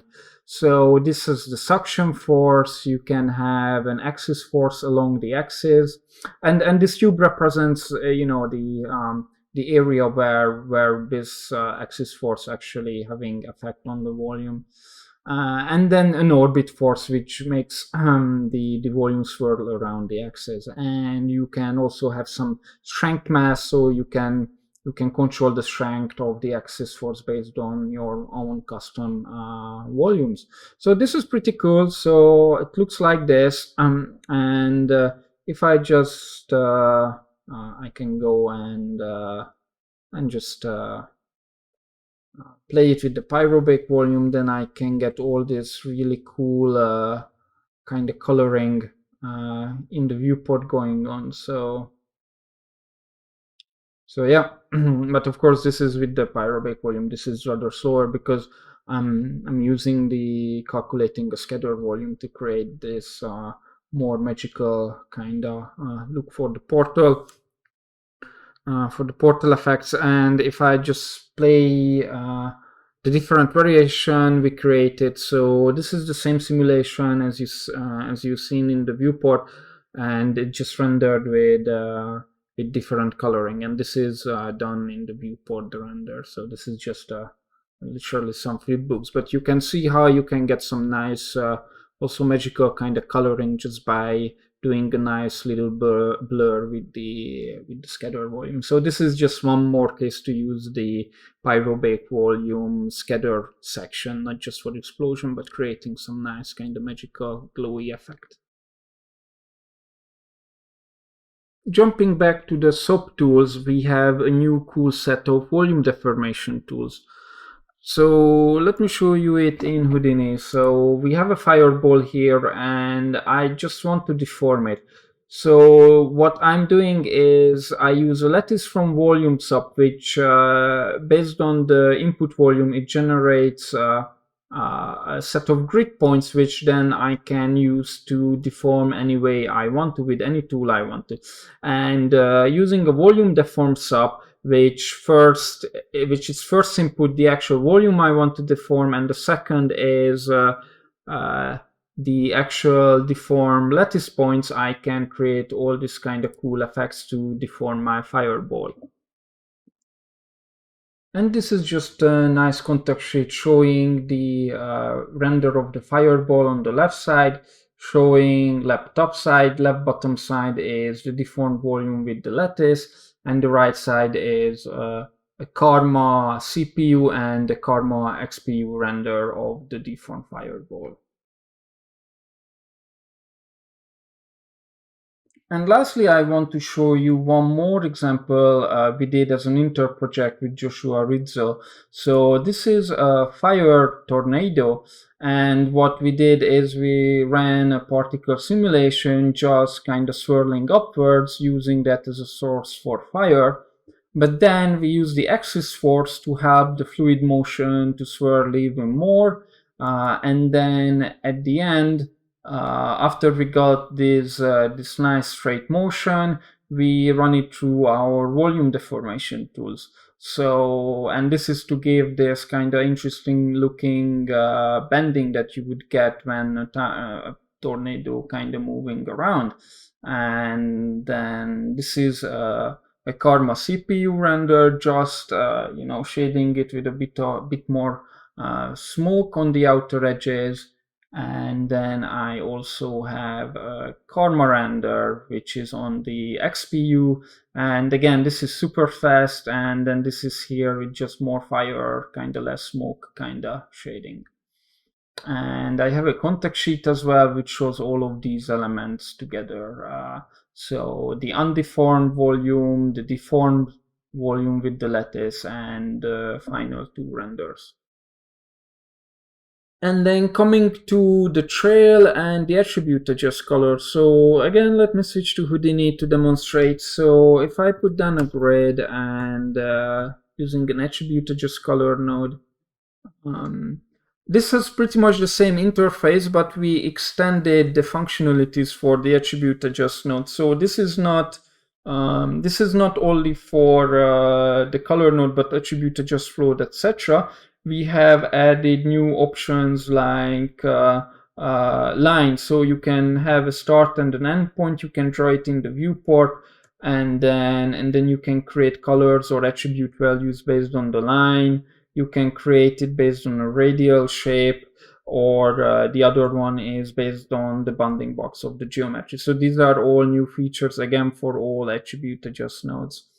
And what is also really nice is the actually the enable color correction section. So here we have a set of nodes to do like very basic color correction that you can apply to the color. Then actually, let me just delete this, and then I right away show the sparks. And the best way is if I do a Pyro scatter from burst node here. And the reason why I'm doing it, well, one thing is because it's giving me points with velocities that I can use. And the other one, it has some nice quick setup features. So I just increase the number of points. I offset the frames actually by 12, so the start frame gonna be all randomized. And with the quick setup, which again you cannot see, I select simulated sparks. And as soon as it generated, it gives me this network auto-magically. And when I display the pop simulation, you just see these particles. So when someone working with like spark effects and so on, there are kind of two main approaches. One is that you can take this particle simulation, let's say, and render it from the camera with motion blur, and you get these particles to streak out, and there you go, you got kind of the sparks. But the kind of drawback of that method is that you have no control over the color, for example, across the length of the spark. It's just a simple, you have only one point with one color information. There is nothing that you can control the color of the motion blur along the length.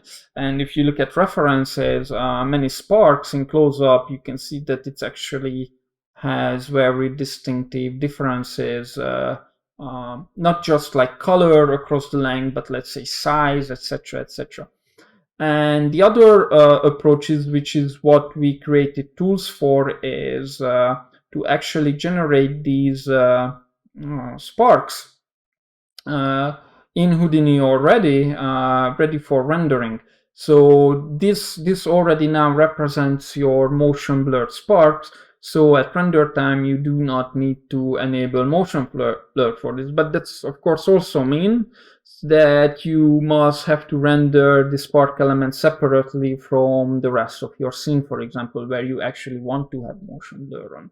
So it has, you know, also cons and pros, but generally this is a much more artistic friendly approach to generate sparks. And then if I play it, you know, I'm just getting these nice spark trails. And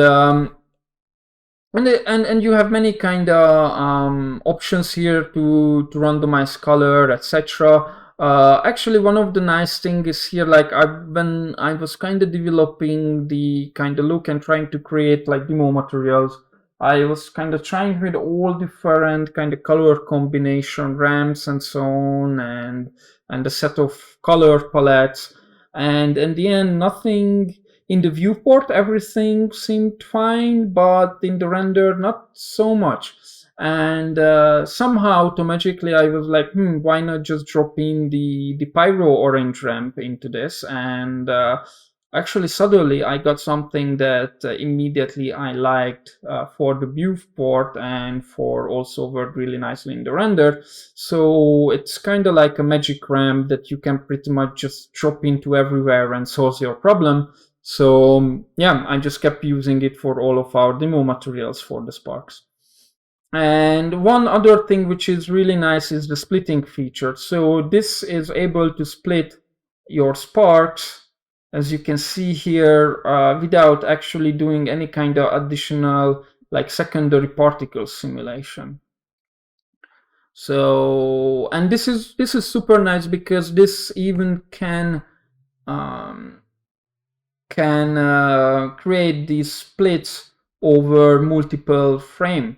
So this is not magic, it just gathers kind of history of the particles and figures out when to hold the actual parent particle, and then based on that it's able to create split its particles for multiple frames.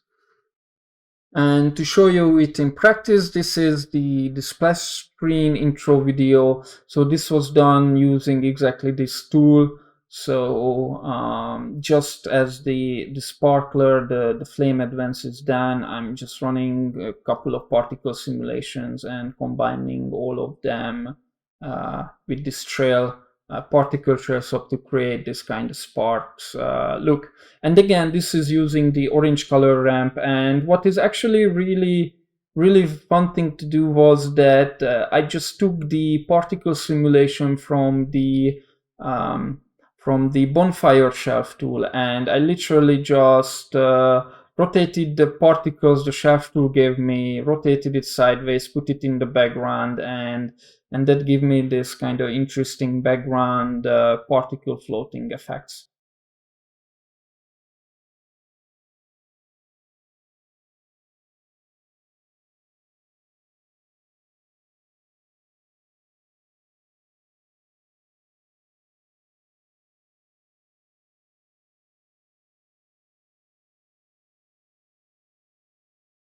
And then if we are at the Pyro scheduler from burst node, there is a new entry as well, which is simulated debris.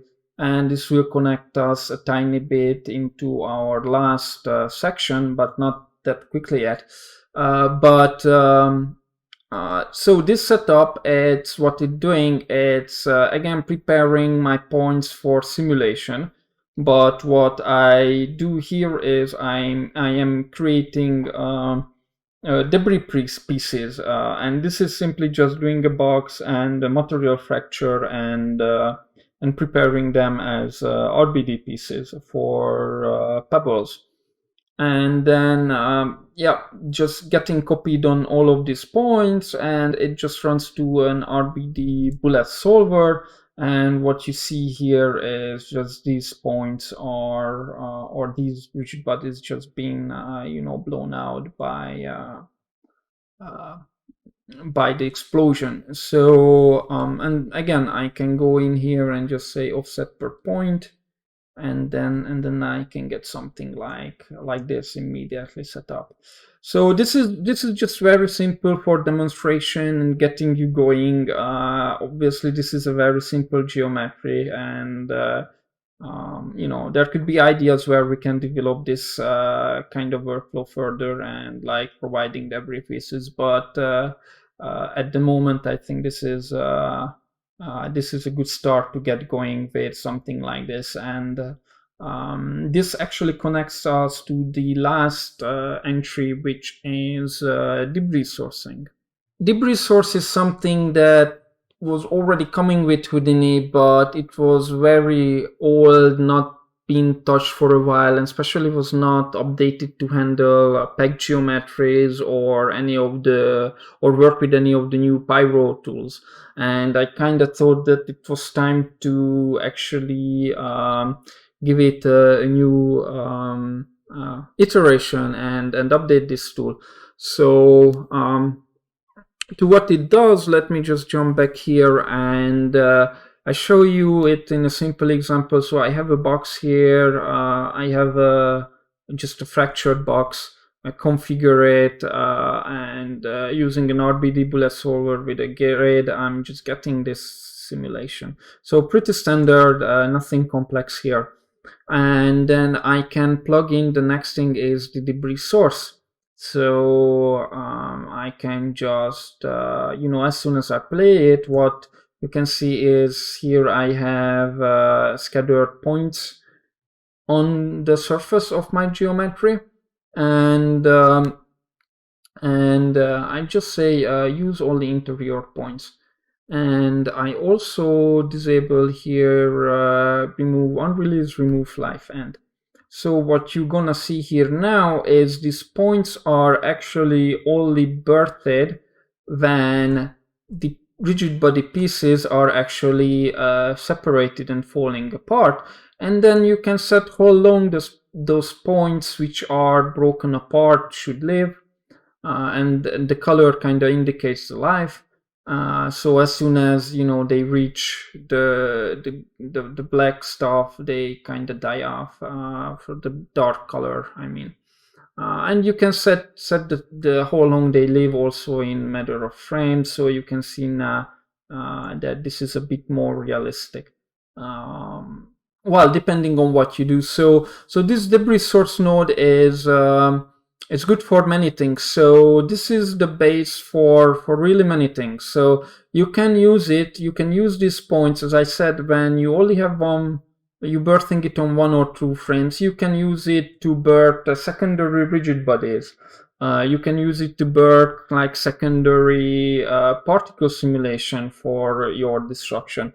But also, if I go back and change it so that these points live much longer, then this is very good to source actually Pyro out of this. So, whenever something breaks and so on, it sort of emits a certain amount of dust from it. So this is the go-to tool to create the Pyro sources for your destruction. And you can create many attributes. You can create the distance attribute, which tells how far the space points are separated. You can create the depth attribute, how much that point is inside the geometry. You can create density attribute for Pyro, and etc. and etc. And you have some post process to clamp it by speed threshold or volume threshold. Let's say you don't want to emit from the little glass shaders in the building, so you can just create some culling there. And you can see that it has 2 inputs, and the reason for that is because what I just set up now with the simple example, this is like all okay. this works fine, but as soon as you have a massive destruction simulation and you would try to plug in your RBDs, it will just be very slow and painful. And for that, the workflow is that you actually you should be connecting the res geometry in the first input, and then the simulated points should be the second input. So basically you only scatter points. This needed points has to be scattered only once, and using the simulated points it can do its own X form transform to kind of move these points accordingly, and you see the result is the same. But here now you can really crank up the number of RBDs, and this debris source node will still work and give you all the points you need. And to show you a practical example of that, I have our last demo for this presentation, which is this ground explosion. And as you can see, this secondary debris source points are showing up where the pieces are actually falling apart, and then these points then can be used to emit smoke and all other sort of things, as I explained. And then this in this one, for example, I'm sourcing a secondary rigid like little pebbles for a secondary RBD simulation.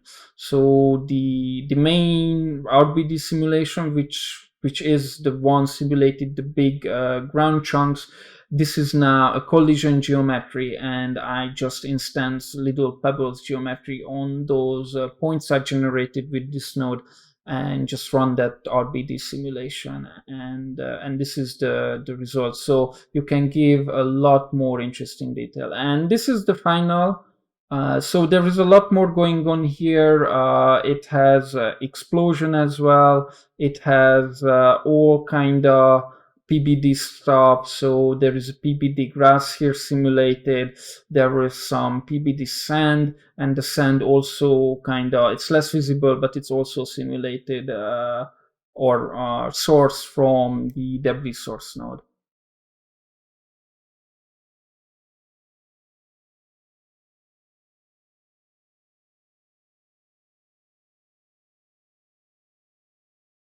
So then at the end of the presentation. So thank you so much for listening, and hopefully you guys will all enjoy all of these new tools and features for Houdini 19.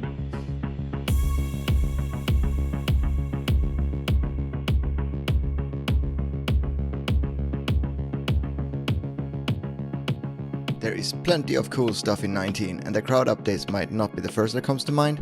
They are still pretty useful though, and I'm gonna walk you through my favorites.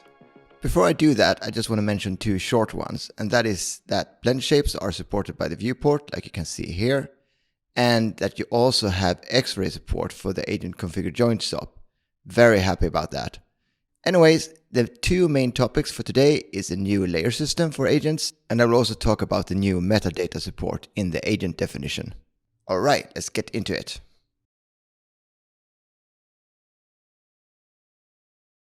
'19 comes with a fancy new layer system for crowd agents, but before we get into how that works, let's get back to 18.5 and see how it used to work. I have this character, and in here I have these different geometry shapes. Let's make an agent out of him, so I'm gonna go in here, just point to him. So here is our agent. And the next step would be to set up different prop variations. The old way of doing that was to have one layer for each configuration. So I would do agent layer. Let's do one without anything. So I would just go in here and I would just set this to skin. So now we have him without anything. And then I would have another one. And on this one, I also want to have, let's call this hat. And here I would add the hat, and then I would have another one, and this would be the beanie layer. A lot of time this is good enough, but as soon as you try to combine different things, you can see it's going to get complex quite soon. So for example, say that I want to have sunglasses on half of them. I would have to make first like a beanie one with sunglasses, and then I would have to make a hat one with sunglasses, and then I would have to have like a main one with sunglasses. So instead of just adding the sunglasses once, I have to add them 3 times. And you can see exponentially, this is just going to grow. So the more combinations you have, the more complex it's going to be. And this could be quite a headache sometimes. But luckily, this is not a problem anymore, because now in 19 we can stack layers. So let's go into 19 and see how that works. So I'm going to go in here in 19, and we have the same guy out here. So I'm going to do agent. Let's get him in here. So here he is, and let's drop down the new agent layers up. So here we go. It looks a bit different, and now you can see that we can add more than 1 layer in the same SOP. So let's start by just having the main body. So I'm going to go here, and I'm going to call this first main body.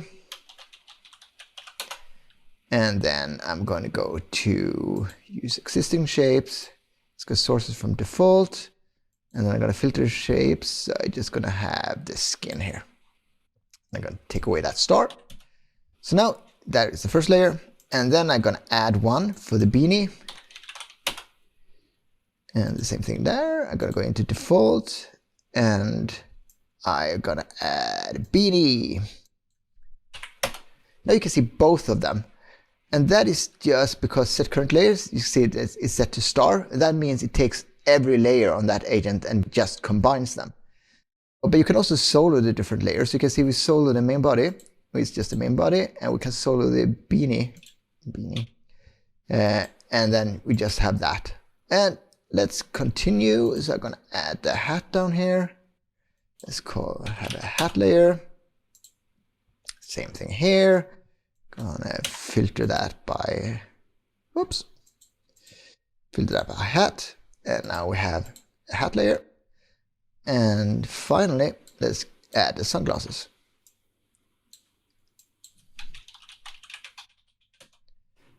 And the same thing here, go into default and shape and put that to, sunglasses. And that is that. Cool. And now if we want to try out our layers, we can actually do it on this node if we want to combine it up here, but let's just go and drop down an agent edit.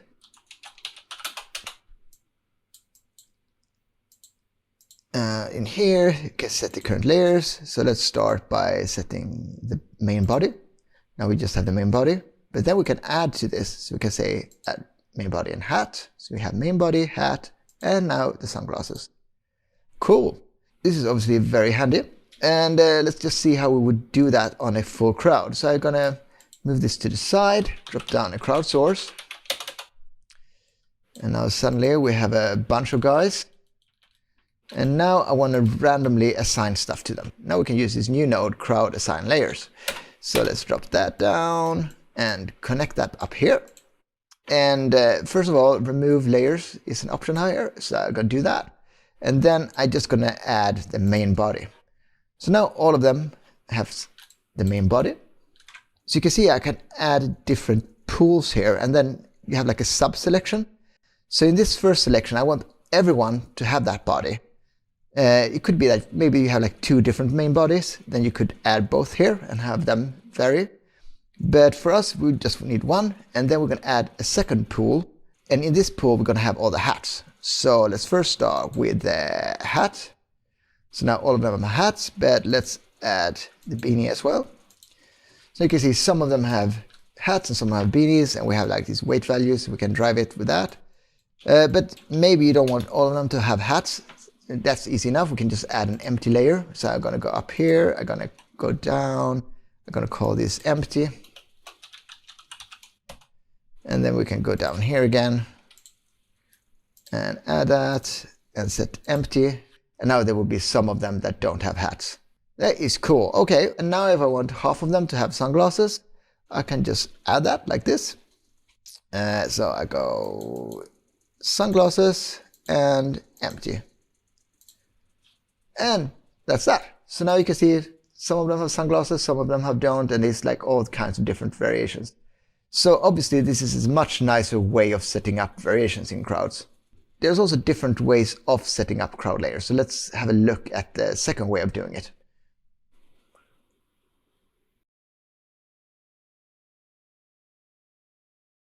You can also add the layers procedurally. So let's have a look at how we can do that. So in this example, I have this guy and it's just a skin. And then I have all the geometry. It's just like through these file nodes. And what I've done is that I've used a merge one. And then I have this transform. So I just use that to place them roughly relatively to this bind pose up here. And then I've done that for all three. And so I know they are in the right place relative to this one. And now I just want to add them as layers. So then you can drop down the agent layer again.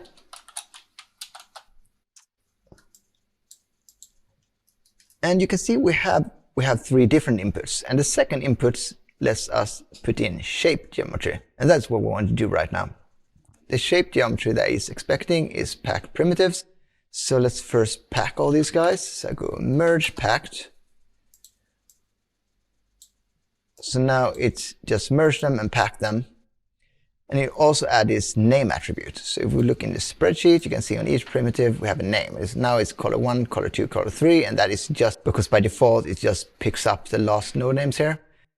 But you can of course change them. So I'm going to change them to sunglasses and hat and beanie. Cool, that's better.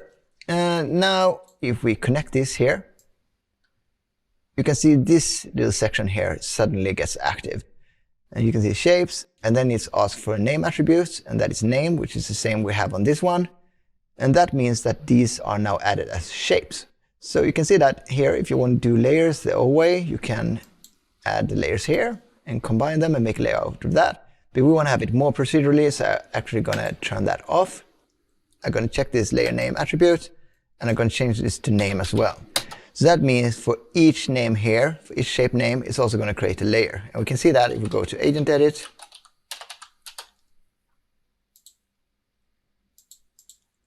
And then we can set default, which is from this agent here. But we can also add the other ones. You can see we have the hat and we have the sunglasses, for example. Cool. Okay, that's good. But we're not finished yet. Because if we would do an agent clip here, and then we're going to get another clip like this run clip here. It's going to clamp that to 17. And then call that run. And also I want to strip out the motion. Just convert like that. And then let's have a look at the clip. So do run. You can see it's not actually attached to anything. And we want it to be attached to the head. So when we can do that, we can tell it to be attached to the head joint. Let's go back to the agent layer SOP, and under shape bindings, we can go to transform names and select head to head end.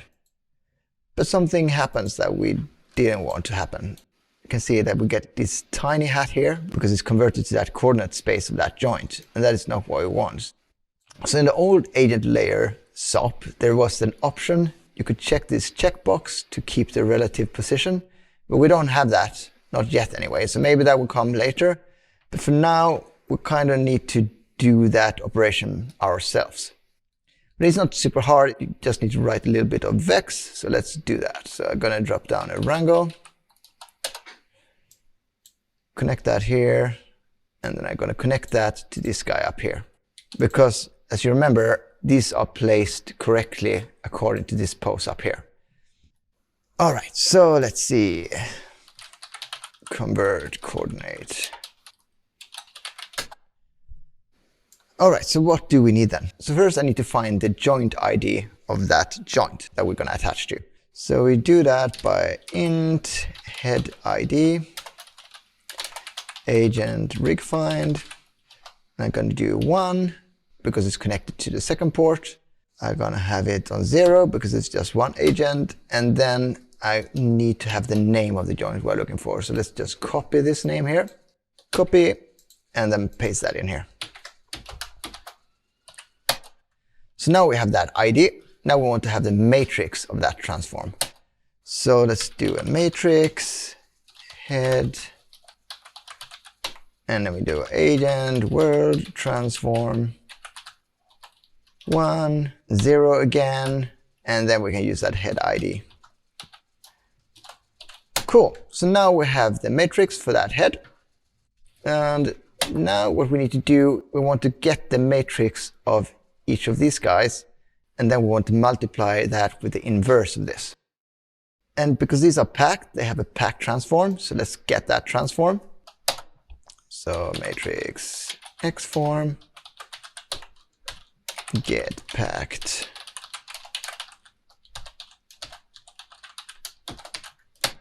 And now we have that X form, let's multiply that with inverse. And then we do head X form. And then we set the packed transform again. Set packed transform.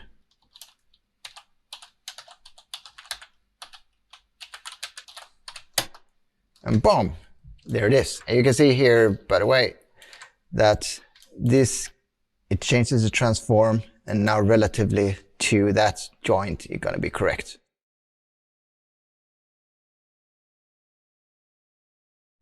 So now everything is working as it should. Cool. And by the way, here's another thing to keep your eye on. You can see you have like this little warning. Let's say the shape geometry is time dependent, and that is actually a common performance issue.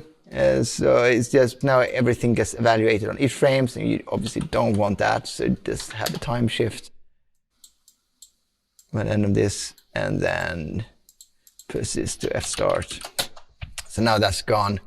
Now it's not going to move in the animation clips, so then you need to go to the agent edit and set the clip time to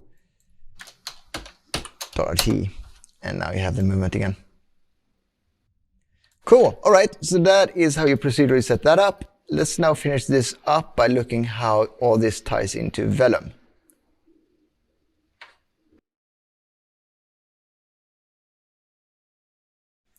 Okay, so let's try out some Vellum. And here it's basically the previous scenes. I've just added a crowd source, and I also assigned the layers, so I don't have to do that again. And what I want to do is I want to add a party hat to these guys. So I have this little thing. I want that to be a layer, but I also want to simulate that with Vellum. So the way to do that is to, first of all, I'm going to set up some Vellum constraints. So I'm going to have Vellum configure cloth, like so. I want to attach this to the head of the agent, so I'm also going to unpack this. And I'm going to connect that into the geometry port here. And then I'm going to have an attach, Vellum attached to geometry, like so. And now everything is attached, and I don't want that. I just want the bottom parts to do a max distance. Maybe something like that. Yeah, so now it's attached to the head. And let's just see how the cloth looks. I'm going to drop down a Vellum solver. And let's just try it out. So it's a bit stiff for my taste. So I'm going to go and change that. So for the bend stiffness, I'm going to set this to something like that. Let's try it again. Yeah, that's better. So let's go with this. I mean, it's still not amazing, but that's not really the point. So I can delete this Vellum solver now, and now I just want to pack this, just like I packed all the stuff over here into pack primitives. I want to pack all this Vellum stuff into a primitive as well. So we can do that with a Vellum pack. So let's connect that here. So now we are packing it. And you can see we can have this checkbox and the name just like over here. So let's just call this party hat. There you go. And now I want to attach that, so I want to procedurally generate it based on this name. So I can just add a merge up here. I apologize for my spaghetti move I'm going to do here, but I'm going to drag it up here. So now by doing that, we're going to add that layer to this as well. So if I go down to this crowd design, I will be able to add a party hat. Party hat. So some of them will have that. Cool. All right. Let's give it a color as well.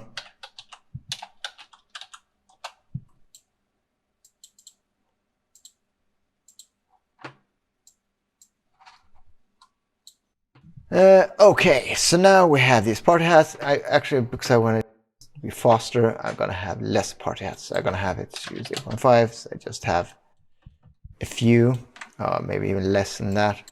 So, like that. Okay, so there we have 2 hats, and I want to simulate them. But first, let's make a crowd sim here of this. So I'm going to do a .NET. I'm going to connect this, and then I'm going to have a crowd solver. And then I'm going to have a crowd object. For this crowd object, I'm going to have the first context geometry. And then I'm going to have a state. And I'm going to call this run. And then I'm going to have, let's go to start so I can see what clips I have. I'm going to use the run clip. And I already set up for the crowd source. So the crowd source is using run as the initial state. So yes, that's cool. Oh, actually we're going to go and change this to locomotive as well. So let's see, do we have a crowd sim now? So go down here and then we play it. Yes, we have a crowd sim. Perfect. Cool. All right. So that's the crowd simulation. Now we just need to get the hats and simulate them as well. And then we're going to merge that back to the crowd. So now we can use the new agent Vellum unpack. And there are some nice new features. Like, for example, we have this additional port here that is quite useful. I'm going to show that in just a minute. But for now, let's first select the layers we want to simulate. And we want to have the party hat and not this stuff. And now we can see we're just going to get the hats. Cool. I also want to have a pre-roll. The Vellum simulation should start on frame 1. And then we want the crowd to be shifted to however long we want the pre-roll to be. So we're going to do a start frame plus 25. That's how long we want the pre-roll to be. And then as a rest clip, let's have this rest clip here. And then we can drop down a Vellum solver.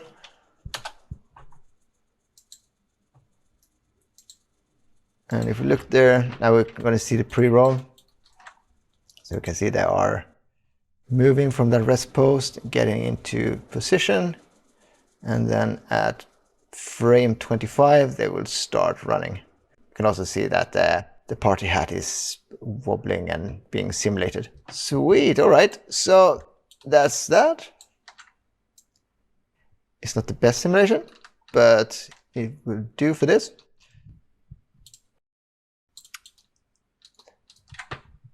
So we have that. You can see we have, if I take a null out of this, just going to see the hats. And then we will merge that with the rest of the crowd. We also want that crowd to not have the party hats. Otherwise, we'll have double geometry. And then you would have to shift the start frame of the crowd sim to compensate for the pre-roll. Now this new port comes in handy because that does all that for us. So we can just do a merge here. Connect these two. And look at that. So it's going to be frozen until our pre-roll is over, and then it's going to get going. So yeah. So that is how you would add some Vellum into the new layer system. So you see everything works perfectly together. Cool. Right. So last thing I want to show you is that you can now save metadata to the agent definition. And if you're working in a big studio with a complex pipeline, you probably know why this is good already, and you have to extract all kinds of things from a pipeline all the time. But even if you're not, it can be really useful. because you can save anything in this metadata. So I'm going to show you a very simple example when I set up a scale interval. I have this agent here. I'm going to drop down an agent metadata. And the metadata will be a dictionary. So you have a key and then you have a value. So I'm going to start here with a min. And this will be the smallest an agent can be. And then I'm going to have another key that will be a max. And this will be the biggest an agent can be. So by doing that, we have added this dictionary to the intrinsics. We have agent metadata. You can see in here we have max and min. Sweet. Okay, let's save this out as our agent definition. Oh, I didn't mean to zoom. Agent definition cache. Like so. And I'm going to call this meta agent. I'm going to save that. And then I'm going to load it. And nowadays you get these icons. You can see that you are loading it from disk. And then let's set up the crowd. I have a crowd source. Like so. And let's have this clip. I'm going to randomize the time. So here we have it, our little crowd. And now we're going to apply this rule. So I'm going to have a wrangle. And the first thing we need to do is to get the dictionary. So then you use this type, dict. And we call it metadata. And then we use this function, agent metadata. Right, so now we have the dictionary. And now we're just going to extract the values. So let's have the min value. Because all the data in the dictionary are strings, we need to convert it. So I'm going to do atof. And then I'm going to have metadata. And then we call min. And then we have a max as well.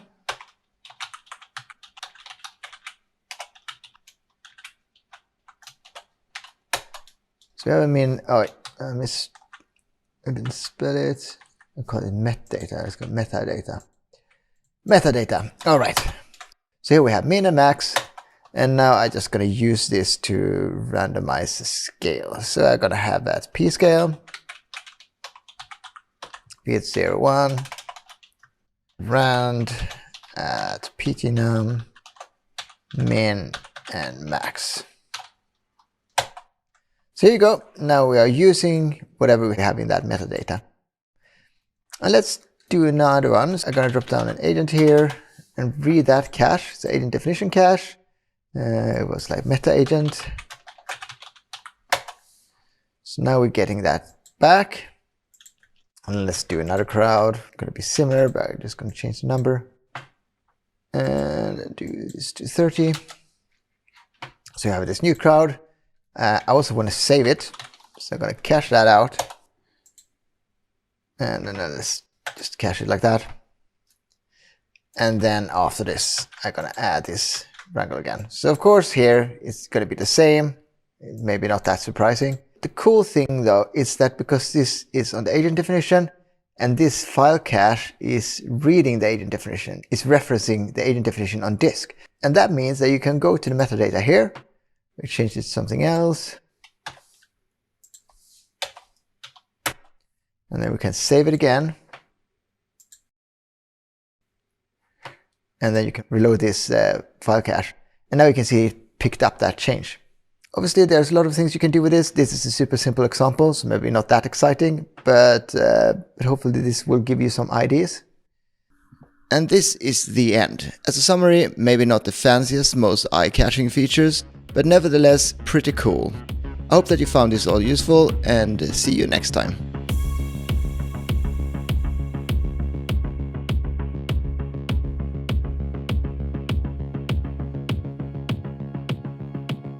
Buenos dias everyone, and welcome to today's presentation, in which we will cover the new KineFX Houdini 19 features, like secondary motion tools, as well as some other motion clip features. My name is Mihnea Stoica, I'm a character 2D with SideFX software, and that being said, let's jump right in. So as a quick overview related to what we're going to talk about today, The secondary motion tools are a couple of tools that we added for Houdini 19 in KineFX that will allow you to achieve various effects on specific joints of a skeleton. And to better illustrate what we mean by secondary motion, here are a few examples that we will going to take a look at during this HIVE talk. The first one is this a short clip of the running dog, and we can see that the tail is kind of wiggling and waggling left and right as the dog runs and jumps, and the tail is fully animated using these secondary motion tools. Next, we've got Eric on a bike, some nice gravel road underneath, and we can see the bike reacting to the road, and that makes Eric sort of jump left and right and sort of goes with the flow. And Eric's animation is fully achieved using secondary motion as well. And last but not least, we've got this nice example of an elephant. We've got a walking animation, another walking animation, a trip, a fall. It's a fairly complex scene, but in this scene we can see the tail, the ears, the trunk, all have been animated using secondary motion tools. The trip as well is a full body ragdoll, which we'll go into a bit. And this scene is more to illustrate how they can all be layered together to achieve something like this. So once we've gone over the overview, we can jump straight into the first scene, which is the dog example. And for this one, we will be looking specifically at non-simulated secondary motion using the new secondary motion SOP. So now in Houdini, we're going to have a look at the above mentioned scene, slightly overly simplified so we don't get all that noise from the background, so on and so forth. So what we have here is a dog model that we import using FBX. Then we are applying some materials properly. Rig stash posing for the rest transform attribute, which is being used by the secondary motion SOP, or could be, but in this case we want to use it. And then down here we only have like a few motion clip nodes to make the animation fairly slow-mo, so we can see exactly how the effect is being applied. So what we see right now on screen is basically the animation of the dog, exactly how it comes in without anything applied. We see here that we've got just a neutral motion clip that's plugged to our switch, and we see that the tail stays relatively static and doesn't really do too much. Now if I come up here to the switch and I go back or I go forward to input number 1, which will connect to secondary motion SOP up here, which we will go over in just a second. As we start to play, we see we get some of this wiggle of the tail left and right and up, and as it jumps, also this nice curve of the tail as well. So let's have a look at the node. As I mentioned before, this is a new SOP that we added in Houdini 19. And its purpose is to basically allow us to apply specific effects, which we can find down here. Lag overshoot, jiggle, or spring on a series of joints. In order to achieve that, we have a few parameters that come to our aid, and I will go through them and discuss exactly what each of them do. So straight at the top, we've got active points, which is disabled. It's not really, that's just for the state, so we can safely ignore that one. That's just to help us click on a joint and visualize the motion trail that it's going to create. We can see it gets selected up there, so we can keep track of which one is selected. Next, the joint group. So this is basically which joints we want to influence or which joints we want to apply the effect onto.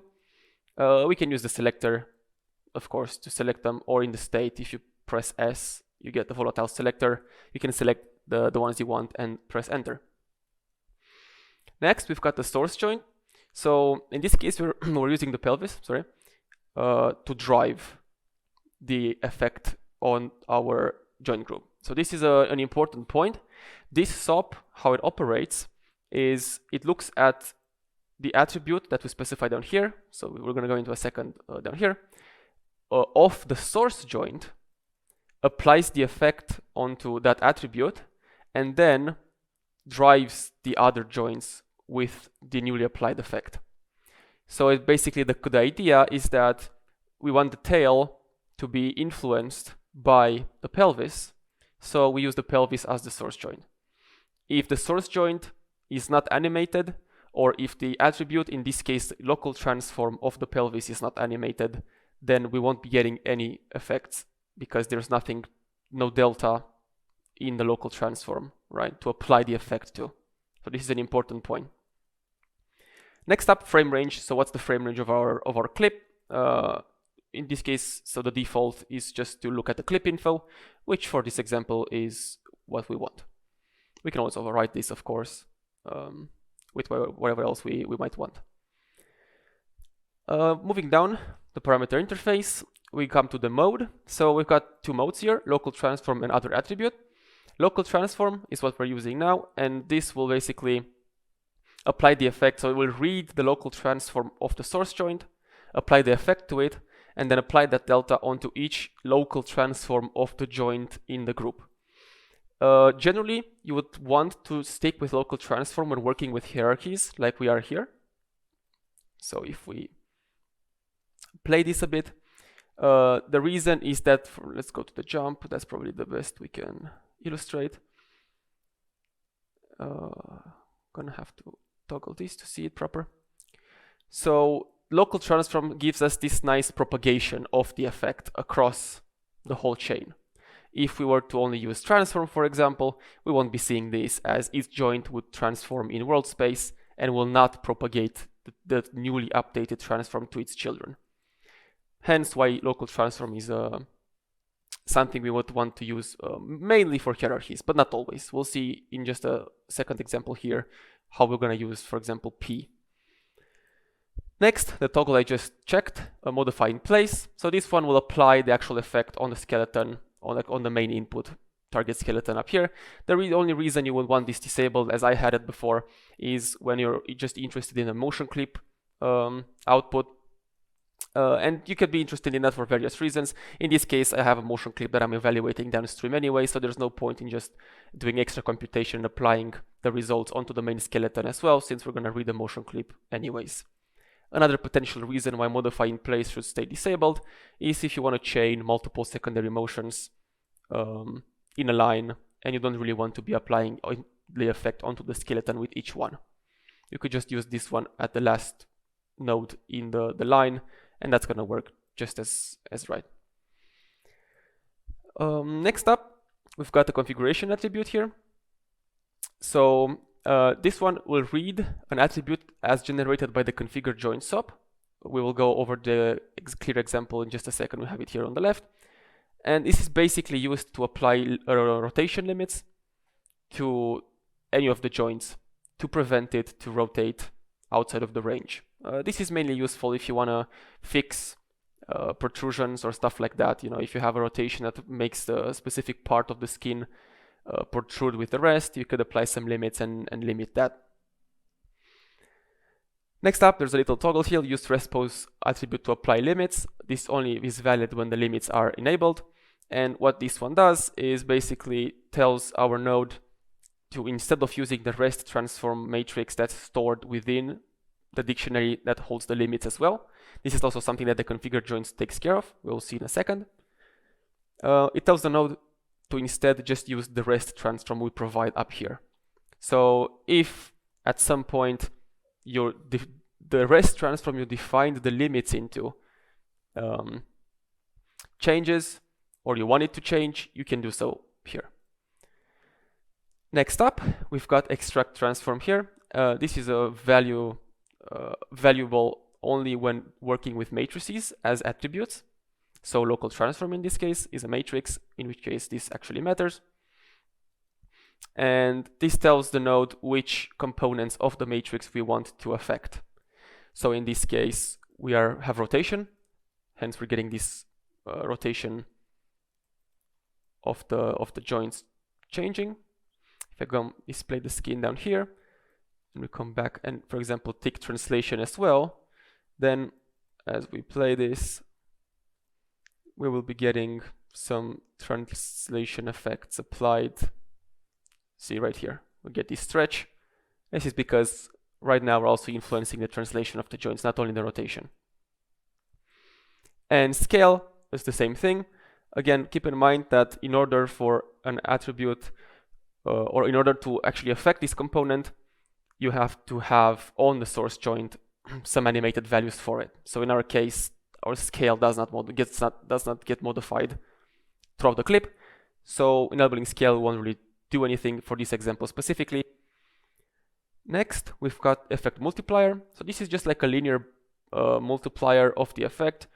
So for example, if we come up here, we can see the tail going up. If I change this to like 5, we get 5 times that. So the difference between the effect multiplier and the values we see down here, which we'll go over in a second, is that the effect gets applied linearly after the actual effect has been computed. So we compute the effect with these values down here, and then we take exactly that computation, that delta computation, and we just linearly multiply it by this number right here. So we're going to get different results changing this or that.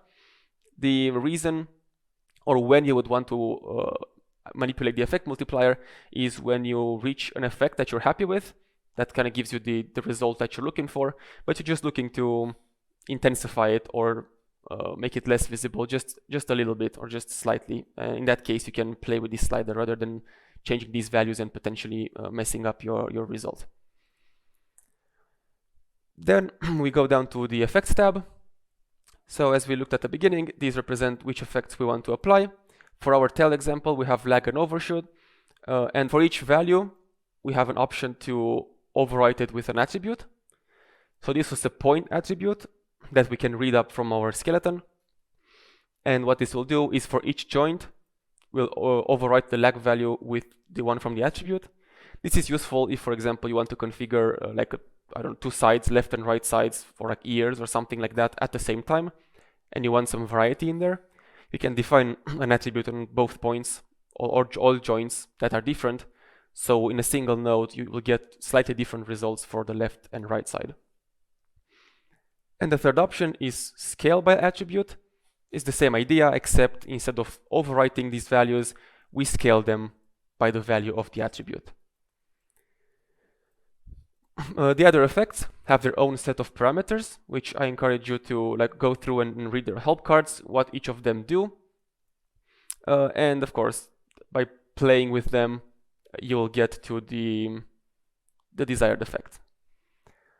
Next tab, we have gravity. So I'll explain this tab in a little bit while we're going to look at this example on the left. And for the blend tab, this is basically the motion clip blend that we're exposing here. And this allows us to make sure that we don't apply the effect on the full frame range up here, but rather only on specific portions that we can blend in and out of it if we so desire. Moving on, to the right here, we have another example. You can switch this to the second one. And now if we play this one, we see we get also a bit of this tail waggling, but it looks slightly different. It's maybe a bit more stiff as well.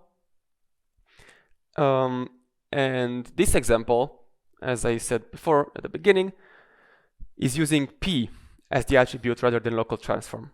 And in order to achieve this sort of all tail motion, well, what we're doing is we're using as a joint group just the tip of the tail. The source remains the pelvis. And under mode here, we have other attribute and we set the attribute to P. We see the extract transform is disabled. It doesn't really matter because since we're not dealing with any matrices, it's not going to make any difference. But now, actually, since we're doing with P, we can see that the last joint is in basically its world space position gets affected by the SOP. And we get this kind of jiggly, springy, weird motion that's obviously not really even staying the same length compared to its parent, so on and so forth. However, this one won't work. If we're trying to apply the effect here, this won't really direct or make our tail behave as we want. So in order to achieve that effect that we just seen, we can use a curve solver here. This repose just moves it slightly closer to the parent, so we get a bit of more of a bend. And then here we have a solve curve, which just takes the points of the tail, all of them, and runs a solve curve using the control points from the second input. That basically we take what gets affected by the secondary motion and use that as a goal as a control for the solve curve. And this gives us that nice springy tail motion. And then the rest is just for show. So this is another way in which we could use this SOP for a hierarchy. Now, of course, when not dealing with hierarchies, we can really use any sort of attribute here. We don't really have to care about, you know, keeping the joints the same length, so on and so forth. We can even use attributes that are not related to any transforms at all. We can use like just random matrices or random float attributes that we can drive with this effect and get our values modified by this SOP. Before we move on, one last example we have here showing that gravity tab that we kind of left out. So we have here a dog. We just added a super basic earring or something like that. And if we look at the animation, we see the earring sort of lagging behind and then falling back onto its head. The setup itself for the earring is very simple. We're just adding a new joint here from the ear. Here we're building this earring from a torus and a box. And we have a capture packed geo in here as well. So we can capture that to the newly added joint. We merge it with the rest of the skin. So with the actual dog itself. And then here on this side, we have a couple of interesting points. So one is, as mentioned before, we can apply limits to the secondary motion. So in this case, we actually want to do that in the configure joints node. We'll go over this node specifically and its state a bit more when we talk about Ragdoll. You can see I've added for this node limits, so it only rotates on the X only negatively. So we don't want it to rotate positively on the X because that's going to make it like go inside the head of the dog. And we don't really want it to rotate on other axes either. So we define this attribute up here. Afterwards, we go down. This rig pose just has some head animation, so we can actually drive our earring animation. And then for the secondary motion SOP, as I said before, joint group is our earring joint. Source is the head, so this one will drive our earring. We have enabled the configuration attribute because we want to read this attribute for the limits, as well as the rest transform because, as we see again, their transform differ. And we've got, for the effects, lag overshoot again with a bit of a multiplier. But what's interesting here is that we're using gravity, and I'll explain that by showing the difference. So we see if we disable gravity, this is the rest, sort of how the earring is aligned to the head. And if we play this animation, we basically get this effect where, since the earring starts as the rest pose over there, as the head moves, it sort of stays with this weird distance from the head, which isn't really realistic and not really gives us exactly what we are looking for. And as it comes back down, it's kind of the same, and you're going to end up with it stopping there. What the gravity allows us to do is allows us to specify an axis, a look at and look up axis of the joints, which in our case is negative Z and X. We can see here negative Z pointing towards technically the child if it had one, or this is like the axis we want to orient to the gravity force direction here. And the look up, in our case X, is basically the direction of the twist. So we select these axes, we say which joint we want to be affected by gravity, in our case our earring joint, the gravity force direction, which defaults to negative Y, so it just points straight down. And then this is the blend, which will make our earring point basically at 1. It means that our negative Z axis is now aligned with our world negative Y. So this will make it point straight down, which obviously for our example is a bit too much. So we want to bring it up just a little bit. And what does this mean right now is as we play, it's going to basically get stuck there to the head, giving us a bit of more of a realistic motion of the earring itself. Right, so that being said, this covers all the parameters on the secondary motion SOP. Feel free to experiment with it, try out different effects, and we will come back to this again with the elephant scene, and we're going to take a look how it was applied over there. A few last thoughts on this particular node before we move on. So as mentioned before, one very important bit to always check is to make sure that your source joint has the actual attribute of interest. So the attribute you specify under the mode, which could be local transform, P transform, so on and so forth. Make sure it's actually animated on the source joint to actually get the results. The way the node works, as I described before, is it looks at the delta, so basically the variation of that specified attribute over time, applies the effect on that variation, and then that will get applied on the joint group properly. So in case you don't see any results, try and play with the effect strength first. Maybe your delta is too small with the current default values. If that still doesn't help, make sure that the actual attribute has animation data. Next point, if you're using multiple nodes, multiple secondary motion nodes, or if you're just interested in the motion clip output of the node, then you can turn modify in place off. This will boost the performance just a little bit, since the effect doesn't have to be applied on the skeleton anymore. And last but not least, if you want to get more variety, if you want to, for example, use both or apply the effect on both on the left, on the right side of a skeleton, like maybe or the ears or something like that, you could use a single node, define a point attribute upstream, and drive the effect with that point attribute. This is a great way to get a bit more randomization and variety across a specific animation clip. And you could even use this if you're only applying the effects on a single chain and you want each joint to behave a little bit different than its parent. Next scene we'll be looking at is the Eric on a motorcycle scene.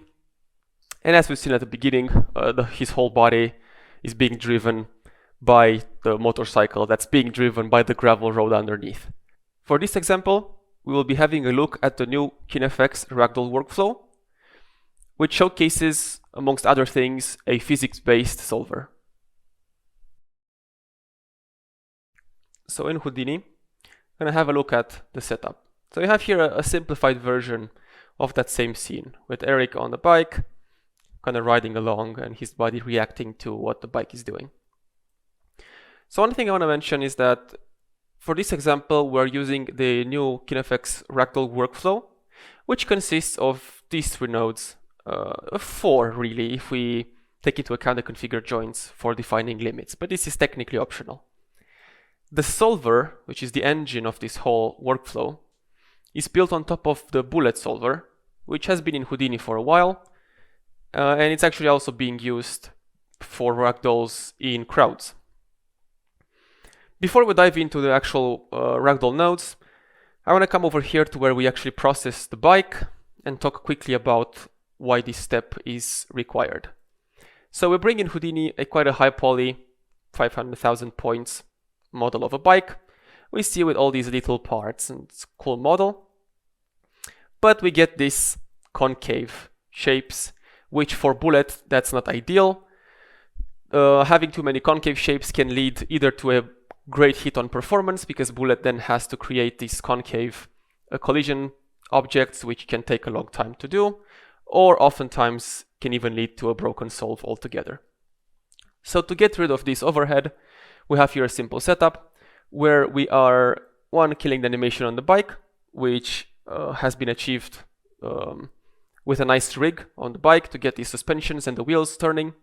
And then we're just adapting the wheels to the terrain using the Collide Geometry VOP introduced in 18.5. So we're killing the animation on the bike because we want to be making this optimization setup on a non-time dependent stream. We're poly reducing the whole thing, so we get less, about 27,000. We can probably reduce it even more. Then we're turning everything into convex shapes, so we're getting rid of these concave issues and trying to keep everything as bullet friendly as possible. Then we're doing an RBD configure. So the reason we have this node here is, one, we want to pack our model. So you see we have 13 pieces, it's going to get each one individually packed. That's reason number one. And reason number two is we also can define these attributes here, active, animated, as long as some other ones if we're interested in them. So this can be very useful when dealing with objects that, for example, need to go from a state to another. So we want the object to be influenced by physics, or rather be animated, and then at some point switch over to being influenced by the solver, so by physics. Then on this side, we're just extracting the transform on the points of each piece, and then we're doing a transform pieces to get back the animation onto it. So once the animation is back on the bike, we're doing a cache, and here we're reading the cache just so it's a bit faster to visualize. Once the bike is set up, it can be safely added to the bullet here, the bullet stream, or the ragdoll stream rather, which we'll go over in just a second. Let's take it off at the top. So we've got a rig pose, just to put Eric in the right position on the bike. Rig stash pose, the classic rest transform storage. Afterwards, downstream of the rig stash pose, we have our configured joints. So this, in 18.5, has been known, or was known as FPIK configured joints. However, since then, we've added some updates to it and also made it more versatile. So now it's used for configuring specific attributes that could be used in multiple places, not only in the full body IK. To reflect this, we have a mode now at the top here, which can specify what purpose you're using this joint for, rather. So full body IK will expose everything to us. So local center of mass, rotation weights, limits, and so on and so forth. So this is the most complex one you can choose. Then we've got the ragdoll, which is only rotation limits, because that's the only thing that Bullet cares about. And then we have the rig pose, which is more of a encompassing both rotation and translation limits. So this could be used for rig pose, of course, or something like secondary motion stop. This is mainly a convenience way to only visualize and interact with the attributes that make sense for your current setup. Then to dive a little bit into this node, we have here the name of the attribute we want to output, reading the rest transform that we define up here. Next up, we've got rotation order, but we see we have a rotation order up here, as well as for each multiparm entry. The rotation order is an important thing to configure properly, and that basically dictates how our joints are oriented. So the first component of the rotation order, so in our case RZ, represents the look at, so from parent to child, which we see here is Z. The second component, so the first one is also called the twist. Second component, RY, represents the twist axis, so the point towards the twist if this were an IK chain. That's how I like to think about it. So in our case, it would be the Y axis that we see up here. And then the last one is obviously the third axis. We can set the default rotation order of our skeleton up here. So we just set this to our Z, Y, and X because that's how our skeleton has been configured. If any of the joints that we're working with have a different orientation than the default, we can change it on their respective multiparm entry. This is something important to get right, both for Bullet and for any other SOP that will apply the limits. Next up, we have an option here, a compute tab, which would allow us to automatically compute limits, or when for using the full body IK mode, also the local center of mass from specific inputs. So we're going to talk about limits in this scenario, and we can compute them from a motion clip. As we see up here, we have a third motion clip input. What this means is we could have a motion clip with a specific animation range that takes our skeleton through a nice variety of ranges of motion. Then the node, we look at that range of motion, and for each joint get the minimum and maximum rotation value on each axis and define the rotation limit that way. So this is a nice and convenient way, if you have access to such a motion clip, to create or to determine, to configure these limits faster and automatically. Another little thing I want to mention here, you can use, for example, multiple motion clips. So I could have multiple configured joint nodes in a line, like 2 or 3 or how many you want, each one using a different motion clip, each one configuring the limits for a specific joint group. So we could have a motion clip that takes care of the ranges for the legs, one for the arms, etc., etc. And we could chain them like that, and the attribute will not be overridden as long as we set this group here properly. And next, for each configuration in the multi-param here, we see we got actual rotations. And the best way to set this up is in the state. So we see here we're in the state. We have this nice HUD with showing us the values. We can hide the menu. And these orange boxes around the joints, which symbolize which joints have rotation limits configured. So in our case, we have quite a few. Not all of them need them, because not all of them will have collision shapes. If a joint will not have a collision shape, which we'll go into in a second down here, it won't be picked up by the solver anyway, so we don't have to bother with it. So if we click on joint, for example, shoulder L here, we get this new nice handle. You can press Shift 8 or Shift 7 for scaling the handle. And we see we have this these handles for all three axes, X, Y, and Z, colored correspondingly. We can take one of these bumps here and rotate it around, and this will basically configure the limit as we see fit. We can get a quite nice visualization of the current range, as we see the Z being the twist and the yellow thingy here being the other two axes. And a nice thing to mention is if you right click on the handle and go to handle parameters, we have this option which is off by default. So if you turn this one on, we get this extra information here of this line. So in this for the twist we get this blue line here, and for the other one we get this yellow one with that little bump at the end. This is a nice and convenient way to visualize the current orientation of the joint, and by doing so we can determine how we want to allow the joint to rotate. So we see here, you know, it's oriented towards the child, so we want to rotate upwards or downwards by this much, this amount.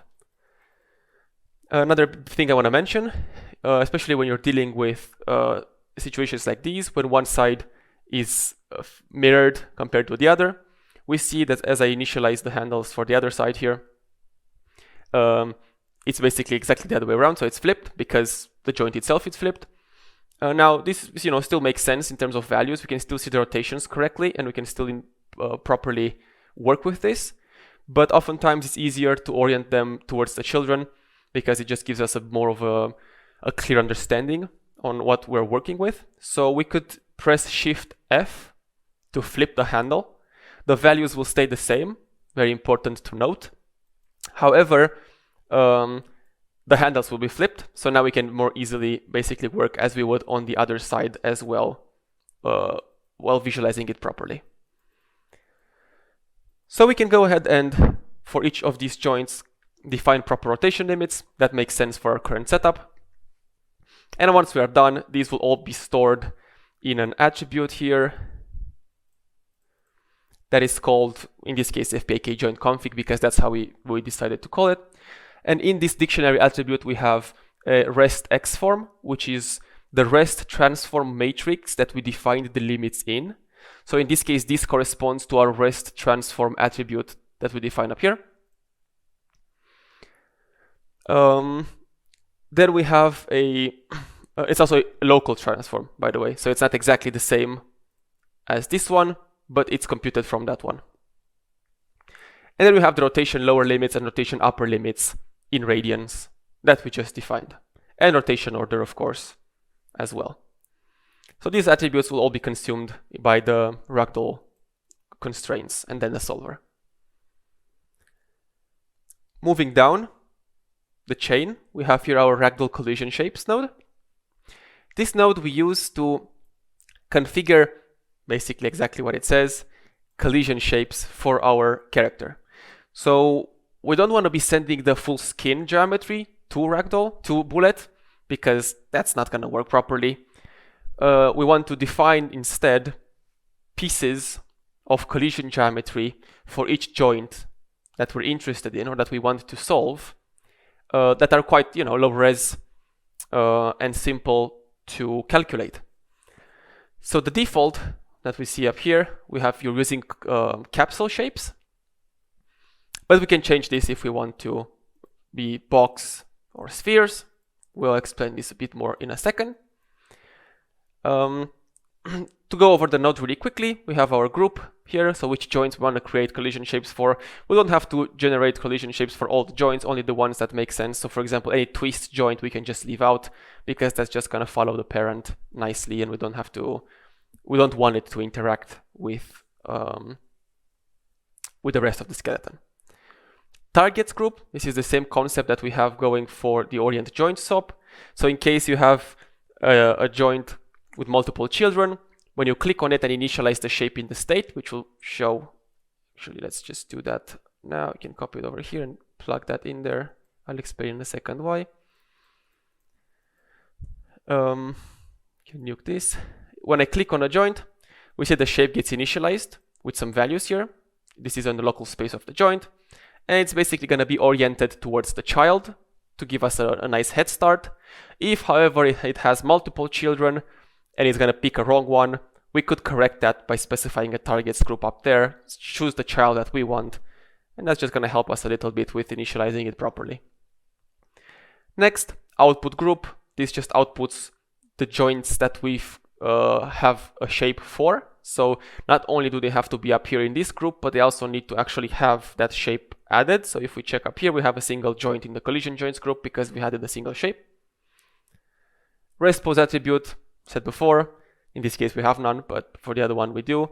We want to be defining these shapes on a rest stream, not a time-dependent one. And that's the best way to determine on how that stream should be transformed. Then this mirror attribute, that's why I have this rig mirror pose up here. So we could use a rig mirror pose to create this mirror PT attribute, which is going to compute the skeleton mirroring for us.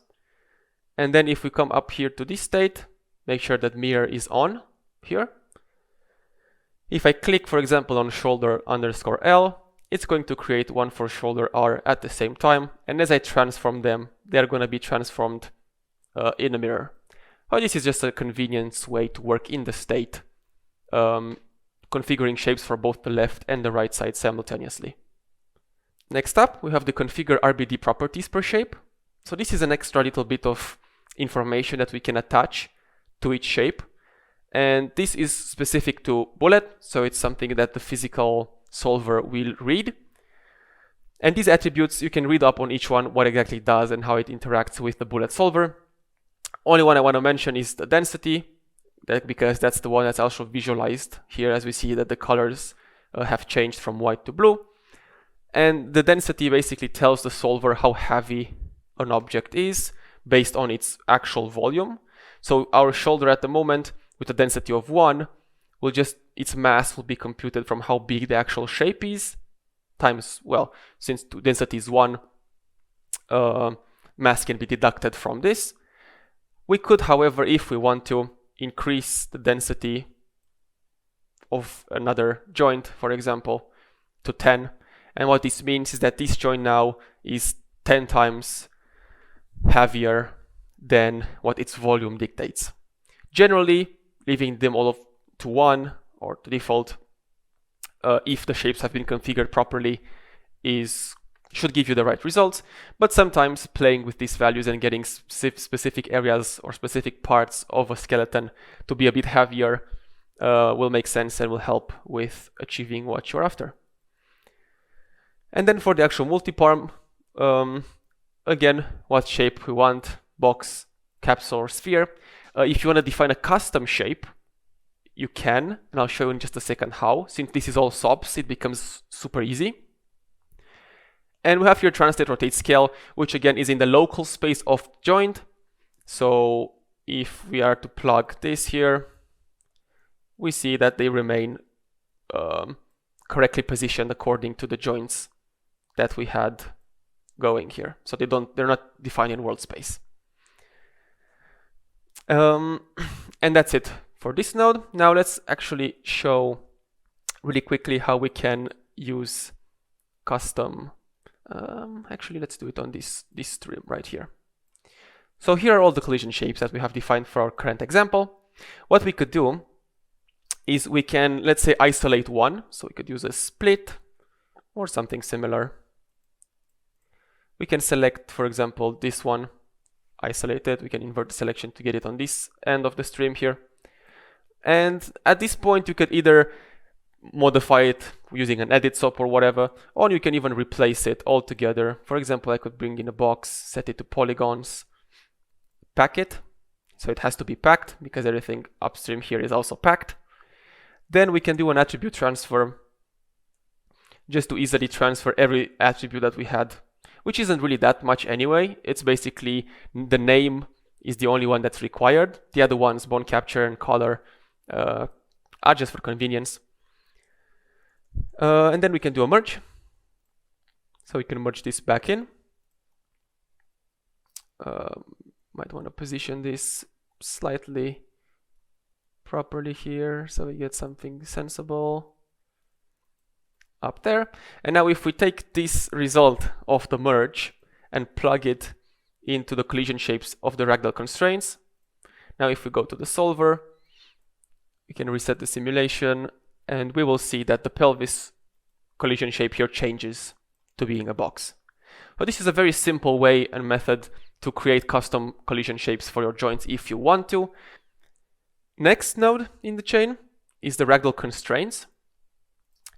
So this one is a fairly simple node as it doesn't require much interaction from the user. This node creates the constraints between the collision shapes. So we see here these blue weird looking cone constraints are created between each collision shape. So if you come up here, we can display collision shapes and we see between each of them, we get these constraints created. They are cones because they are limit constraints at the moment, but we have multiple types. So down here, for example, these ones are what's called a soft constraint, and the ones up here, it's what's called a hard constraint. We'll explain them briefly in just a second. So the purpose of this node mainly is to create these constraints automatically between the collision shapes that's going to hold them together during the solve. So they kind of stick together, creating this like proper shape of the character. Now the reason this node is exposed as a node in itself, and it's not just integrated into the solver, is because we can do some other things with it besides just creating these internal constraints that we have up here. A few options, you can read up on these, what each of these do and how do they affect the solve. We can also create external constraints, which we have for this example with the bike. So remember I said at the beginning that when we process the bike, we create a group for the handles. So if we visualize this group here, we see that the handles have been grouped and they have been stored in the cache, of course. We can bring the bike back and disable this one. So once we've run the collision shapes through this node, having the constraints be created for us, then we go ahead and we want to create additional set of external constraints to hold Eric onto the bike, right? So what we have here, we have 3 constraints that we've created. The first set is for the hands. So we select here which joint group we want, which in our case is the hands. The collision geometry is the target. So whatever we plug up here, which is the bike in this case. Then we want to constrain to the closest location on primitive. We can also do point, but in our case, primitive works better. And then what target of the primitives, which is the group handles that we've defined when we processed the actual bike. And then a couple of options for the actual constraint. We want a constraint time to be a hard constraint, so we can do glue, hard, or soft. The hard constraint means hold the hands pinned to the handle. They're not gonna like move or rotate or anything. They're gonna be literally stuck there, which is what we want, right? Because when we're riding a bike, we're holding quite tightly the grip on the handles. The next constraint here is for the feet. So down here, it is the same idea, except now we're doing a soft constraint with a quite high stiffness. So this effectively says it's kind of the same with this high stiffness, brings us closer to a hard constraint, but it's going to allow the feet to slightly rotate and transform just a little bit, so we get more fluidity in the motion. And then the last one, we've got the pelvis, which we constrain here using a soft again, no group because it just wants the closest one to the seat. And this one has a lower stiffness because obviously you can go a bit freely on the seat. And last but not least, the actual engine of this whole solve, which is our ragdoll solver. We can do a reset simulation. Now, I'm not gonna go over all the parameters on this node because it's quite extensive, since it basically exposes a lot of what Bullet does. What's important to understand is that, one, it is a solver. So as all the other solvers, we have the classic reset sim, the start frame, time scale, number of substeps, so on and so forth. We've got, we can do a ground plane, being like just a default ground plane that we can just transform, or a height field. So we can import a custom height field and use that as a ground if we want to. In this case, we don't, of course. Then under collision geometry, this is an important bit I want to touch on. So as I mentioned at the beginning, our RBD here, our RBD configure, besides just packing each by piece, it also creates these active and animated attributes. So these attributes, we can check this box right here, it says override attributes from Swaab, and that's going to override the state of our object using these active and animated attributes. So at this moment, our initial object type doesn't really matter anymore, and it's just going to use whatever we specify under active and animated. If, however, we do not have active and animated, deforming is also an option, attributes, our initial object type will be saying to the solver what the object is and should just be or stay at. So animated static is what we want for this example. We have a couple of options here. You can read up on all what of each of those do. The animated static basically means animate the object, make it static as to it acts as a collider and nothing else. So it's not being affected by physics in any way, shape or form. It just makes other objects collide with it. And then some of the other attributes that we also see on the collision shapes node can be configured for the collision geometry as well. Then under ragdoll, we have the classic res transform with what's the frame range. A couple of options here. We want to allow initial violation of limit. So that means if any joint is outside of its rotation limit, it's not going to pop into place as we start the solve, but rather will nicely transition back to where or it's not going to be allowed to rotate further outside. It's going to slowly being brought back to where it should be. We can override the constraints from up here. So this means that at each time step, we can reread those constraints in, and that's only useful when you have time-dependent constraints. For the elephant scene, we have something like that set up, so we'll talk about a bit more there. Then partial ragdoll. This is useful if we want to only affect a portion of a character. In this case, or the default rather, is the joints with collision shapes. Since our full character has collision shapes, or at least the full body of it, we're going to get a full body solve. But we could do custom joint group or even disabled, which will just run on all the joints. Anyway, effectively these two are the same in this case, but sometimes if only a few joints are configured, we could set it up like that. So for example, you could only have like the hand of the character be affected by ragdoll while the other part just follows the animation. Pinrod collision shapes, mainly useful in that case as well, where only the hand is affected, but we want to pin the hand to the rest of the body. We could tick that option. Then a few options here for the stiffness, overall stiffness of the character. Motors, which is, so the joints in the group here, the solver, as it solves, will try to keep those joints or rotated in the original, or try and sort of push them towards what the animation dictates, but at the same time they'll still be influenced by the by the physics solver.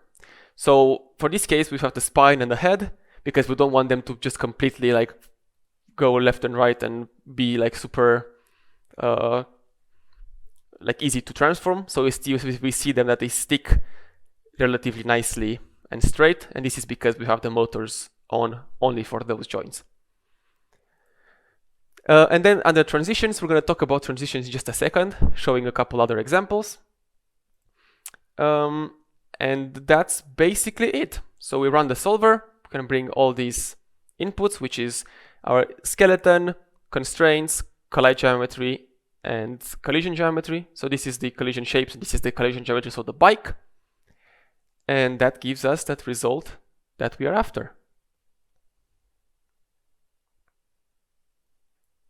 Before we close this example, I want to go over a couple of more simple examples here, just to showcase some options that we have going with the transitions that I just mentioned.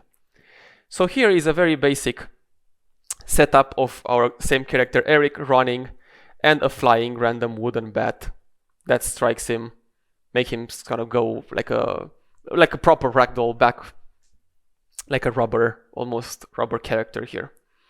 So two things I want to mention for this example in particular. The one is the setup of the actual bat. So we're creating a bat up here, just a simple geometry. We're using the RBD material fracture to fracture it. So this is sort of the first interesting point here. RBD configure, remember I've mentioned this before, where now all of a sudden we want to have the actual geometry, a constraint geometry, as well as a proxy geometry because we're fracturing it. So using RBD configure makes more sense now. That's why it's a good habit to use it. Plus, the active and animated bits here are also animated because we want our bat to animate up until it hits our character. And the moment that happens, we want it to go into physics so it breaks apart. Then we're doing an RBD pack, so we bring all these streams together.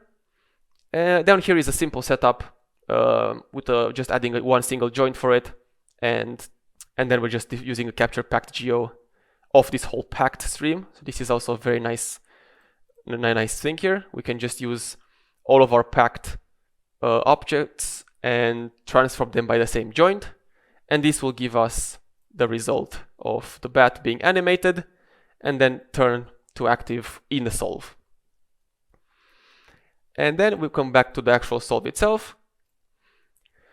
So for this one, we have a ground plane, of course, since our character we want them to be stopped by this ground plane. And under transitions, we're using the one that's called RBD impact data. So this one will calculate the impact force between two RBD objects. So in this case is the bat and our Eric character. So collision object is the default which we're using to basically say our input collision geometry should be used for the impact. You can add multiple objects if you have them or if you want to. Joint group here also we can specify what joints of our character, so what collision shapes effectively should be calculating this RBD impact data. So you might not want all of them. And the impact threshold, which is just how strong the force should be. And once you specify all of this stuff, the moment two RBD objects collide, when their force is higher than 10, then we will send our character to ragdoll, which is a nice and fun experiment to play with, as you can get some nice transitions happening. Before continuing, let's look at a few final thoughts related to the ragdoll workflow. The first point I want to make is that you have to remember that not all joints really require a collision shape or a rotation limit. So even when not dealing with partial ragdolls, as in only want to apply ragdoll for an arm, for example, even when dealing with full body skeletons, not all joints need to have that collision shape. Only the joints that actually make sense in the structure of the skin, basically the body of the character, right? So again, the example I gave before, a twist joint does not need a collision shape as to it's not meant to be collided against. Same stands for rotation limits. Not all joints need them. You can specify on the ragdoll constraints if a joint does not have rotation limits, whether to allow it to rotate freely or to not allow it to rotate at all. So you have that bit of control when dealing with things that don't really require configuration. Next up, remember concave shapes are not great for bullet, so where possible, try and limit those, convert them to convex ones, and keep the geometry nice and light. The optional collision geometry input, so in our case the bike, has to be a packed geometry, so that's an important bit, otherwise it won't work. And of course, remember when dealing with more complex collision geometries, like we've shown in the bat example, so when we have geometry, constraints, and proxy geometry, then using something like the RBD pack will pack everything nicely into an RBD packed object that also can be read by the ragdoll nodes. And last but not least, this is something we did not cover, so it's important to mention here.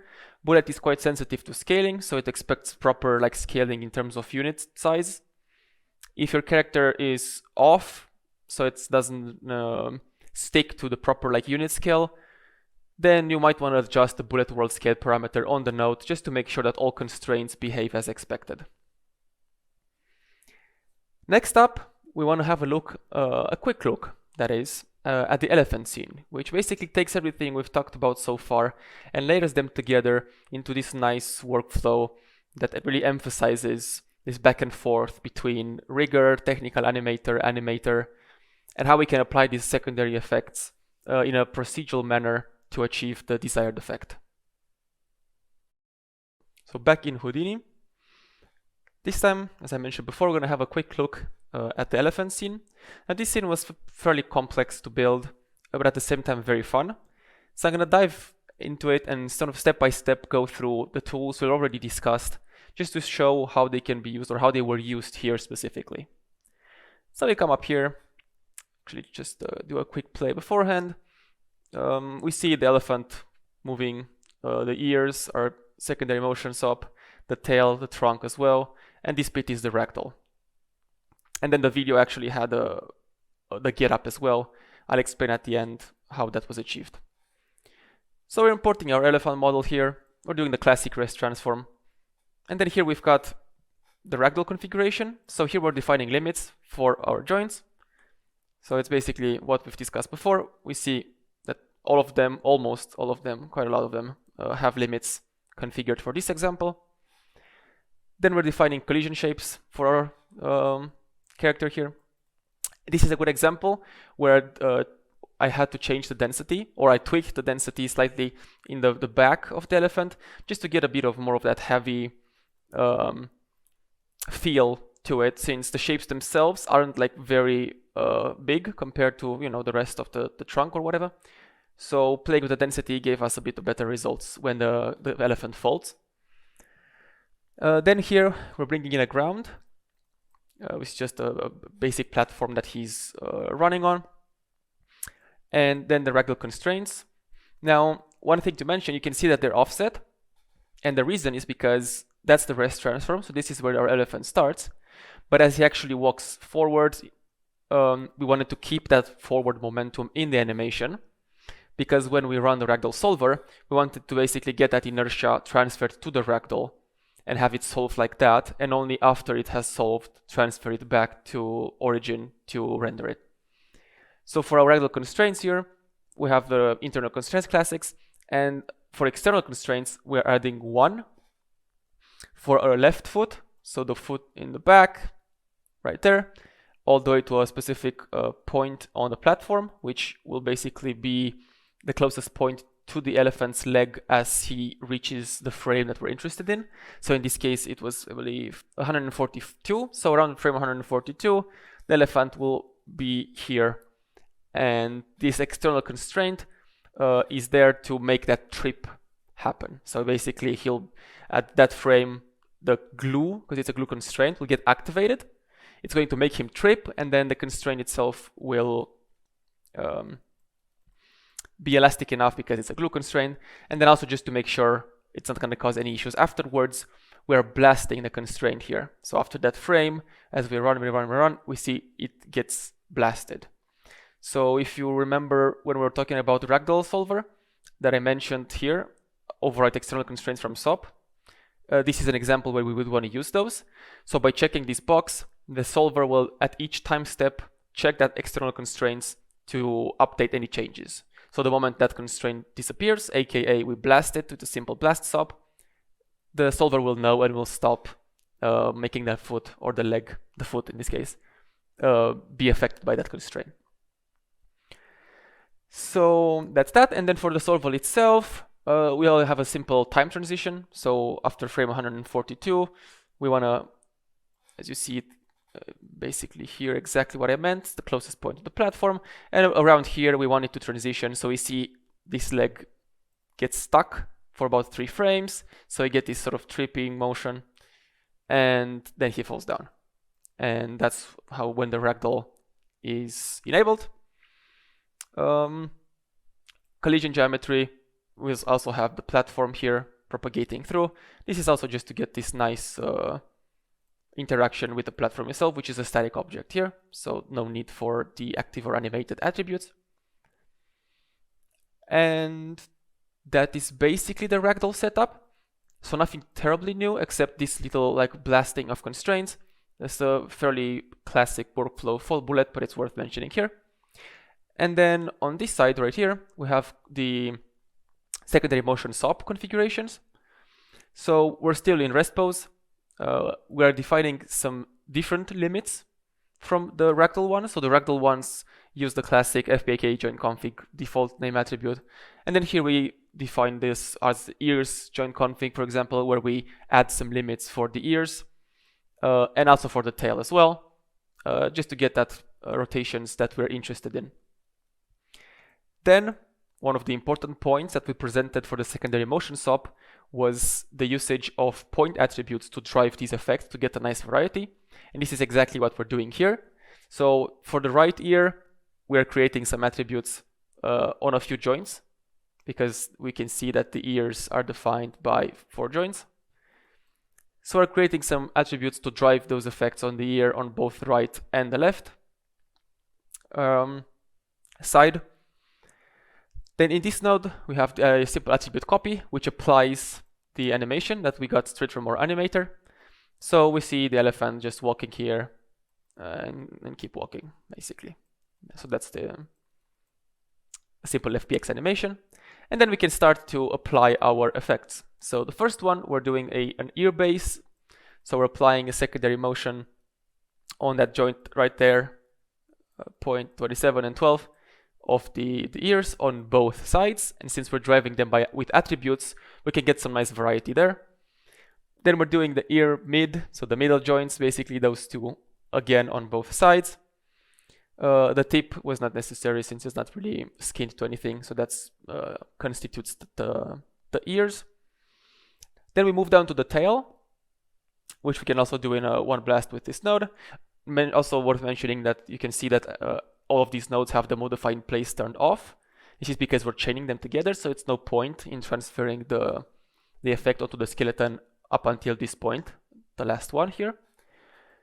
And this one is tail up. So one thing that I had to do was to limit or to change the effect, basically dampen the effect a bit more between quadruped walk and the biped walk. So we see on the quadruped we have 2.5 on the effect multiplier. Here we have 1. We could have probably animated this, but the way I chose to do it is to just use the blend options here. So we're blending out of this effect at frame 60, and then we're blending back into this one at frame 65. So this creates this nice transition with the tail. And then for the trunk, we're using again something we've shown before, where we're using the joint at the tip of the trunk. We apply the effects on its position. So as we play, we can see it kind of going crazy. And then we run a full body IK. We could have also run like a curve solver or something like that. I just chose the full body IK because it's a little easier. And we get this nice motion on the trunk. So once all of the effects have been applied, we can just connect that animation to our ragdoll solver and we see it play as we did before. And then this little section down here, this is just so that we can put the motion to be in place for our render. So if we go to this view, we're extracting locomotion. This is just a very simple setup. We're extracting locomotion so we keep him in place. And then when the actual ragdoll happens, we still want it to go forward a little bit to get to sell that tripping motion. So how we're achieving that is we're clamping this version with the extracted locomotion to frame 143, which is the frame at which it trips. Okay, and then inside of the apply locomotion here, we're computing that delta between this stream and this stream. So that means that all the way up to frame 143, this delta will just be identity because they're matching, they're exactly identical, right? You see? And then after 143, they change. And at this point, the locomotion joint also changes. So we see it's going to go quite far, but we see that that one stays behind and this one keeps going because that one's being clamped.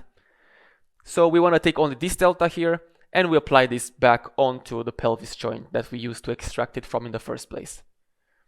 And once we do that, then we have a little skeleton blend just to control how much we actually want it to jump forward in space. We might not want it 1, and we see here we had about 80%. And then this last rig pose here, just a few touches on the tail, just to make sure we don't get too crazy of a protrusion when he stands up here.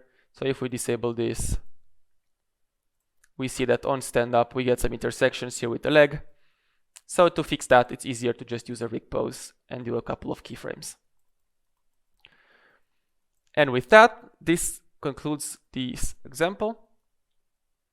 I wanted to also mention before we wrap up here that the trip, or what you saw at the beginning with the nicer trip and then the get up, that was achieved by basically, so once we've got this set up in place and we went through all the ragdoll bits, we stopped the motion at a specific frame, 200 and something. Then I sent the motion again back to the animator, who took it, animated the get up, worked a bit on the trip to make it more believable, and then sent the motion back to me. And we've run it again through some of the secondary motion bits for the ears, just to get that some of that the motion back onto the get up as well. And that was the final render. So it was a very nice back and forth, as I mentioned before. This scene definitely deserves more explanations and more in-depth dive in terms of workflow than we can cover in this presentation of the Hive. But it should hopefully give you a nice idea on how we would approach layering these effects together and applying the secondary motion as well as ragdoll to achieve a desired effect.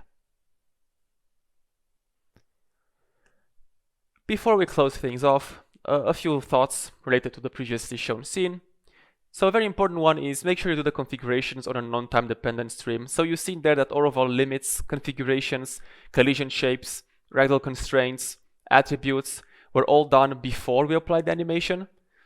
And even though all of these nodes take a rest transform to make sure that they still get applied in a rest space, not having a time-dependent stream pass through them will make sure that we optimize the scene as much as possible. Next one, we've used the collision geometry input in this case for a custom ground plane. So even though on the ground plane, on the ragdoll solver itself, you have an option for a ground plane that's by default, so we just get a transform or a height field. If we want to use any type of SOP geometry as a ground plane, basically, we can just use the fourth input, and that's going to work the same way. And last but not least, of course, most importantly, when playing with these little effects, have as much fun as possible. Building all of this scene was very, very nice. Basically get to experiment with tweaking some values and seeing the effect happen in real time. And getting some of those nice ragdoll results is a blast. Thank you very much everyone for your attention. I hope you enjoyed this presentation about the secondary motion tools that we added in KineFX for Houdini 19. And of course, if you have any questions or feedback, do not hesitate to contact us. Thank you and have a great day.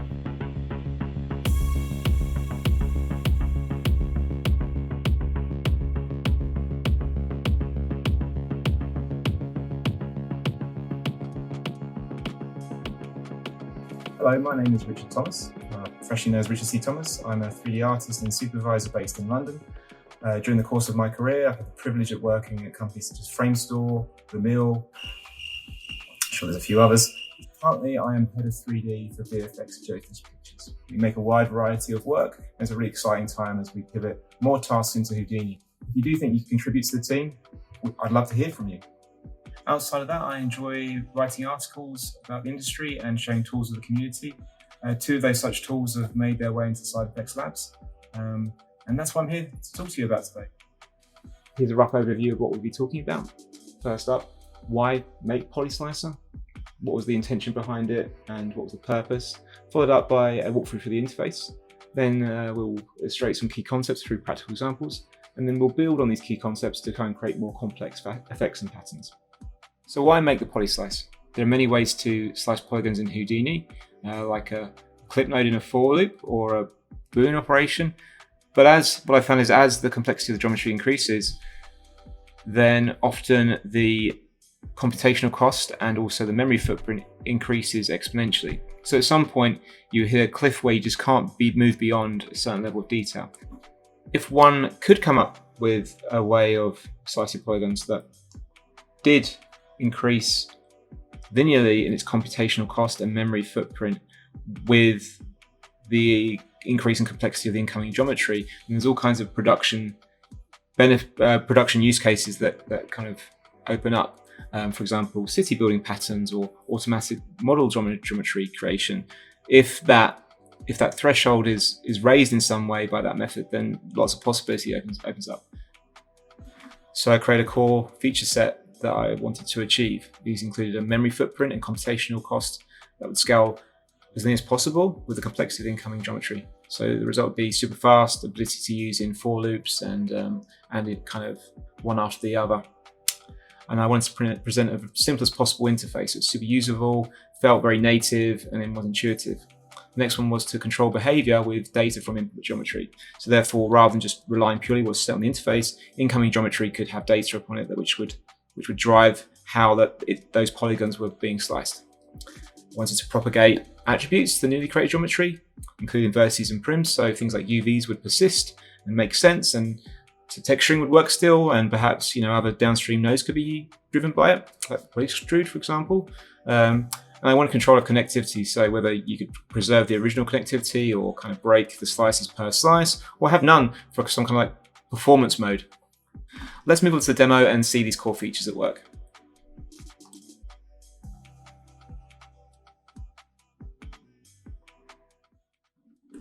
Okay, here we are. We have a basic pig's head test geometry. I'm just going to subdivide it once so you can see a bit clearly what the PolySlice is doing, get a sense of those slices. And here is the actual slicer tool here. I'm just going to walk through the interface really briefly to tell you what the different controls do. First of all, we have a group.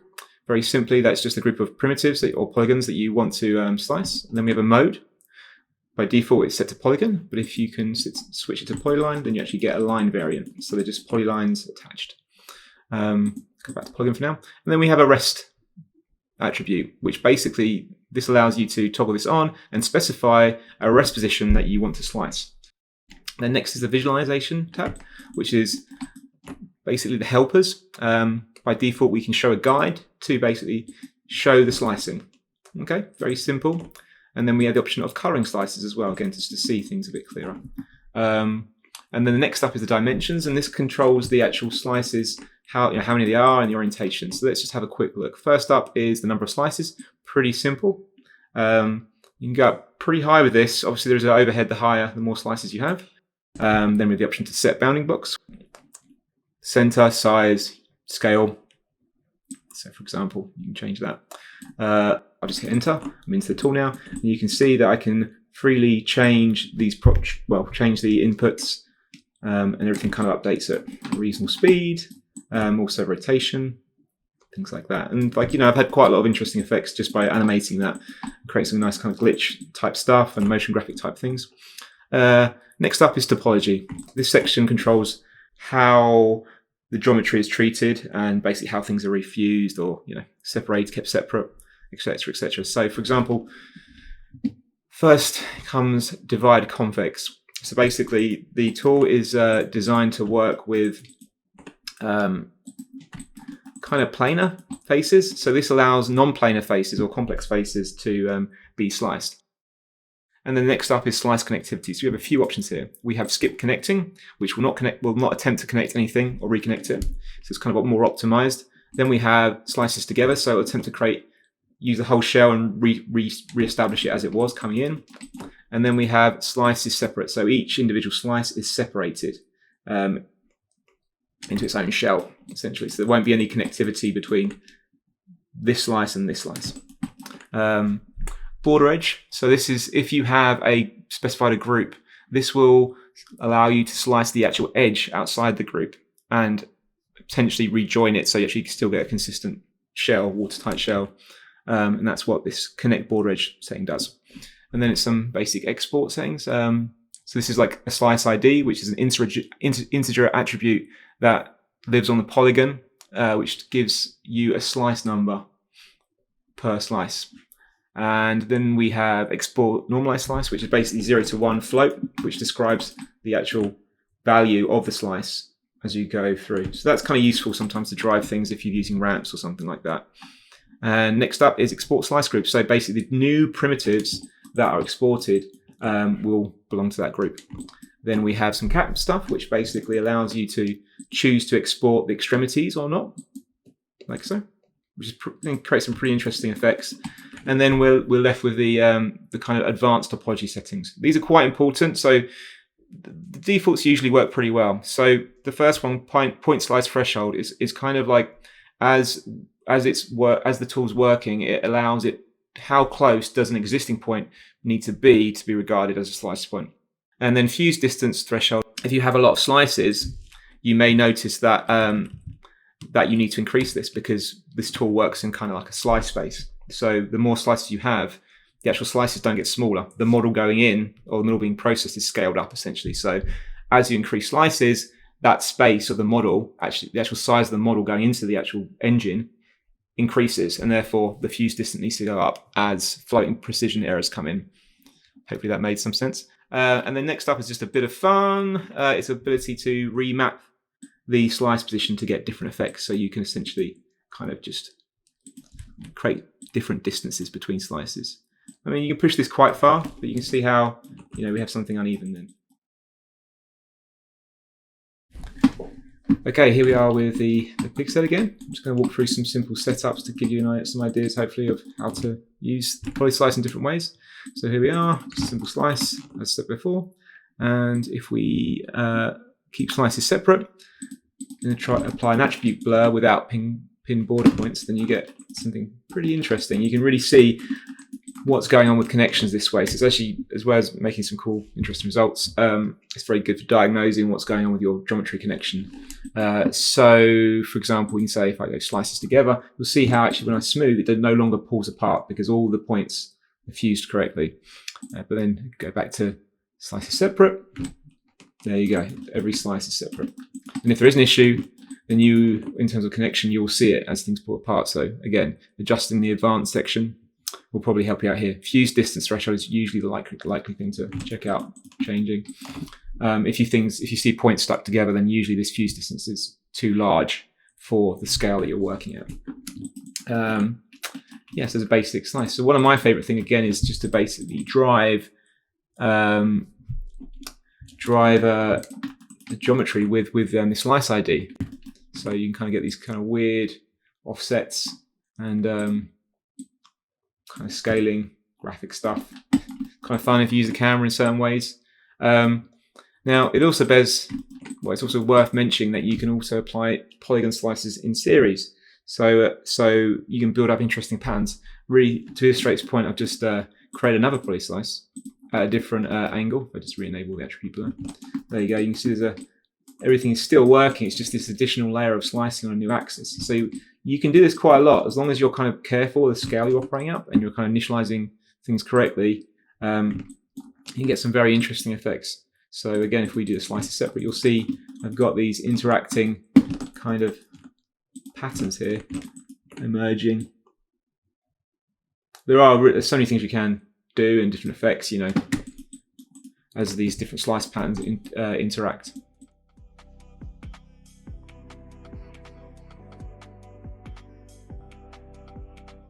Okay, we've sliced the surface. Let's talk about how we can surface that slice.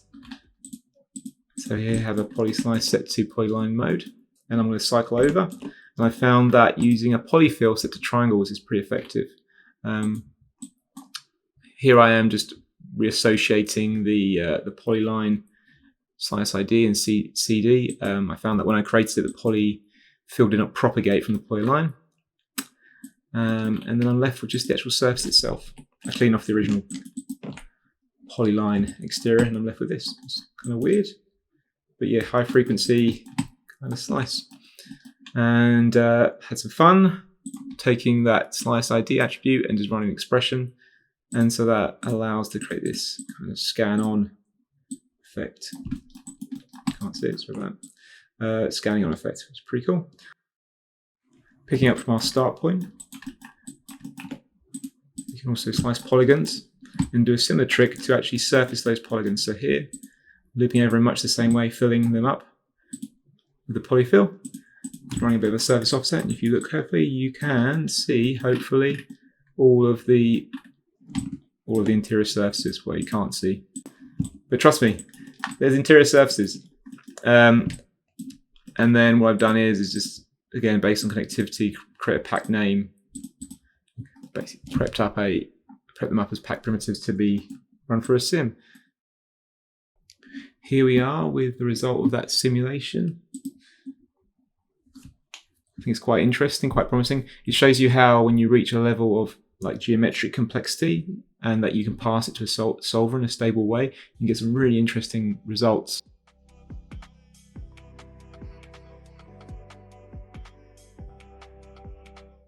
What happens if we start using this idea of rest? So here I've created the same geometry from the same point, sorry, and I'm just basically adding an attribute noise to break up the shapes and putting that to points. And so when I just enable the rest, set to rest, let's give it a second, it's going to basically slice based on that rest. So it's very different to kind of with a non-rest.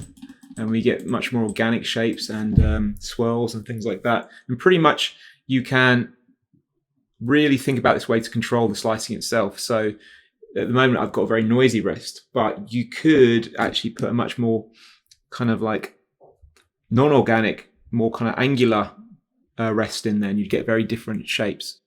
So yeah, I just kind of built upon this and just went to this bit further.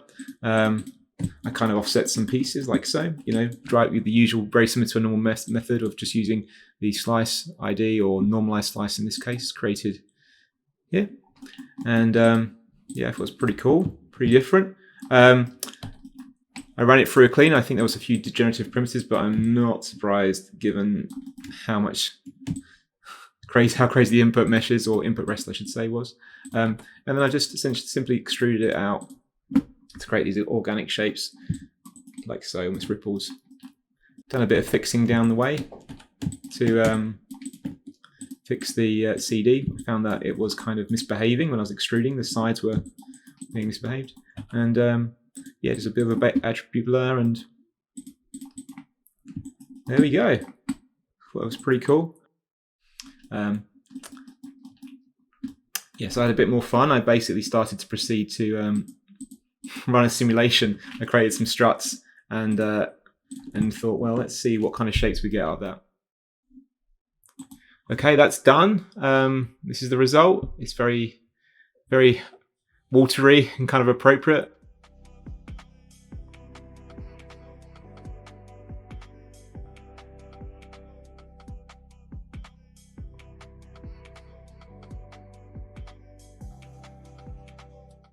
Okay, let's talk about how we may go about creating less organic effects. Right here is a simple, well, right here is a city setup I've created.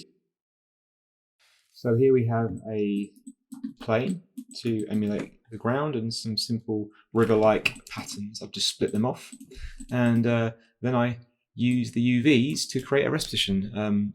This has been a really good approach for me because that means I can use the UV tool set to actually create interesting inputs to control how geometry is sliced.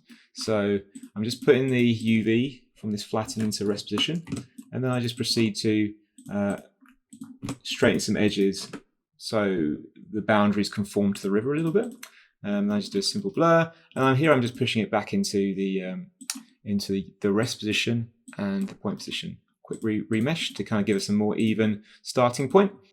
And so then I just run a simple smooth just to kind of create a bit more evenness along the boundaries. That should help kind of how the blocks are formed along the riverfront. And then I create some connectivity attributes, create a center attribute per island. And this will allow me to kind of vary the islands, as you'll see later. This is the start point. And essentially what I'm doing is I'm transferring the detail attribute from the loop through into the main stream.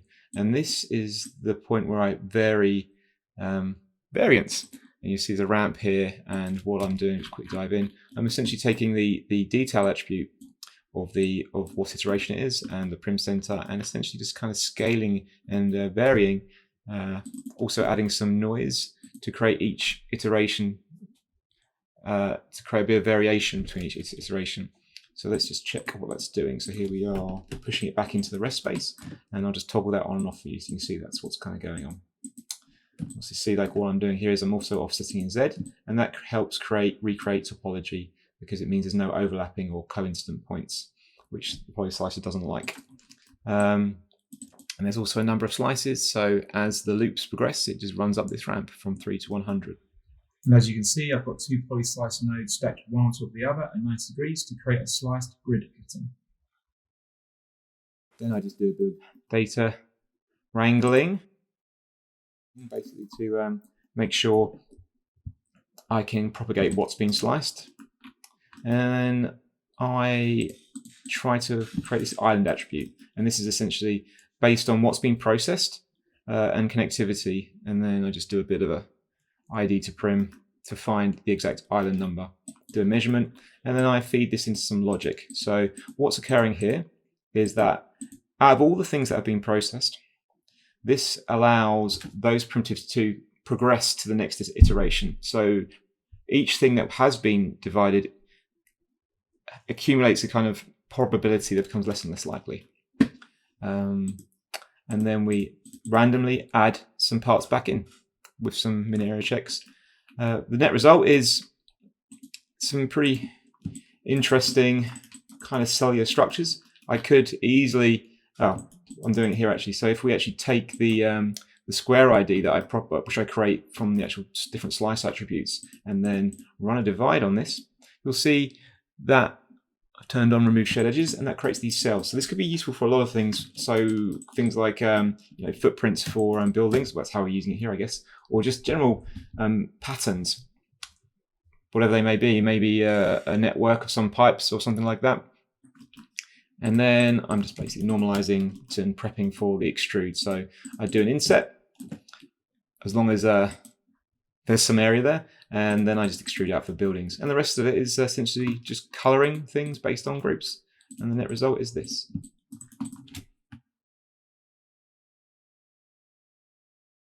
Okay, let's pick up with a new base shape. I'm just going to run a very similar pattern to what we just created with a bit less noise, so it feels a bit more techy and angular. Then I take that accumulated extrude value and just normalize it, kind of create some insets, and I offset it, and I get this base shape. Now what I'm going to do now is try and create a nice high frequency division pattern through iterating to get some like really fine variable details. So let's just jump in here. So what I'm doing is it's a very similar start point. I just to the previous example, I just create a kind of rest position like this, 0 to 1, and propagate it down through into the loop itself. Again, I just very similar loop. It's a for each. It has set feedback, and it just transfers the detail attributes from the metadata. Again, I create some variance based on the actual rest position and kind of the island. I cycle over this stuff and then proceed to slice. Here we can see the rest position just going in like this. You'll notice that it's offset in Z to avoid any coincident points, which the PolySlicer doesn't like. As long as the points are kind of separated in the rest position, if they shouldn't be connected, that is, or if you don't want them connected, then everything all should be well. And then I just create some logic. I create an island based on connectivity of what's been sliced by blasting away everything that hasn't, and I just transfer it back, and then I just draw some, push this through into an extrude, just accumulate some extrude values based on the X and Y slice and also the iteration. So I get a random kind of value per island almost.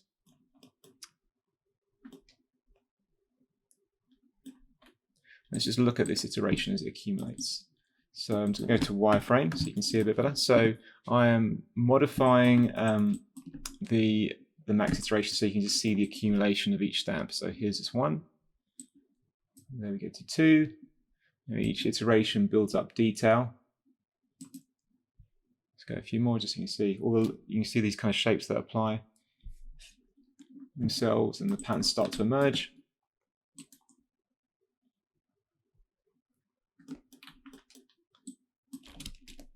So unlike the previous example, you may notice that these kind of patches emerge.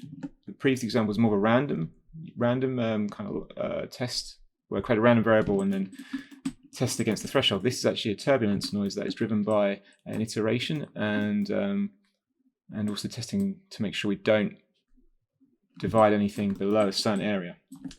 Okay, so you can see how the detail accumulates and accumulates and builds up, and then what we end up if we go for 20 loops, something like this, which is quite a lot of detail. I think this took about a minute to cook.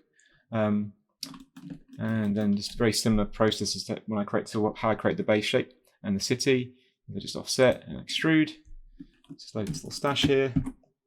And then you get this pretty complex, interesting pattern. I'll just pop up a render so you can see how detailed it is.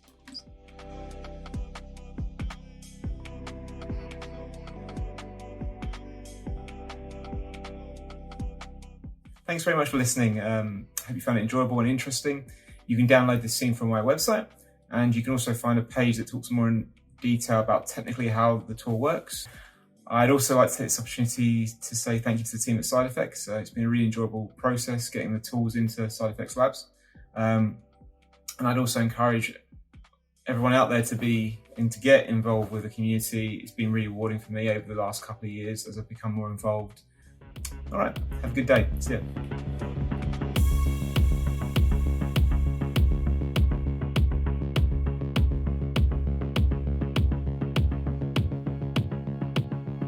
Hello and welcome to this presentation on asset and cache workflow. These are two big subjects in Houdini, so I will just get started first with the asset workflow. As you all know, like, digital assets are an integral part of working with Houdini, and there were times when this question came up, like, were they any good or not? And I kind of had to argue with this example, saying, like, digital assets are really the best invention in the world after ice cream. Well, I mean, come on, nothing can beat ice creams. So this is why I think it's important that we kind of look into what we are currently missing, and currently we have interfaces in Houdini to manage, uninstall, and install assets and so on, and deal with the assets in the scenes. But what we don't really have is a good way to actually create them or provide the user some sort of way to create different iterations of the asset they're working with. And this is something that's already been there, really. Like, we have plenty of Python function in our Python API to call to, which would allow you to create your own kind of digital asset kind of versioning system. But we cannot expect that every user would go and create their own Python code, and that's why it's kind of like going back to the ice cream example. Like, if you do an ice cream party, you must have a waffle cone, and only the cool kids can make their own waffle cone. But we want to make sure that everybody can join to the party, and that's why what we kind of aimed for this release is to create exactly this system where by default in Houdini you can just easily manage, copy certain assets, version them up, work with different versions, and so on and so on, but without the actual complications of a complex pipeline. So we are aiming this to be, not for studios, because studios, as I said, has the ability to do whatever their studio requires. But what we want to aiming this for is really to bring studio kind of like simplified features to users who has no possibility to create a pipeline, but they still want to work fast and efficiently. And to demonstrate it, I will just create new digital assets. So I just put down a subnetwork here, and after that I can right click and create digital assets. So this entry here been there for a long time. So here I have some very basic options to choose from, and then I can say this should be my I create a namespace with my name, and then the purpose, which is dev, and then some ice cream asset, and then everything updates automatically. This is the label which you see in the tab menu entry, and then the file name. And the thing here is that you can, if you want to, let's say, create an embedded one, you actually have to type here embedded, which I never know how to write. So it's a pretty manual process. So instead, what we now provide is a new way of doing this exactly. So digital asset entry is the new entry where you can go on create new, and this entry labels are changing based on what kind of node you right click on, and because it's a subnet, it's kind of expects that you want to create a new asset from it. So create new, and then this will bring up a new window, and here you have a more granular way of defining your asset name and where it's going. So as you can see, the type name subnet, which is now I actually want to, as I said, let's say an ice cream asset here. So you can see the same kind of structure I created in the previous window, dev ice cream 1.0. So all of these namespaces and the versioning surrounds the type name, and I can disable them if I want to. But this is highly recommended that you keep the structure, because then the asset can be very easily identified and very easily versioned up.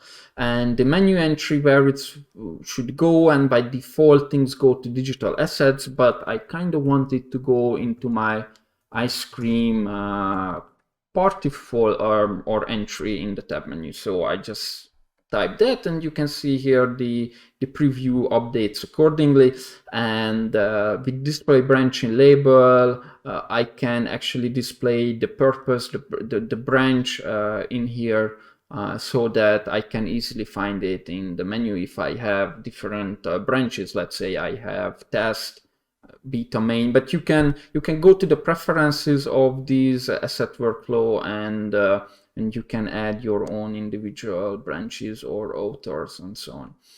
And then lastly, where you want to save it, you can save it. We have a couple of presets. You can save it where your HIVE file is. You can embedded is just a preset here, so it's as easy as just clicking here, though we recommend it to actually save it into a file rather than using embedded. And then the file name, you can choose different option here. Again, automatic will just construct the file name based on your settings here, which is the recommended. It's good to store one asset into one file individually, so that you can easily associate one asset with one file. But in case you want to store multiple asset definition in one file, you can choose type name, and then everything will go into this file. And I will just go with automatic. And then prefix type category, this is handy because you might want to create an ice cream lop asset as well, or an ice cream top or whatever. And in that case, the file would start to conflict the file name. So this is just to separate it. And also it's much easier to find certain assets when you browse through them. And then I think I'm all ready. I just go create here. And as you see here, I immediately got an ice cream asset then. And if I go to tab menu, you can right away see that I have ice cream party with an ice cream. And I can put it down. It's the same instance. And I can already use it and populate it with ice creams. And one very important thing is the asset name and path bar here. So this will tell you which asset is currently in use by Houdini. So I only have one asset, so this is the only option I have, and it also tells you where is that asset definition located, if it's in a file, if it's embedded, etc. And the way to get this menu is if you go to assets and asset definition toolbar, that's how it's called. And I just have it show always because this is, I'm very much used to have this on. So for me, this bar is not a visual noise. I'm very much want to know which version each asset is using, because it's kind of very important when you work with multiple assets. And it can save you loads of time figuring out what's going on. And then as a next thing, let's say I want to create, I done editing it, I want to create something, I want to create a new version. I again go digital asset save as, I can bring up the new window and manually edit it and saving it as. But I will just cancel it and I show you an easier way. What you can also do is increase major version or increase minor version. And I will just say I will increase minor version. And you will see immediately that this is a simpler window, only telling you that the version from 1.0 is going to increase to 1.1. And you can still choose the save to options are here. But basically this is the main change which is happening, going from 1.0.1 to 1.1. So create. And then now I have two different versions of the same asset, and now the asset bars, the way I know it is because if I can go to the asset bar, I can see both of these versions. And the other way to use this is, let's say you want to edit an existing node, let's say the platonic solid. So this is something that, SideFX provides by default, and then you kind of decide, well, the number of solid types are not enough for you. You want to add more types to it. So what you can do then is I can right-click digital asset and save as, and then immediately, got the window. I can enable use my namespaces and versioning, display branching labels. And then put it into my digital asset folder. This is not an ice cream, so I will not put it there. Or maybe we create a cone, and then I can say maybe this will be our cone for the ice cream, so I just put it into ice cream party. Okay, and create. And then now you will see menu platonic solid. I have the one which Houdini ships with, and I have my special ice cream edition. So if I now go to ice cream party, you will see that I have platonic solids dev here.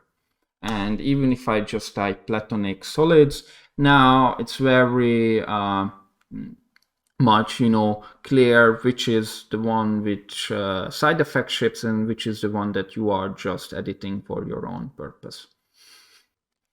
So this was just a brief introduction to working with assets and how to create them. So let's now jump into the second part of the presentation, which is about file caching workflow. The cache workflow, just as well as the asset workflow, also originated from the fact that I just needed to make my day-to-day life easier, especially when it comes to creating all the Pyro demos we've been presenting for 18.5 and 19, and some of them were such a more complex scenes that I needed some more reliable tool or sort of a workflow that would help me easily to iterate between versions and also between wedges. And in Houdini, we now provide 2 file caches, one which comes by default in Houdini, and this is now the file cache 2.0. And we also have a labs version of this file cache 2.0, which has extended functionalities. And I will go through both of them now and show you the differences. To start with, I will show you the file cache comes by default in Houdini. So as you can see, there has been a major UI change, and what is probably the most obvious is the construction area here. So just as with the asset workflow, now we have the way to modularly define the components of the file name, such as the path, the name of the file, the version, the base name of the file to be precise, the version number, and the file type. So all of this can be set here in a much more user-friendly way. And this also helps us. The other big difference that this node has a top integration as well, and this helps the top nodes decide, what type of cache you're working with. Is it like something that is time dependent or not, and so on, or a sequence, for example. Of course, you can go on and say file path, you want to explicitly define it. And in that case, you can return to the old way. But as I said, many functionalities probably will be, will be lost. And you have to take, very good manual care to make sure that everything works accordingly as you would want to.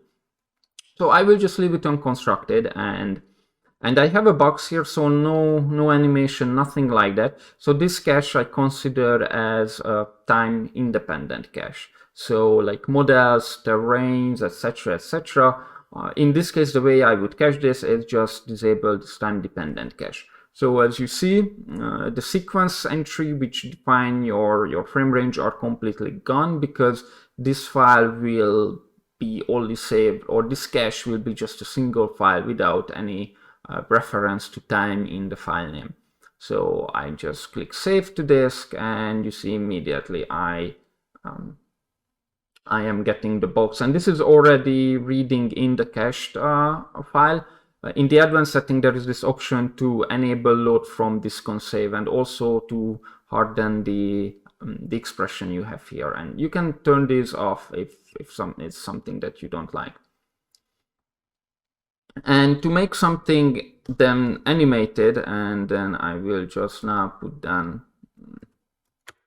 and just create some basic animation here, as you can see. So now the box is moving, and I probably set my timeline to something much smaller. And then the way I would cache it is just enable, time dependent cache by default.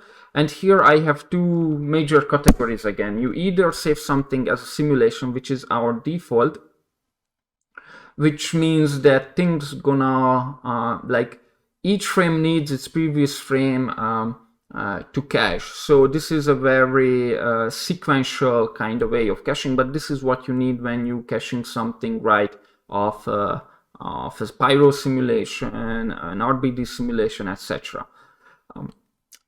If in this case this is a sequence which actually is not coming from a simulation, this is something that it's a sequence that is kind of frame independent from each other. So one frame does not depend on the other one. So these are the caches that are much faster to cache, because you can assign multiple processes to do it. You can assign multiple computers on the farm to deal with the subsection of the frames. So in this case, I just disable simulation. My frame range is 1 to 10 to 4. And just to show you how top works, I just click save to disk. Yes, I want to save the scene, and you see it just kind of chunks through all the caches. And then you can see that I'm reading the cache in which I saved, and now this is moving according to my animation. And we have this icon here, or this badge, which shows that this is actually now loading from disk. If I enable it, you see that it shows up, and this this will show up on any asset you do which has this load from this parameter. So you can, assign it to your own digital assets that deal with file caching. So I would take this a step further, and just as with any proper work scenario, you would probably have your FX or whatever you do. In this case, I just say FX created from start to the beginning with multiple of these file caches. So I will just put down a transform node, and let's say I just move this up by 1 unit, and then put down another file cache, and just connect it, and I will just leave it at simulation and save to disk in background. And you will see now that voila, I got the box up in the air while the first one is just on the ground. So now this will allow me to, let's say, what if, I want to have now red boxes, because this is what I have to do now. So I actually gonna grab this version on the first one and connect it to the second one as a reference. So now I can, I have my red box here, my cache is still white. I can change to a second version, and the second file cache also changes too, so that's great. Now I just have to cache this one, and I have to wait until that one is finishes, but I have my red box here, and then now I have nothing here yet. I have to now again click and cache, and then as you see, I have here my second red box here. Let's take it one more step further, and that would be the fact that after I set up a graph like this and I want to run, my version 3, let's say, I do not want to manually wait until one finishes and click to the next and so on. Or when I leave for the night, I just want a system that would run all of these file caches one after the other.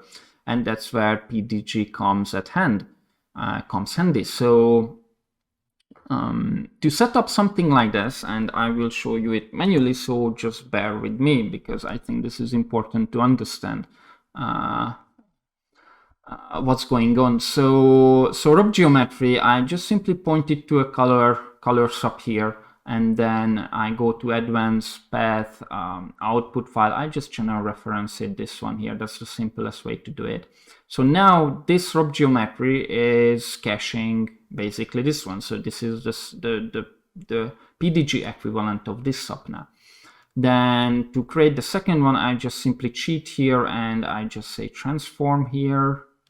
And then I also just simply change the number here to 2. So now this is kind of, matches with this one. So now, ideally, if I've done this now, I should be able to just cache this and then leave for the night, right?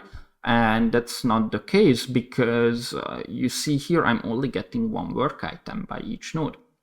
And the reason for that is because we have here also an evaluate using option, and right now they are both set to single frame. So because you're doing sequence here, and this is what I was kind of mentioning with that's why I was explaining the cache type kind of, like static model and time independent caches. You also, because we work with sequence, you also have to make sure that this is a frame range. And the second one I set to frame range because, this file cache also say that, this is a sequence. So if I now generate this guy, oops, you see that again something is not right, because now suddenly what's happening is that frame range actually says now that for the second node that I want to generate another 24 frames on top of my original frame. So this is clearly wrong again. And the kind of confusing thing is that if you now just disconnect and regenerate it, you will get 24 because now we don't have input. And it's very common that an artist would disconnect things here, and they would expect certainly that the graph just stays the same and run the same, but this is not the case actually in TOPS, which is a pretty big issue, I think. But what we have now is an automatic options. options. So I can set this to automatic, I can set this to automatic as well. And then now, if I just show you without disconnect, when it's disconnected, you will see that I'm still getting 24. And if I connect it, I'm also getting 24. So this is basically now ready then to cache, and I will get the same result while running the SpeedDG network as I would run this two one after each other. Then I will take this one more step further, and I will introduce wedging into the system. So I actually want to put down a wedge node here. And then I set 5 wedges, and I set my ice cream color, and I just leave it as float. It doesn't matter for this example, and I will just override this color. So when I generate this generate node, you can see that this color node, it's actually nicely updating based on the values this work item provides. So I have this rope geometry here, which was working before all fine. So I just connect up wedging here. And if I want to regenerate it now, believing that it's all fine, then it's not. Because now suddenly the automatic here does not work as expected, because, well, automatically simply saying that, you know, I have incoming work items, so don't do anything replicating thing, naturething with that, so just leave them. It will really just leave the 5 wedges, but what we would be expecting is actually 120 work items here now. So the solution for that is then change our network again and switch to frame range. So now when I generate this, you will see that it works accordingly. So now the question is, are you able to just run this network and go home and expect good results in the morning? And the answer is not at all. So the reason is being because, as you can see already, where the complication starts to arise is that suddenly this rope geometry representing this file cache, suddenly this has 120 work items, while this one only works with 24. And this file cache is not aware of wedging, while this rope geometry does have all the work items set up for wedging. And as being this also the output file which evaluates here, it's also not valid anymore for this node, because this node has to encompass the at wedge index attribute, and I just type in big wedge so that you see here. So now if my third wedge is selected, you see it evaluates to wedge 3, while this caches do not. And then now you kind of have to then cross-reference this one into here, or do some other kind of manual setup to make it work. And this is where things really falling apart. Even before that, you could already see that the entire topnet setup, it's kind of painful and manual for a user. And on top, adding wedges and just completely like desync these two nodes, it's just creates sort of a nightmarish workflow for the user, in my belief. And that's why we are introducing also the labs version of the file cache node, which is very much still in development, but it's trying to tackle these issues and help you, creating more to help you work with in a using file cache in like realistic, shot-like work environments. So I will go and replicate this setup now using the labs file cache and see how that one is compared to the default file cache. So I will actually put down a file cache, and I will put down a file cache labs version. You see the two interfaces are rather similar. One thing is scheduling. On the base one, you will only have the possibility to override to provide a custom scheduler, which is again a very manual way to do things. While this one on the scheduler tab has the option by default to set how many cores you want to use for this process. Let's say you want to use more for simulations, less for sequence caching, etc. And one of the things I changed here is the fact that if I go to local scheduler and I see here total slots to use and basically slots, I never know what it means, and it's hard for me to grasp. Is it now meaning logical or physical cores? Like, just always have to go to the help, check it what it is, and all the option I have here is either 1/4 of the total CPU count or equal to less than 1. So this is not very much helpful for me, and what I did is I just renamed it logical cores to use, and here now we have 1/4, 1/3, half, 2/3, 3/4. So you have plenty of more options to choose from, and hopefully in a manner that actually shows the logical core numbers and in a manner that's easier to judge how many core per work item you want to assign them. The other really cool lab feature is that wedging is now brought to labs through the file cache. So the way I would declare a wedging is through the file cache, I enable it, and boom, I can just set the number of wedges, and these are right away showing up. So I can, create an attribute here, and I can just copy this, say add wedge attribute, and then as soon as I just force it to evaluate, you can see that I do not have to go to tops to see right away the changes in SOP level.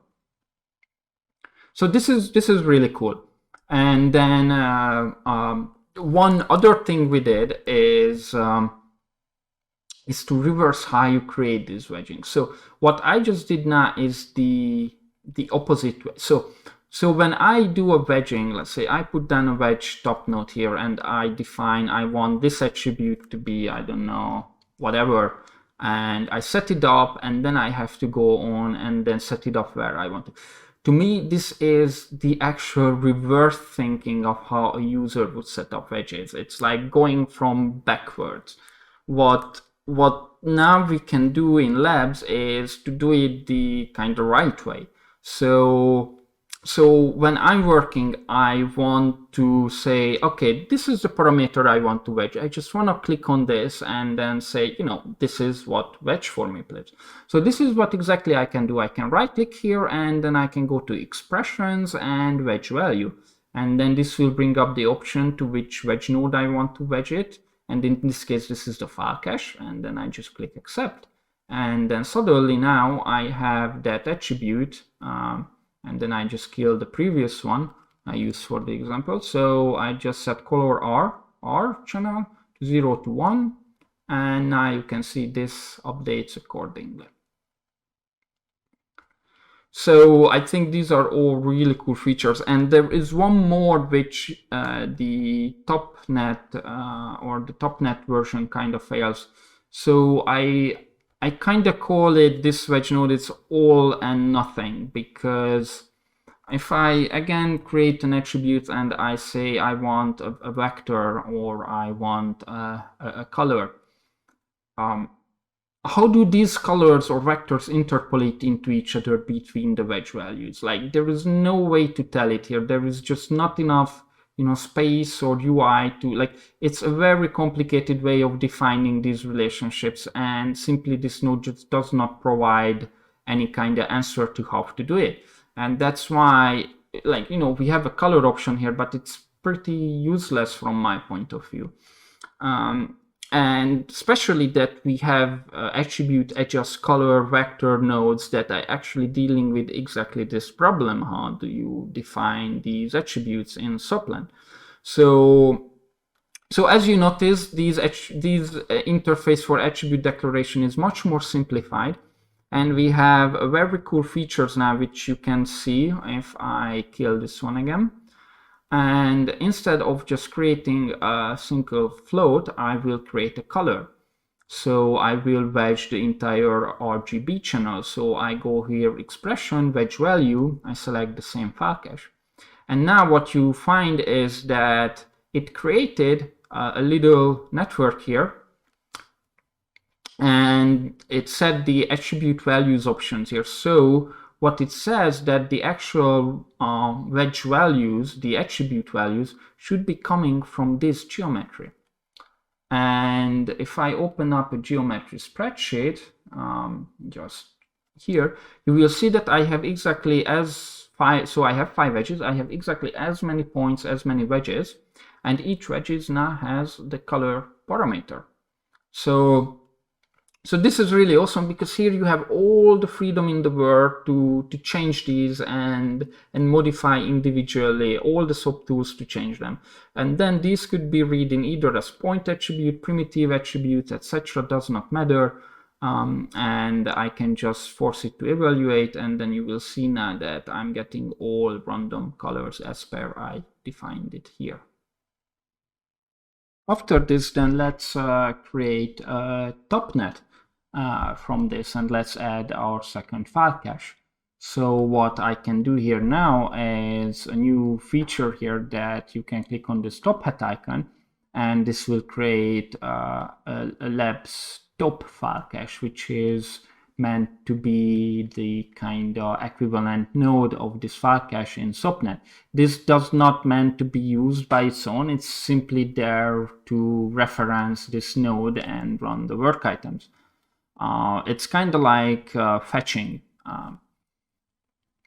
And then I will just put down a transform sub here, and what I will do is just say, well, actually I have a really handy expression here put in, which is set to wedge index, and then I immediately can see how my wedges, actually each different wedge just gonna move up based on that wedge index number. And I can do a labs file cache again, and here I also have to say how many wedges I work with, which is 5. So, but here I do not need to do anything else. And I also click here this top hat icon. And now if I generate this node, what I also have to make sure is these are all set to load from disk. But other than that, now these two nodes are all set it up, all providing me the correct results. So I can just save and run it. So that's the idea behind it, that this was very simple to set up without any knowledge of topnet or any kind of laboring, manual work. And now what I can see here is, you can see here that I'm loading this. This graph cached exactly the same thing as I have here, and I can check it in labs as well. And some of the new features here, which are really cool, is in the load option, I can say I want to load all wedges. So now you see all of my wedges are loaded, but I can also say load each frame of my sequence, or both load each wedge and each frame. And this creates a couple of interesting scenarios when build your topnet. For example, now this cache is actually acts like just like a static time-dependent geometry, because by merging all frames we took away the time dependency, and by merging all wedges we do not have anymore any kind of wedge indexes. But the idea is that the next file cache node you put in,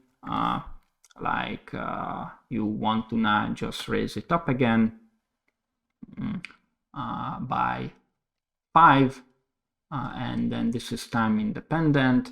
And actually I have to put down a labs version of it, so just say it's time independent. I raised it by 5, I put down the next one, and then let's make sure that this is loading. And then when I do this, even though you now see 1, this works exactly as expected. But when I see my caches, you see that this one actually moved up as expected, and this is one single frame. So that's the idea behind connecting SOPs and TOPs and providing these file caches. So this is much easier to handle. And the other thing is, which is really nice, let's say I want to render now these geometries, but I do not want to merge them together just yet. So I have here the animation, and what I can do is click on this geometry icon as well. And what it will give me, it's a nice cake with a rendered geometry object with a nice cake. So what it does is, again, this is like, you can consider it as a special geometry node which meant for rendering. This is something we never had in Houdini, and kinda when before labs, this would have been very, very handy to use, because everybody was just putting down their own geometries, their own object merges and so on. And this is actually very handy because this connects right into this file cache node. So all I have to do is point this to it, and then I already have a renderable geometry I can point to my render. But again, in labs, in LOP and Karma and using the stage context, you can also just scene import this geometry as well. So it's not completely irrelevant still. And what is nice about this is that I do not have to set merge wedges here on the node. I can just say merge wedges for my rendering.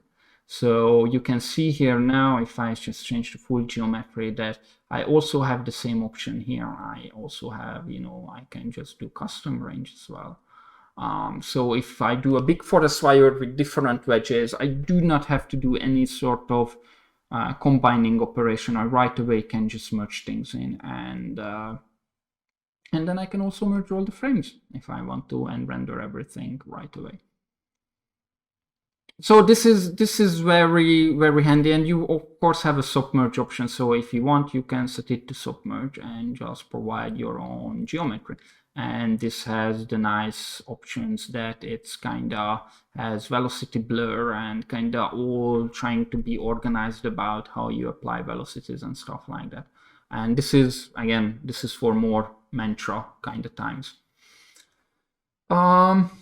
But that said, this node also, the idea, so these are all still work in progress, and we still have to evaluate them now, especially with labs and how we go forward with them. And one of the nice feature is, for example, it's like could be handy to say that I want to say this is an RBD IO geometry, and if I reference an RBD IO, then it automatically sets me up the best way how I can render that geometry. So there could be lots of really cool things to do about a dedicated render geometry node. And pretty much this covers most of the file caching. One other feature which is I put there as a test is performance logging. So with this enabled, you will be saving a performance file that you can load up with the performance monitor later and check your statistics. And as a last thing, I want to show you more of a real-life example on how to use these tools. And here I just put down a fireball, and my intention is to set up wedging and also render these wedges as each separate renders. And as you can see, just a simple fireball setup with a transform to use as my wedge parameter there. I set it up the way I explained it before. And with the Pyro quick setup, I created a LOPNet for rendering. And the nice thing in here is that I'm using the labs Karma LOP node, which is in the interface. If you see, it looks exactly like the file cache. It has the wedging option and the rendering settings. I tried to like combine it in a way that reflects the simple folder structure new to 19. And then click the top hat icon as well, which generated me a node that is mirroring this node, and I just set it to render. And one of the things I can show you now is that, and you can see that I can just, also the caches, I can just go back and forth with them. And let me just show you here on this one, on the Labs Karma render. I click on this icon to load the render, and you see I have one partial render right here, but I can also select the last frame, or sorry, not the last frame, the last wedge, and then I just select it from here because it's simpler than finding it from these work items. And then just a moment, and then I'm getting that one also written, so you can see that the placement is rather different on both images. So indeed this is working well, and I immediately have 5 edges rendered. So that's the basic idea behind the Labs file cache workflow and bringing in wedges into subs. So there is still a lot to iron out, but it's in Labs now, so feel free to, try it out. So thank you so much for listening, and see you next time.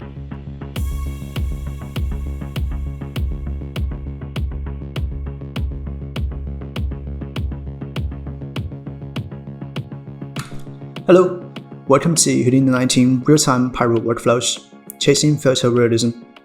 My name is Mikael. I'm a technical artist at SideFX Labs. I'm very happy to be here today to share with you new techniques and solutions while bringing you in Houdini 19 to help you achieve beautiful and memorable Pyro effects in real-time engines. As a quick overview, this is what we're going to be talking about today. We'll start off as a mission statement, what we're trying to achieve. Then we'll move on to a quick start and talk about our new viewport rendering techniques, ACES color spaces, how to generate flippers. We'll also do a deep dive into different texture maps and the updates we've made to them. This include base color, smoke color, motion vector, normal, what I call MDC. I'll explain that later. Depth, and we'll talk about the real-time shading aspect of it, the dynamic controls you will have in engine. We'll finish off talking about a rather experimental feature, what I call volume photogrammetry. But before that, I would like to give a special thanks to my colleague and friend Attila and Omar. They've been instrumental on the R&D side in building the Pyro techniques in our Houdini main, and they helped me a lot in finishing up the real-time pipeline, bringing the two together, and hope you guys will enjoy it.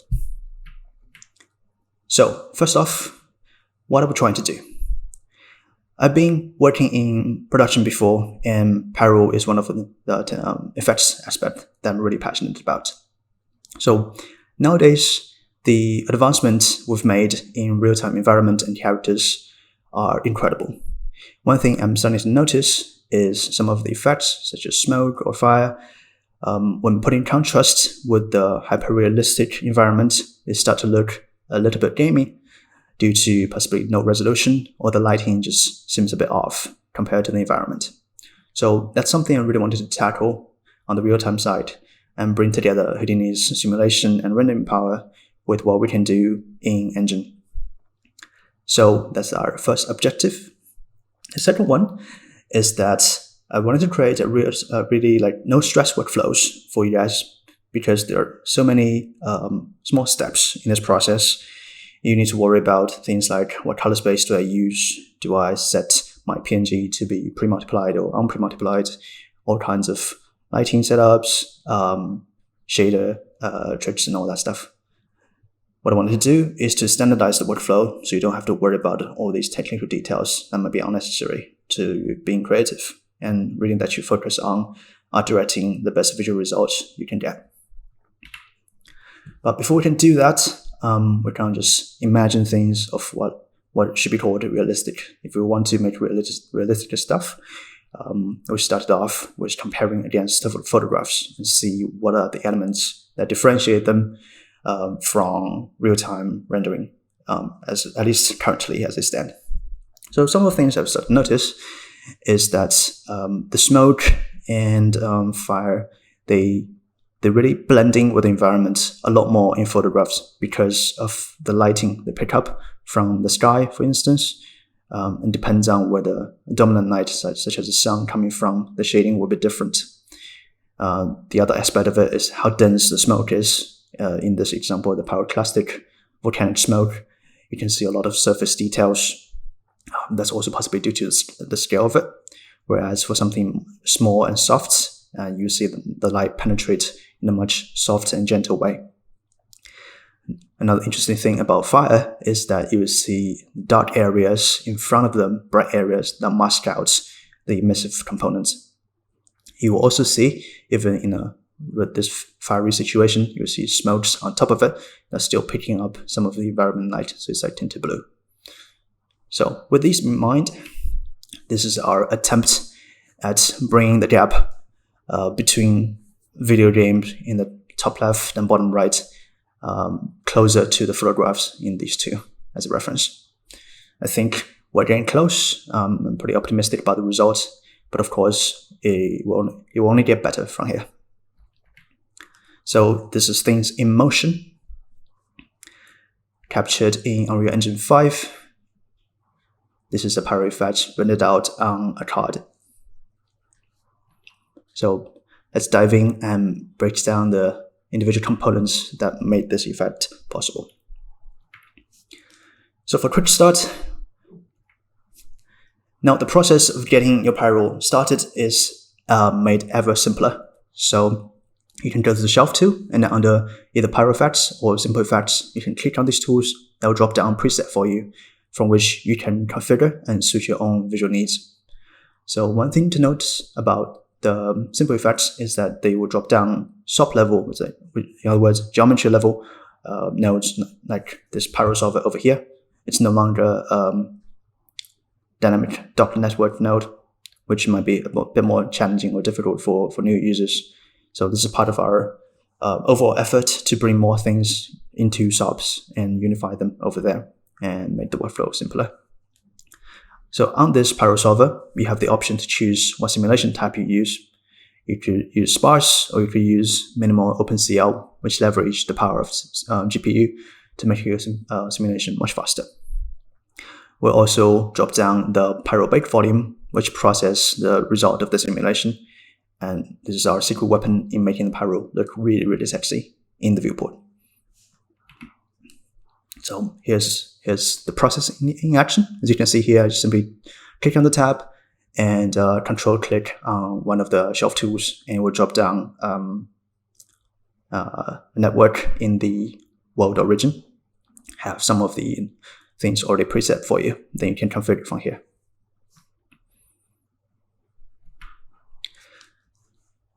One thing I really want to highlight is our viewport rendering, which is looking really good in Houdini 19. So here's one example. This is flipped directly from the viewport, an animated source minimum solver Pyro effect. The animated source is referring to the tip of the torch being animated along with the character, and the minimum solver took care of the rest. So here's another example of a very beautiful torus effect. It just shows you just how detailed and amazing it can look already without offline renderers. This is directly from the viewport as well. So you can flip with this, you can put this in your game, and it would just look as good. One secret source behind the amazing colors is the adoption of Aces color space. So this is known to some people, but would like to make it more popular, especially when you're working Pyro effects. So ACES stands for Academy Color Encoding System. It's popular in the film industry, but the game industry can also benefit from it. Here's a comparison. On the left side, we have the standard sRGB, and on the right side, we have the ACES sRGB.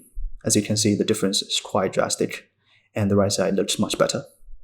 The process to configure and set up ACES colors is a little bit convoluted. That's why we're aiming to provide you with tools, tutorials, and documentations of how to set it up. Next, we want to introduce you to the new flipbook generation methods we have. Previously, we have a flipbook generation methods in SideFX Labs, but now we have more. Now you can directly do this in the bottom left of your screen and do the flipbook render. On the size tab of the render flipbook settings, there's a new option called sheet size. This will allow you to specify the row number and column number of the flipbook you want. So once you hit render, what's going to happen is that it will render out every frame and automatically composite every frame into the grid that you see on the right. Additional benefit of this is that you don't have to save out the intermediary files and load them to composite them. What happens under the hood is that once every frame is rendered, it's copied to the destination buffer so that it's more memory efficient, it's faster. Then you will get is a single frame in the in-play that is the ready-made flipbook. If you don't want to do it manually, we also have a more automated process in the form of a tool that Labs will be offering called flipbook textures. So what this tool does is not only composite and render the textures, it also gives you the option to render out different types of textures and configure the settings along the way so that the process is really streamlined. You can click a few buttons and everything should be ready to go. Now let's dive into the different textures that we offer. So the first one is base color and smoke color. On the left, you see the base color, and on the right, it's a smoke color. The difference between the two is the smoke color is basically base color minus the emissive component of it. This workflow is different from the previous workflow of using a emissive map, which describes the emissive component by itself. How we derive the emissive component now is that we simply subtract the base color by the smoke color. The advantage of using this kind of approach is twofold. One is that by definition, because it's a subtraction, it very nicely isolates the emissive components without changing the black masking part on top of the volume that you saw previously in the photographs. So as you can see here, if we don't turn on a emissive and just plug in the texture into base color, you get the dark version like this. Then you can independently control the intensity and the curve of the emissive component of it, like the fire. The second benefit is that we can use the smoke color by itself as a source of doing non-directional scattering. This refers to the color the smoke will pick up from the sky or the general environment. Because it's rather like omnidirectional, the smoke color has the ambient occlusion baked into it. So it's not just a straight up, everything brightens by the same amount of values, but it brightens with a gradient, make it looking really good, like this.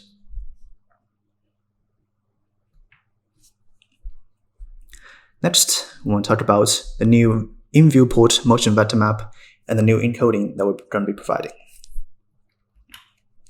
So motion vector maps used to be rendered using Mantra, which is considerably more slower. Nowadays, with a simple node, you can turn the viewport into the motion vector view, as well as normal view, which we'll talk about in just a bit. So the benefit of this is that you can interact with it. You can rotate your viewport, you can change the camera, and the motion vectors was always computed in relation to the angle you're viewing at and the size of your viewport. So on the left side, we have a snapshot of what one frame of motion vectors might look like. On the right side is the encoded version, which looks kind of funny, but it provides better accuracy using a small amount of memory.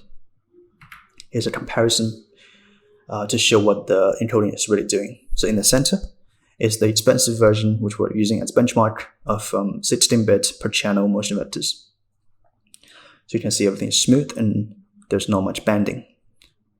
What you will see on the left side, which is standard RA, GA motion vectors, you can notice the banding and it looks very sort of pixelated. We changed basically how we do the encoding. And on the right side, you see the new version, which is, so what you see here is the decoded format inside the Unreal Engine viewport. So it's different from the texture you saw before. As you can see, it's much closer to the 16-bit version and much less banding compared to the 8-bit version. What this will mean is that if you have serious banding, some pixels that should be moving at different speed will end up moving with the same speed. So it makes it more jittery and not smooth. So that's the problem we're trying to solve while keeping the memory size down. So here's a result of what it looks like. First, it's no motion vectors. It looks very jumpy. Then it turns into this smooth result.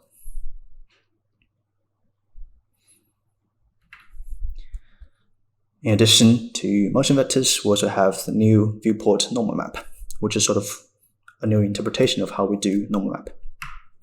So on the left side is a normal map rendering from the viewport. And at the end, this is something you can interact with. You can rotate the volume, you can change the camera position, and the normal map is always computed in relation to the viewport.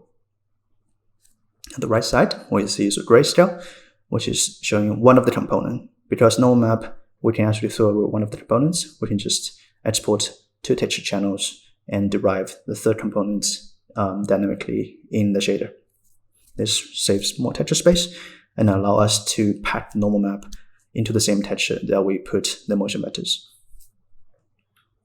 Another change we made is that this normal map allows us to have more detailed and accurate per voxel normal. So in situations like the pyroclastic volcanic smoke, as we've seen before, you'll be able to reflect those fine details. Some of the earlier way of doing normal map is to use RGB lighting rig that coming from 6 directions, and then reinterpret the result of that light into a normal.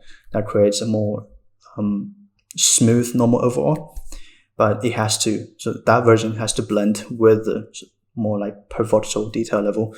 And because each pixel you end up only having one option to like encode one color, so the blend always like sacrifice one or the other. So in this way, we'll preserve this highly detailed version, and we're going to do the high level normal in a totally different way that will have more accurate lighting results. So here's a result of having no normal and normal. When I turn the toggle on, that's when we have normal. When I turn the toggle off, it's flat.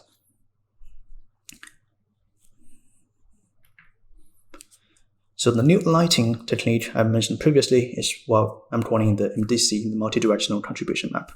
The name reflects what it does. It really is a calculation of light coming from different directions and how much each direction should contribute. So these maps allow you to dynamically interpret your lighting direction in the shader. So you could change your lighting direction to anywhere you want, and that should relight the smoke properly. So on the left side is one single channel of one of the lighting directions. As you can see here, it really captures that the backlit look of the smoke when the light is coming from the back. And on the right side is several different channels composited together, and each channel occupy its own color. That's why it looks kind of confetti look, but the data is separate. So this rig uses an octahedron, and the lighting direction basically comes from the phase normals of the octahedron. So this overall provides a much better coverage of different angles, because interpreting light directions between angles is usually kind of problematic. So having a better coverage, reduced angles between different light in the rig, make the overall result much better. And the position of light is also important. We position the light in a way that's much closer to where you might actually be lighting your smoke from. You would rarely ever light your smoke dead on, or straight from the back, or straight from the left and right. So all these techniques combined together give you a texture map that could provide a much more accurate result when we put it in action. So here's it in the shader. What I'm doing here is turning on the result of the MDC maps. So the parameters I'm calling here is directional scattering, because it has a strong direction here. It gives the rim light because the light in this instance coming from the left back. And this is what it looks like when I animate the light source. It does one cycle in front of the smoke and another cycle at the back. In the front, it looks kind of weird in this instance because the light in the environment is coming from the back, which kind of highlights the importance of having the light in your shader match the light in the environment. As you can see, you get smooth transition as the light rotates in a circle. All this is coming from the MDC map. This is a much better result compared to normal maps. Normal maps, at least the standard workflow, will not give you this kind of fidelity. Next, we'll talk about the normalized depth map. What this does is that based on the camera, it computes a depth map that starts with the voxel closest to the camera and ends with the voxel that's farthest away from the camera. They normalize the range into a 0 to 1 range. So it doesn't matter how big your smoke actually is in Houdini, because you need to dynamically interpret that anyway in the shader. So we just output a 0 to 1, which makes it also easier to export. You can just do like a one channel compression in the engine without using like too much texture memory. Now this is put into use. Here the fire is originally on a card, but as you can see, it gives you this illusion that the fire is dancing around the skeleton and the chair, and it's intersecting the chair at different depth. But actually, the geometry itself is intercepting the chair at the same depth. As you can see, it's quite effective. Here's another example in the plane. You can see when we turn off the depth, the card just appears to float in front of the plane. But if we turn it on, you can see the smoke appearing is surrounding the plane as expected. This is everything put together as we talked about before. Turning on normal, motion vectors, turning on the emissive, turning on the MC and MDC maps, give it a nice rim light, and the omnidirectional light that's comes with a tint of the sky color. What I'm doing here is to changing the relative light position, and see how the light, the smoke react to that. This is everything without all the features, and playing backwards with everything turned on.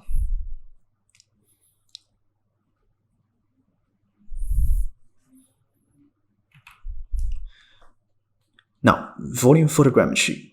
It's an experimental feature I've been working on. So, say we have an example like this in Houdini, which is showcasing our newest and super cool volume deform Swaab. So what this is doing is that it took a straight upward simulation of a fire tornado and bend it. So you can do same simulation and bend it differently and produce different results. Now, if you want to render this onto a card, you basically get the same visual look in the shader if you just tweak a few parameters. But the question is, how do you make it so that you can walk around it and look at the same thing from different angles? So the current existing solutions is a little bit tricky. It either uses a lot of texture memory if you want to do volume texture.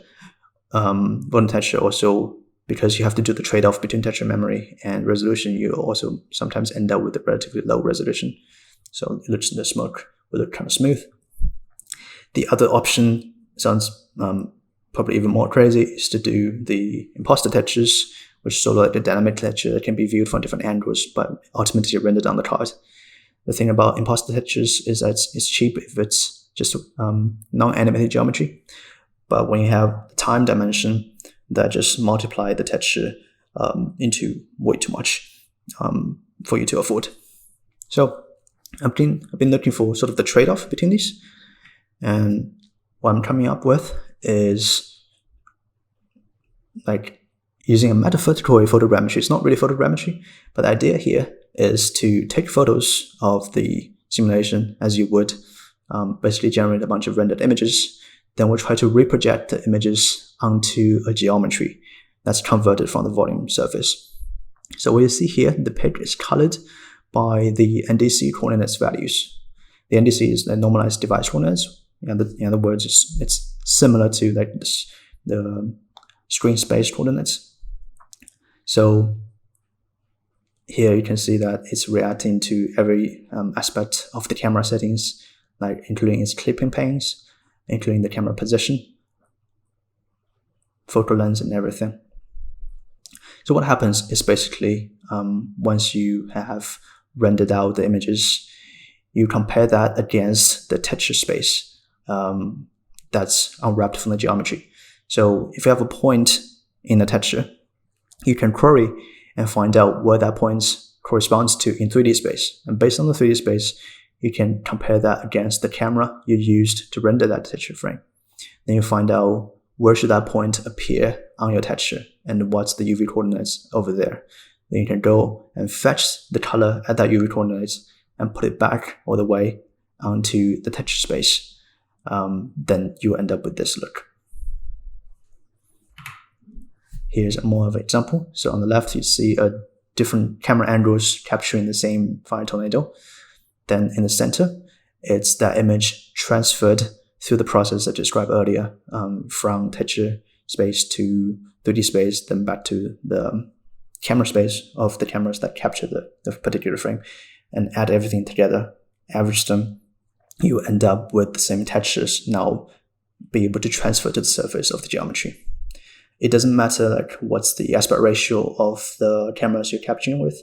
As you can see, the top down views at the bottom left, they are using like a square frame, but the top left too is more like a slender frame. That doesn't affect the result.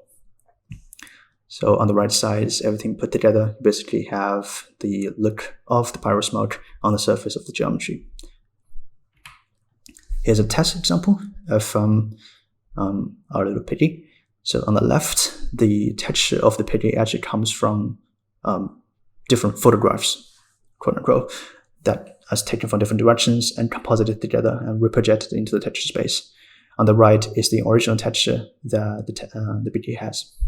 As you can see, the result is very similar when we're dealing with this kind of geometry, like hard surface geometry.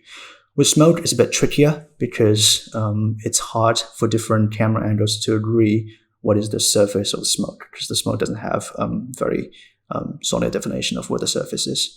So you will inevitably, at least currently, look a bit more blurred out, because if you don't blur the results, you might end up with different results from different cams, causing an edge between them. But here's a prototype. A little bit rough, on the edges, because it's just more like a tech demo than a beauty artistic demo. So it's the same simulation of the fire tornado I showed earlier. In the center is more closer to the original color. As you can see, the key thing here is that geometry, the animation of the geometry and the animation of the textures are in sync together. Like you can see the flame flowing in the same way as the geometry is deforming. So that's really the key aspect of it and the things that I wanted to achieve. You could add a bit more particle system around it to make it more immersive. On the left and on the right is different shading. Left is more of a translucent, I think it's additive in this case, with some kind of depth blending. On the right, it's still opaque, but it's we just change the hue to create this sort of fell magic look. So just to reiterate, the animation of the look on the surface is a flipbook. And that flipbook means like every frame of the flipbook is a look of the UV map. And the textures contain the color of what the UV map should have. So when you play the UV map as a flipbook, it's not a traditional flipbook where it comes from a camera perspective. You're playing the flipbook on the surface of the geometry. And even though the flipbook itself might look kind of crazy, but when you stitch it together, it looks very smooth and seamless, especially in motion. If you pause it and like closely examine it, it might not be as seamless as you would hope currently, but hopefully it would get better. So here is a brief recap of what we talked about.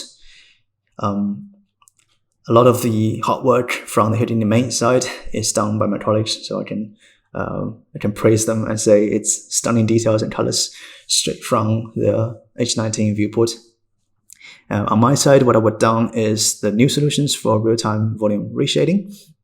So you can have robust controls in the shader to make your volume look fantastic. And we were done creating like low stress workflows, so you don't have to worry about different settings. We'll set it for you. Then we ended with an experimental volume photogrammetry feature. Hopefully it will be more mature in the near future. As for near future, what we'll end up making depends on what you guys need and what you tell us. So please give us feedback and what you think is missing or what you think we can improve. We really appreciate that. And thanks for watching.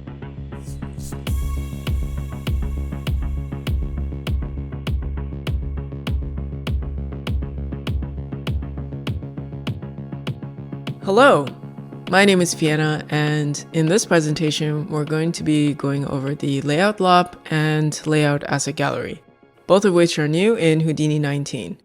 And even though we're going to be working in LOPs and using USD data, I would still say that this presentation is for people who don't necessarily care about the maximum power of USD. They have some assets, they want to make a scene, they want to paint those assets in the scene, they want to use Karma, and they want to get a render out as quickly and as easily as possible without any considerations for all the things that are around USD. So if you're in that category, then I invite you to stay and check out this presentation. But if you want to know more about all the details about USD and what the new things we did in Houdini 19 for USD and the tools around it, then I highly recommend you to check out the Solaris workshop presentations that my colleagues have done. And there you'll find much more in-depth information covering that. So with that, let's begin. So what is this presentation going to go over? We're going to look at how to get hero assets into LOPs. We're going to look at how to convert existing assets into paintable objects so that we can paint them in our scene, and we're going to make a scene. What this presentation isn't going to be about is it's not going to be a step-by-step tutorial kind of video. It's an overview to give you a picture of the processes involved in making a scene with the layout tools, and just to show you whether or not, it's something that you want to consider using for your environment building. So some considerations to, keep in mind. For this demo scene, I'm just going to be, not that demo scene, I'm just going to be going over the stuff that I did that I used to make the scene. I didn't use other file formats than what you see in green, so TIFF, BGOs, and FBXs. But Houdini can ingest a variety of file formats. So OBJ, Alembic, for example, you shouldn't have any issues to work with those file formats either. And then the other two very important pieces of information that you must keep in mind is that the Layout Asset Gallery only uses USD assets. If you try to import an FBX, for example, into the Layout Asset Gallery straight, it's not going to work. Nothing's going to happen. And then hand in hand, this will only work in LOPs. So you're thinking, okay, I can live with those two things, but I don't have any USD assets. How am I going to make my scene? Well, don't worry. In Houdini 19, there's the component builder. It's a wrapper of nodes that will allow you to easily bring in external files or files that you've already imported into Houdini, into the object context, for example. They may or may not have materials assigned to them, so you can import it from there or create new ones here, and you can bundle it together, write out the necessary USD files that are required by the Layout Asset Gallery, and very easily just export that set of files that is required. So next I want to highlight the nodes that I used to make the scene, this Lost City scene. It's not anything crazy complicated. It's just these nodes plus edit lop, lights, and camera, but I didn't include those because these are nodes that you're already going to be familiar with coming from regular Houdini. So these lop specific nodes are the ones that I wanted to highlight, and in particular the new additions are the scene import and the layout lob. Everything else has been there since Houdini 18. Now, I want to share with you my hardware specifications just because I think it's important to have a realistic idea of performance versus expectations, and your configuration is a big part of that. So depending on what is your configuration, your mileage may vary. Now, we're going to start by looking at the first layer of building this scene. And this is by no means the only way to do it. It's just the way that I approached this scene and how I thought it made sense to make it. So it may or may not work for you, but I highly recommend you to experiment. So I started with loading the hero assets into my scene. And by hero assets, I mean these are kind of like the signature items in my environment that I know I'm gonna just position them once, and I'm not gonna be painting these on top of things. I'm gonna be painting things on top of them. So these are, in this case, the Lost City ruins, and I want to do a big shout out to Jama and the guys at Big Medium Small for very graciously lending their collection to allow us to make this example to show you guys the new layout tools in Houdini. I chose to use the Lost City, but if you go to their website, bigmediumsmall.com, you can find a variety of theme packs. They will include different structures, different characters, props, vehicles, animals, you name it. So if you want to build an environment quickly and with very nice, rich assets, then I highly recommend that you guys check them out. So big, medium, small, thanks. So how do we bring these assets into Houdini? Well, I just did that normally by going to File, Import, FBX, and then you find your file, hit Import, and it comes into Houdini. So here, let's look at this arc. If you've imported FBXs before into Houdini, this is not anything new.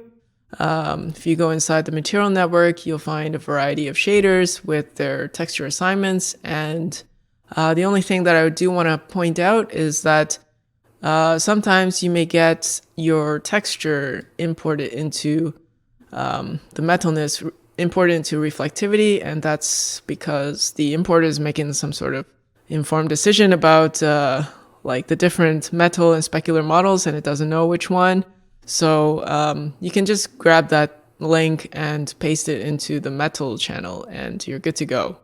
And if you're smarter than me, then probably you can write some script to automate that, but I just did it the peasant way. So if we go back up and look at the geometry import, it's just a file swap, nothing special. And I would say if you want to make any sort of scale adjustments, because that's pretty important in this in general, you should make it here in the object context before bringing it into lobs. And what I did was I just made a little man and just scaled the things accordingly, because you can have files from anywhere that were made for some specific project, and they're all having different scales. So it's important to just kind of standardize everything and get it all as ready as possible before bringing them into lobs.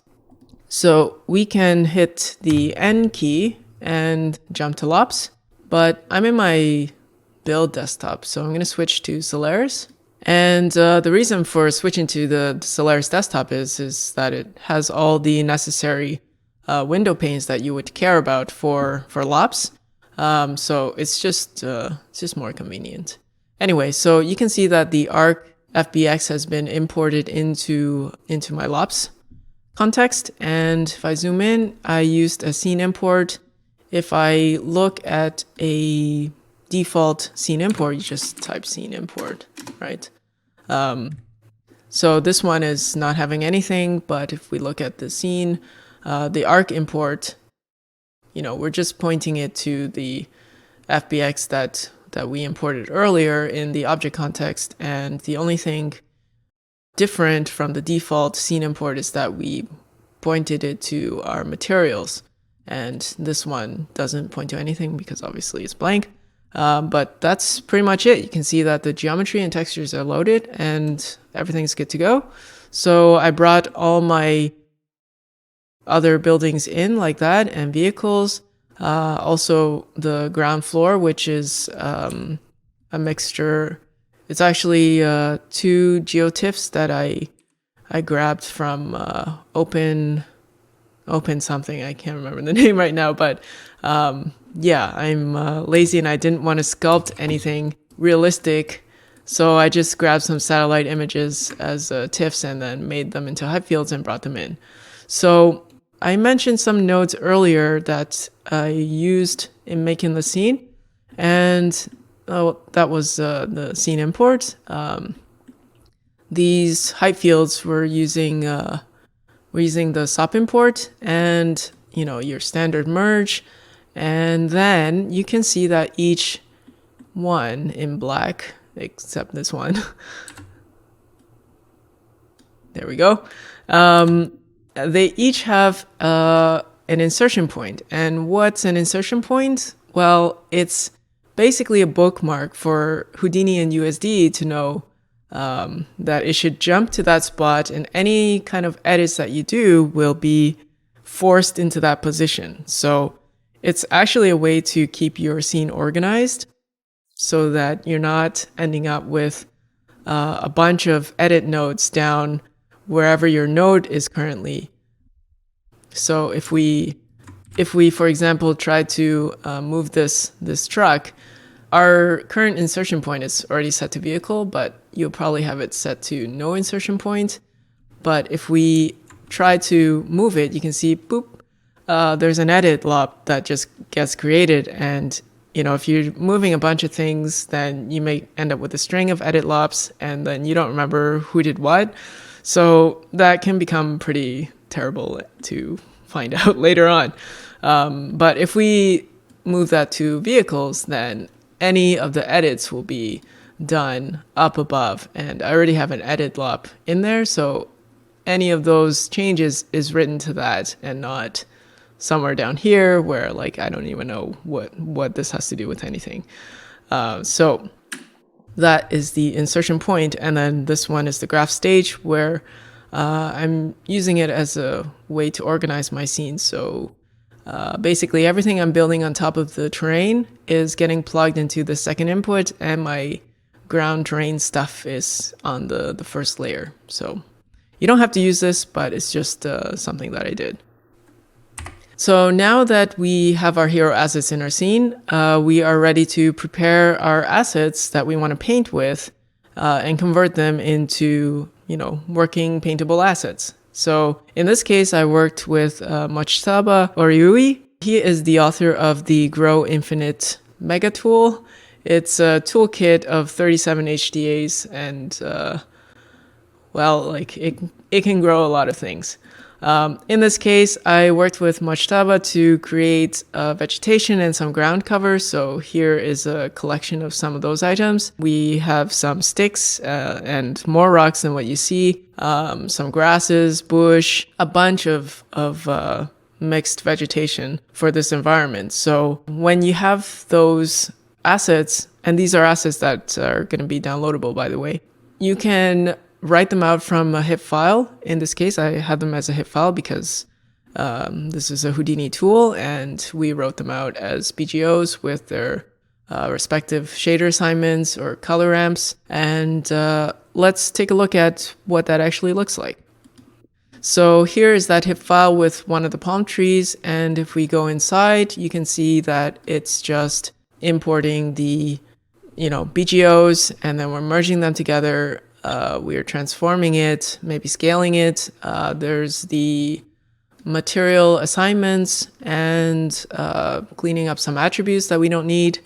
And then a final transform, which I cannot stress enough. You really want to make sure that any asset that you write out is at the origin, because if you don't, you might want to throw your computer out the window and yourself with it. If you've written out a bunch of them and then you find out that they're all 2 meters offset. Yeah. So just to keep yourself happy, you want to make sure that everything is at the origin. And you can even turn on the origin omen to make sure, have a peace of mind that it's like, yeah, okay, that's at the right spot. When I paint it, it's going to be on the dot of where the brush is. So then we just have a null where we're writing it out. And then once you've prepped all of your different assets to be ready, we are in object. So now we can go to lops. And here I have already a component builder, but just to show you, if we put down a component builder, it's one item on the tab menu, but if you put it down, it's a collection of nodes. So they're wrapped together to let you prep your assets, whether it is an internal asset. So if you double click to go inside, you can use a file swap. You can use an object merge to grab stuff that you've already pulled in your object context. So you can do all of that. And if we look at the one that I use for the palm trees, so I use the object merge. I'm just pointing to that. And then here I have it going to two places, not the third because I'm not doing any sims with it. But I have the version that is the full resolution version, and that is 1.2 million something faces, which is, if you're painting just like a few, that's totally fine. But if you want to have a forest of them all, then probably you want to optimize it and create some proxy geo for representing that in your scene. And here I just did the VDB from polygons, converted it, shrunk it down some more. And then this too, really important, I want to emphasize that you want to put a divide and a normal SOP.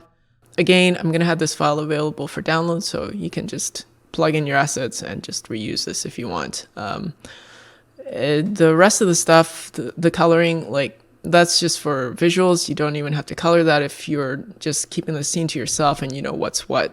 So this is just for aesthetics, and then it's going out to a proxy.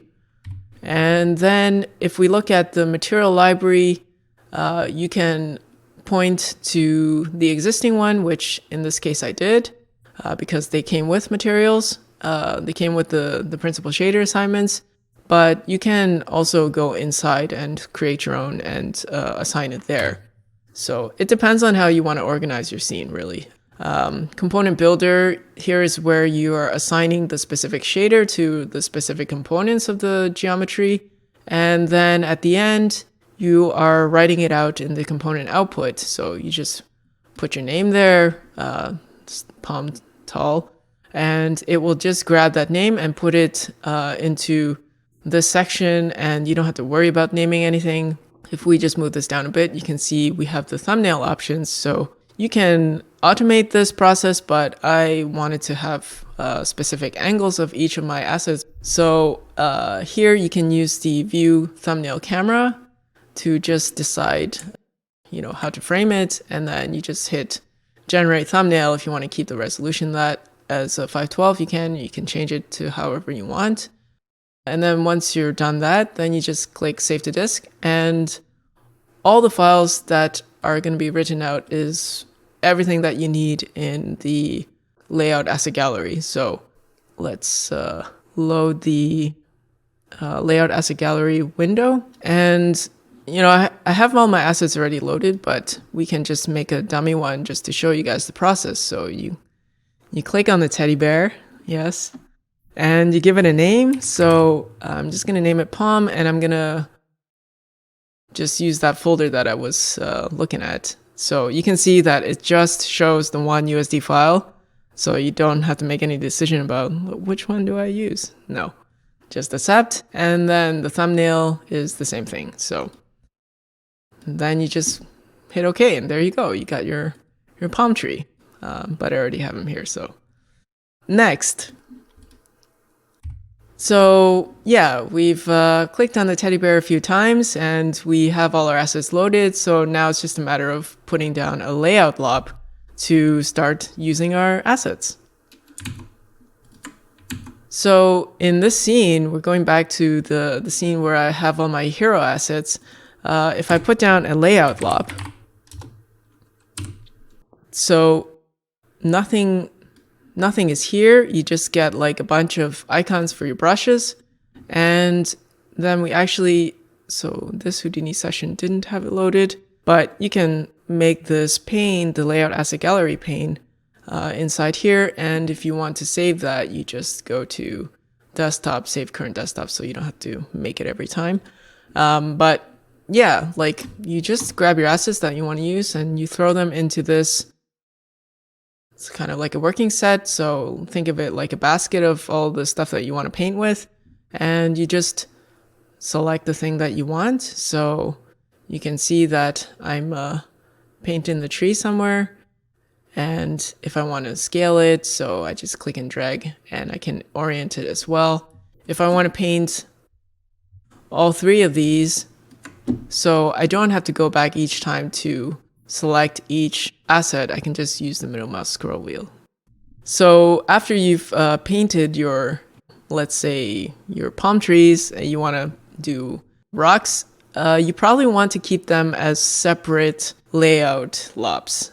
So in my case, I painted each set of assets in layers so that I can easily go in and edit them afterwards and know, you know, these are only rocks and the next one is sticks. So if I need to update some assets later, I just go into that layer and update that. And so you can do that as many times as you need. And then you end up with your full scene. So that is the layout as a gallery with the layout lob. Now, right, we want to know what our scene looks like, right? Like the whole time we're looking at GL. So if we go back to our scene, if you want to switch to Karma, you just click on that button and select Karma. Now, the one thing that I will highlight that I'm not sure is easily discoverable is the hotkey Shift R.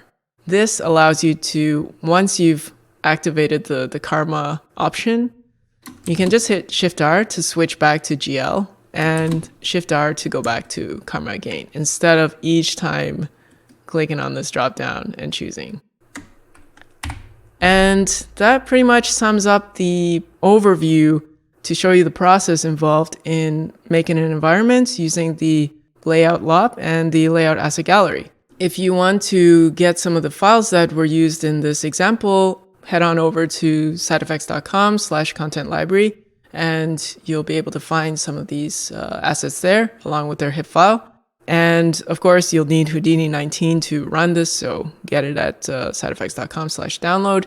And again, big thanks to Big, Medium, Small, and also Grow Infinite for helping make this demo possible. So thank you very much, and happy cooking. Bye for now.